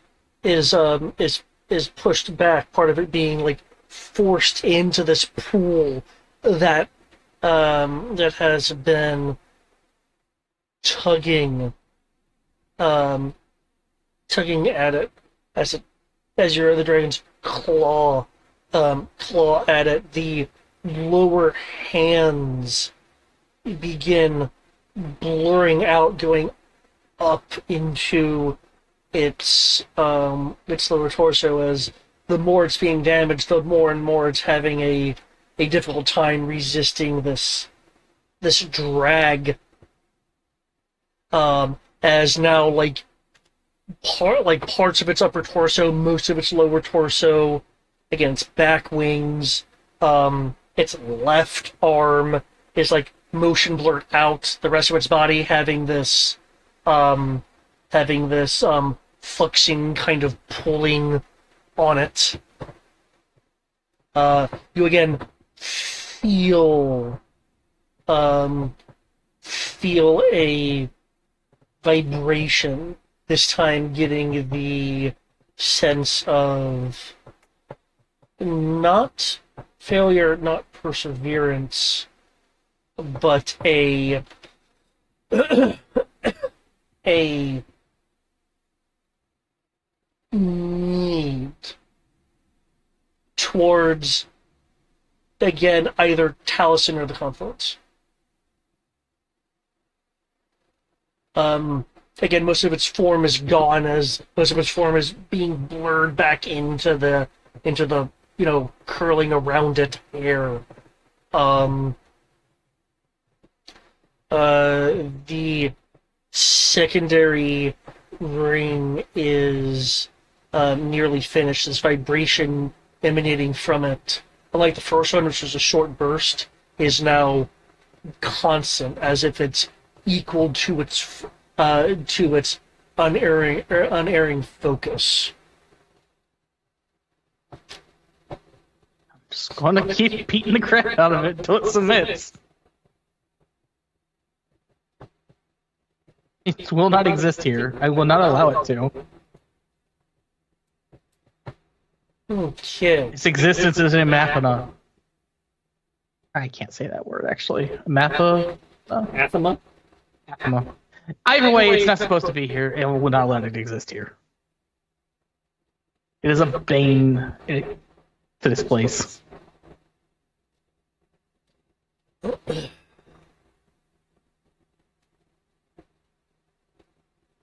The glow in Aeon's gray eye, as thematically he's just flashing blades with you.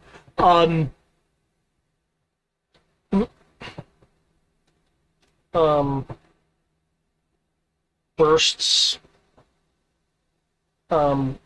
bursts forth.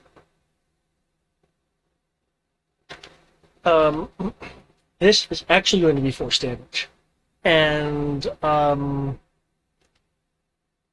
we'll see. No, 2d0 is a 0.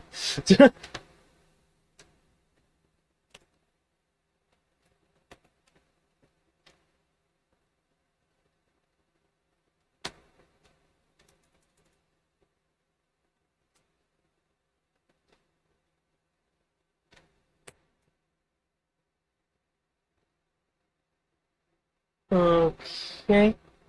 I know you said you had something that could deal with. Possibly. Depends on how much he does. Oh, okay. So it's based on the damage, not the hit of the roll type. Yeah. Okay. 24 meets my AC, though, so that is a hit.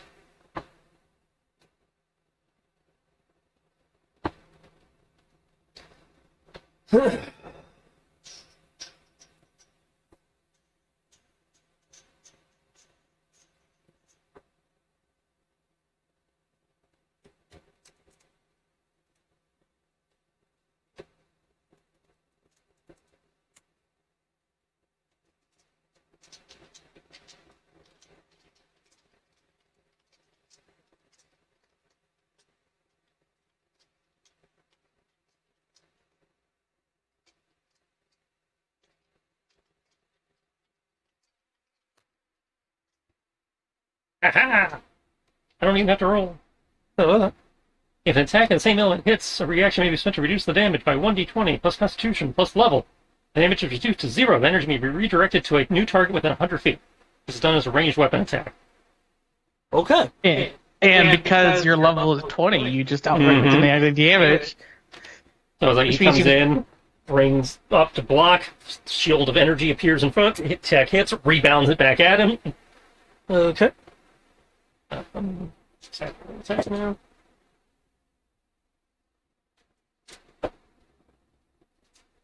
Um, you notice that with that foresight that was going through you, towards you, that you blocked, that there is a lingering field that is like bending in front of him. 24 to hit? 24 does hit. So he does his. Okay.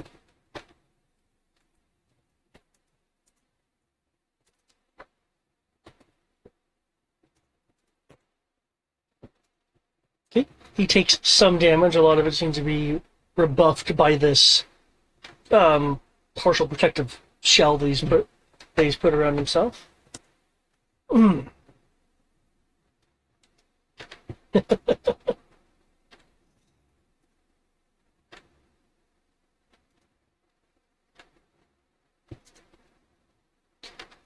You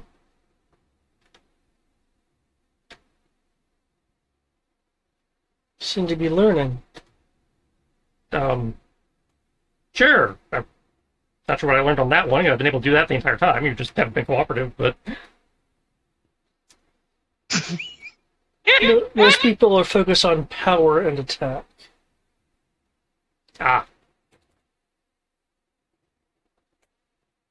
So he just made an assumption about you.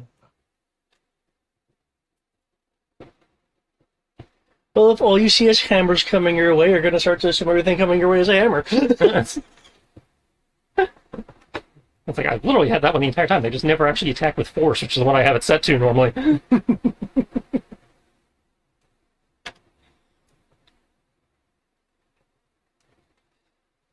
Okay. But you were also... Yeah, that did also technically hit. So that other effect of the force does come in.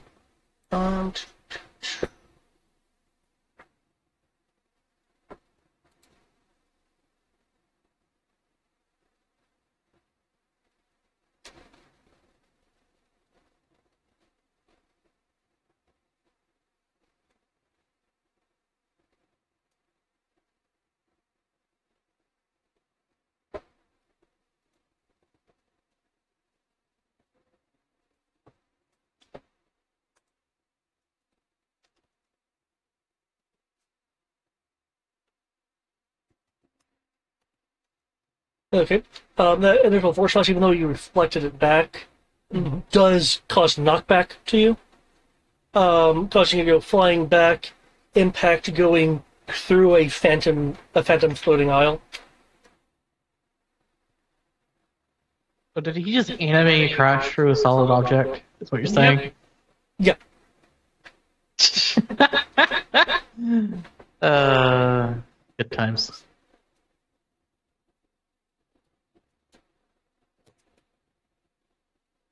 Okay, 16 for being like DBZ'd through a part of the phantom landscape. 28 and 27 to hit with the luminescent blade, Those which both hit. both hit. So 14 and 18 would get. And that blade strikes Bane because he did a pyrofly movement to immediately get. I will say to your left instead of up in the face.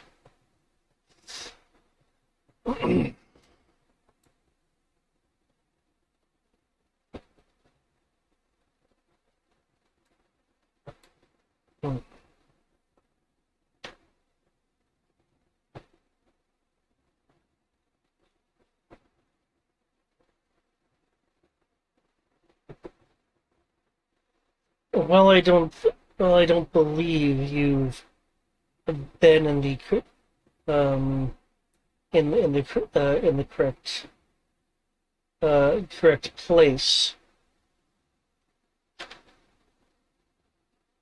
What do you know about the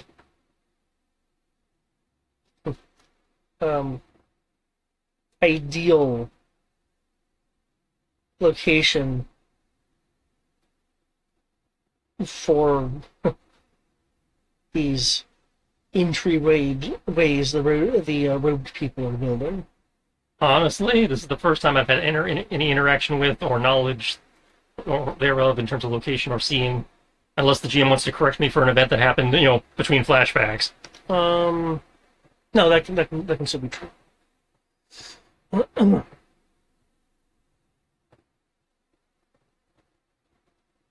As from what I recall, at least in the legendary perspective, a location was ever given, just that it happened. Yeah.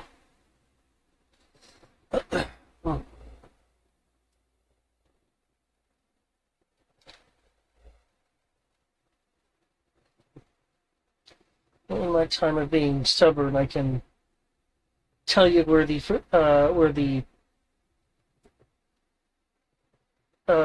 one the one that they built, well, the area that it was built on. It was built on the same kind of area that you're at now.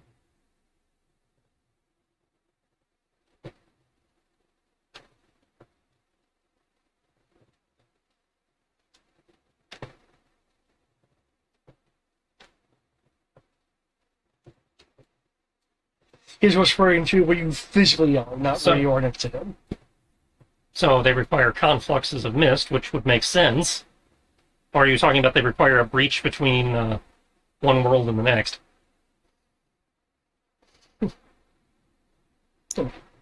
Or transition point, or whatever you want to call the Isla de Air.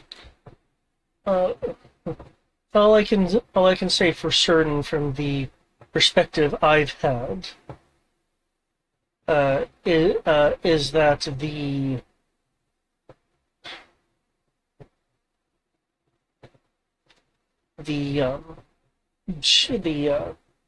tear point, the shatter point that I can only get so close to originates on where I knew a confluence to be. Okay, so there's the confluence at the spot you already know, which is at the spot I'm aware of it. That's the one that you sensed on the other side of the world that was like, we're like a shattered tear. So the one I actually know. The one you actually know about. Okay. So that would imply that the other one I'm sensing is at another confluence point.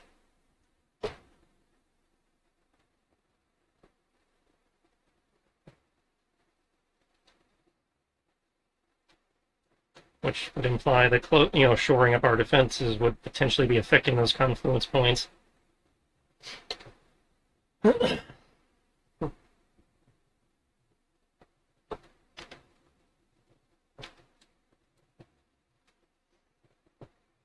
if we want to find the people working for Chaos, we have to find the confluence points. Easy enough. They're in theory documented. Yes, in world they're documented. Or at least some of them are documented. Actually, some of them are documented. It's like a scholar would be aware of, at least for some of them are, but they are incredibly rare, and no one's really sure what causes it. So if we were to say go to an ancient library that restores ancient knowledge, possibly in, say, Astalia? Possibly. Quite. Or a divinatory, perhaps? I don't know if that already exists or we're about to build that, but It's all connected! Now hurry up and finish your turn. It's after 11 o'clock already. Done. Oh boy, okay. That shouldn't be a thing. Okay. You saying we're gonna beat this thing before he beats Aeon? Oh, I'm not technically trying to beat Aeon. I don't know what flag I'm supposed to trigger with Aeon, but I don't think it's necessarily beating him senseless. Could be. Beating him senseless would be a convenient one. The arm that is remaining on this creature raises up. As it's raising up, like part of its arm, its clawy fingers are being like pulled back in, like everything else, a blurred fashion. as the second ring of circles, which is now ring of spheres, which is now complete, um, forms a beam to the first the first circle, and those circles then fire a converging beam at the outstretched hand as it launches launches a blast that goes up into the air, splitting into into 3 dozen comet-tailed projectiles that arc outwards, go into the air, and begin swirling, getting closer to each other in a downward trajectory towards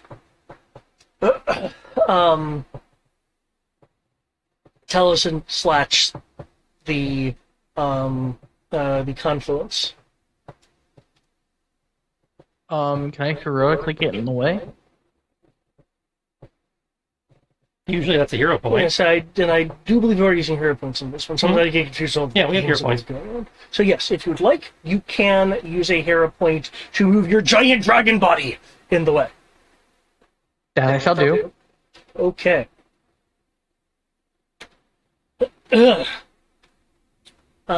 Make a constitution saving throw at disadvantage.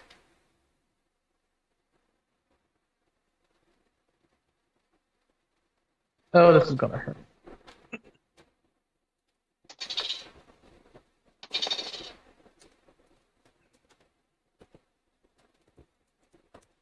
Where's my con save? Con save is actually good. But maybe not.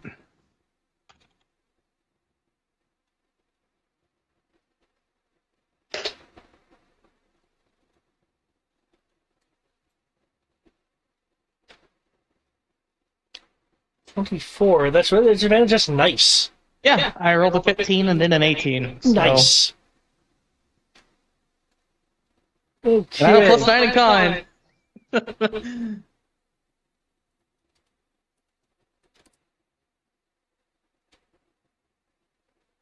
Is it a corruptive force? Because if it is, I have something more crazy I'm going to do.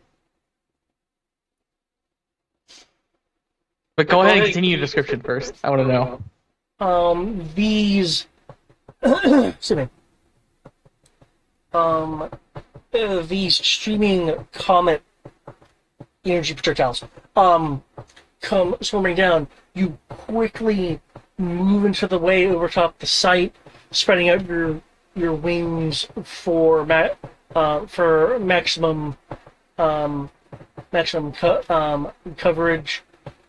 As these move through the air, you can see that and you're not sure whether this is literally what it's doing or just a perceivable representation of what it's doing, but it does seem to be like burning the mist around it as it goes through to the air, as they all impact you instead of Taliesin slash the confluence point, hitting along your back, your spine, your neck, your wings,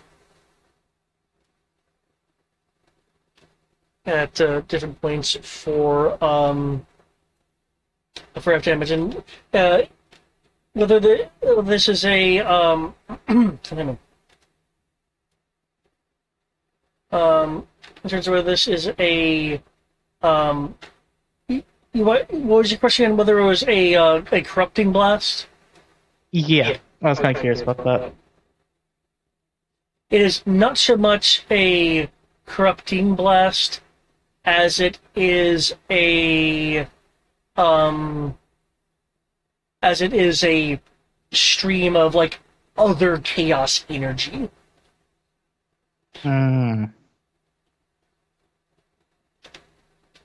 Are you gonna want to Are you telling me you're gonna want to try to use your shadowiness to like omnom it? Yeah. Try to omnom it for power. Okay. But I believe say last it's time you not tried this, I believe that. I asked for a wisdom roll. Yeah. Yeah. What? Actually, hold up.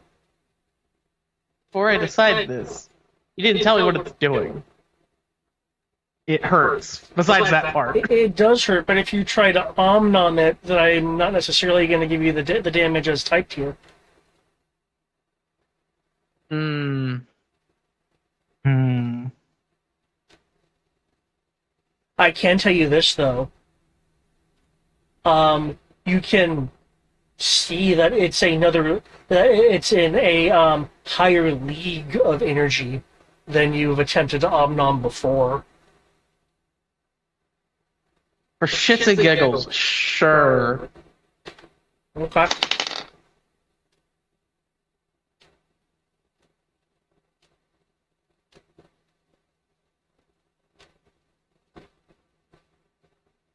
I rolled the highest I can, a 19 wisdom. 19 wisdom. Okay. So you roll a natural 20 then. So okay. Yes. In which case I will quarter this. You take a near 67 points of damage. Only 67. That's quartered, yeah. That's a quarter? Oh, Jesus!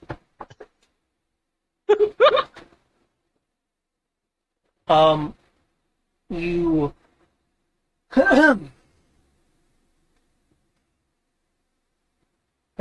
you take the energy into yourself, or at least what you can of it, given the barrage of energy that's being laid upon you. Because my intention is to basically omnom it and get it out of me in a different direction. Okay, you're wanting to try to redirect this. Down the throat, out the butt. How are you wanting to redirect this? In a direction that doesn't involve like, any confluence or people. Okay. People, you could probably do confluence, given where we are. I mean, it was either going after Taliesin or the confluence, so. The confluence is where you're at, and I don't know of any other confluence in the area. So, fuck it. Straight up. Oh, good. Okay. I guess she's done with her adventure. I ordered a Dr. Afro figure that was supposed to arrive yesterday at 10, but yesterday at 10 it hadn't even shipped yet. Not only has it shipped, it will be arriving tomorrow by 10. Oh, okay. So in true Dr. Afro fashion, apparently she decided to do a side adventure before getting here. Nice. Okay, so just to make sure I understand it, you are wanting to absorb the energy and then immediately redirect it out of you, in this case, upwards. Yes, because I don't think I can actually hold on to this energy. Okay, make another wisdom roll again. One mo again. Okay, one more again. I got an 18 this time. Okay. You find that while you had enough ability to contain it, or at least believe you're containing it, you don't have enough ability to successfully redirect this out of you, at least at the moment. Okay. Because an 18 isn't going to be enough for this particular kind of energy. So what does it do?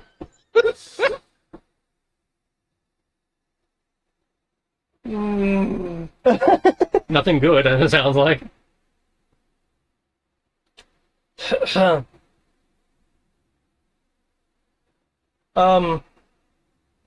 great one looking at me now.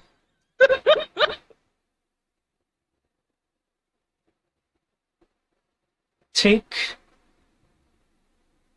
4 points of Constitution score damage. Ow.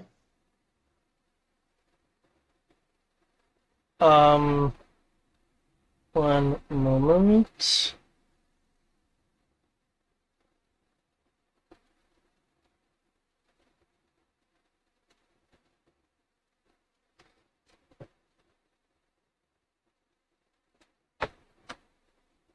Well, if it's any consolation, I am committed to sacrifice to prevent the world from blowing up.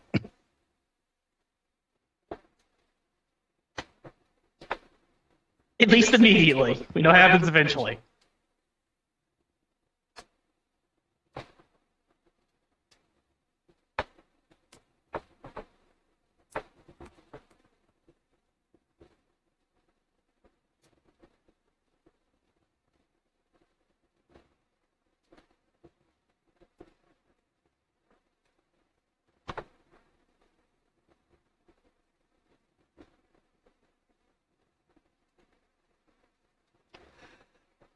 You now have contained chaos on your sheet.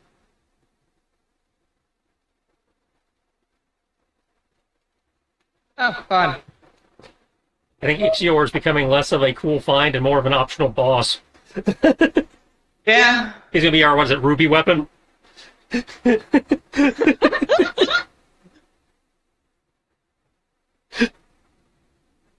Which is the one of the ultimate weapons? Yeah, that's the other one, Ultima weapon. It's like, Ruby, Ultima, I think there was another one. Yeah, it's like, optional badass boss you can find for bragging rights.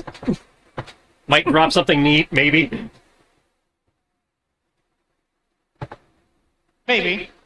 I mean, in this case, he's a fucking dragon with a horde. There's probably something cool in there, but... See, this is why we failed. One of the heroes of light became a, chaos beast.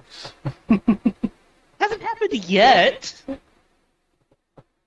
No, but at the rate you're going, I can see what the final flashback's going to look like. Quick, everybody, put your powers together! Ixior fails his roll. No, blah, blah, blah, blah. Well, fuck it, blow up the planet.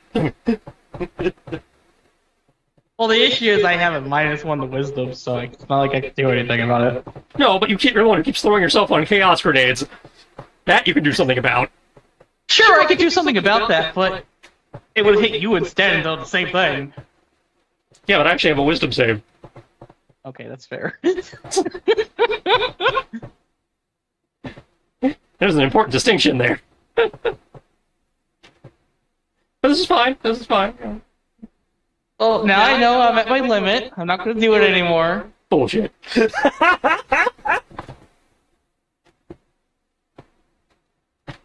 Hey, now I don't feel like losing Ixior. I want to see Ixior in the present, damn it. Oh, we'll see him in the present, all right. As an optional boss? Yeah. So that would be kind of funny in a sense, because if we have to fight him as an optional boss, that technically also means we have a chance of redeeming him by removing the corruption, since we found out we can do that. Yeah, and that was a one-time thing. I don't know if we... Well, also remember, This it's, is- it's not reversing the corruption. We were holding the corruption. And Ixior will have been corrupted for almost 2,000 years at this point. No, we actually removed it from a couple people, if I recall. Mm-mm. I know we stopped it affecting the Yeah, Dragon. that's the only one. Mm. And even then, that was a quote-unquote miracle. Yeah. Anyway. Okay.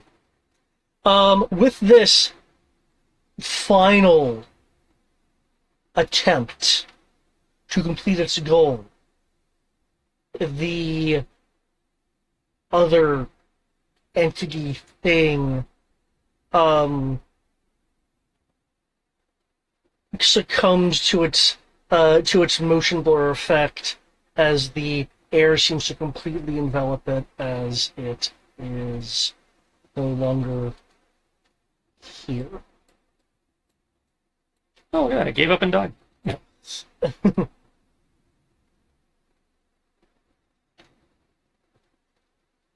Don't mind me, I'll just collapse on the spot.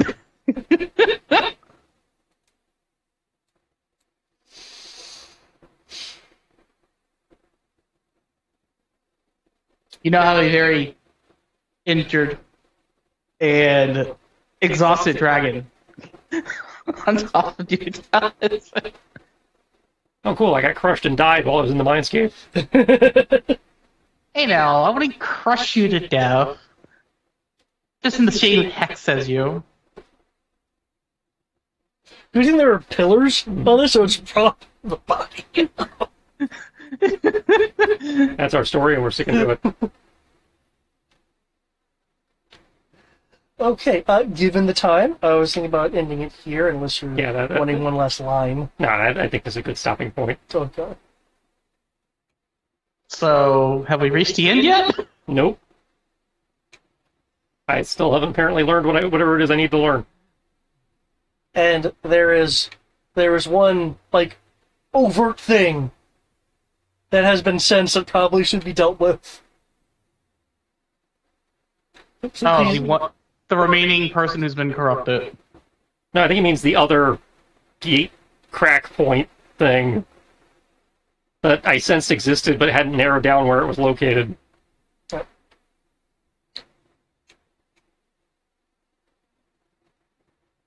Which is, I presume, where this guy is trying to take the conversation, given his whole thing about okay, you figured out they're required to show up at confluence points. You sense two. Go look into where confluence points are. Well, this is one of them. We prevented this one. And there's the black gate that we knew existed already, and now it looks like they're about to try and open up a second one, which we will deal with in 2 weeks. Yep. I mean, it would be funny if Ixir basically does the heroic sacrifice and becomes the optional boss in the future. Well, since you've started this route, I know my intended answer for the for your route. Though admittedly, this is a lot of energy you're containing inside you at this point. I'd say he knows his intended answer. We'll see where we actually land on the intended answer. Yeah. Now, clearly, my attempt was trying to be like lore, lore, mythic-y, and a bit anime-ish here with this arc. It sounds like I've succeeded on some points and just failed on others. I think it's more just, because you've gotten so verbose in some of the descriptions, we just got lost in what you were trying to... It's like there's a lot of information here, but we're having a hard time parsing out what the important parts are versus this is cool lore fluff parts. It's like, this is all very not cool information, but what part of that information is supposed to take us to the next plot point, Which I kind of feel like would sound dry if I just mechanically go, no. There's this, and that. Well, yeah, I understand that. That's what I'm saying. Like, what you were trying to do was not a bad thing. Just with the way it was executed, we had a hard time separating this is cool fluff and this is the actual important piece you need to get out of the cool fluff. Sounds like that, and I think I tried this before, is give, like, a paragraph of fluff, here's what the fuck I mean. Paragraph of fluff, here's what I mean. That could also work, yeah. Yeah. Yeah. Because even when you broke it down, it's like, okay, there's a lot of information here. This is all clearly important information, but which piece of information here is important to what the next thing we're supposed to do is versus important to, like, the overall, this is what's happening in the story. Right. Because you had the same thing in Star Wars, where it's like you dumped a lot of, with Zorn, like you dumped a lot of stuff on. It's like, cool, that's all important stuff that we came out here to learn, but which one of those important things is the thing we're supposed to be following to the next important thing? Versus this is important for the arc, but not important in the next 5 minutes. Yeah.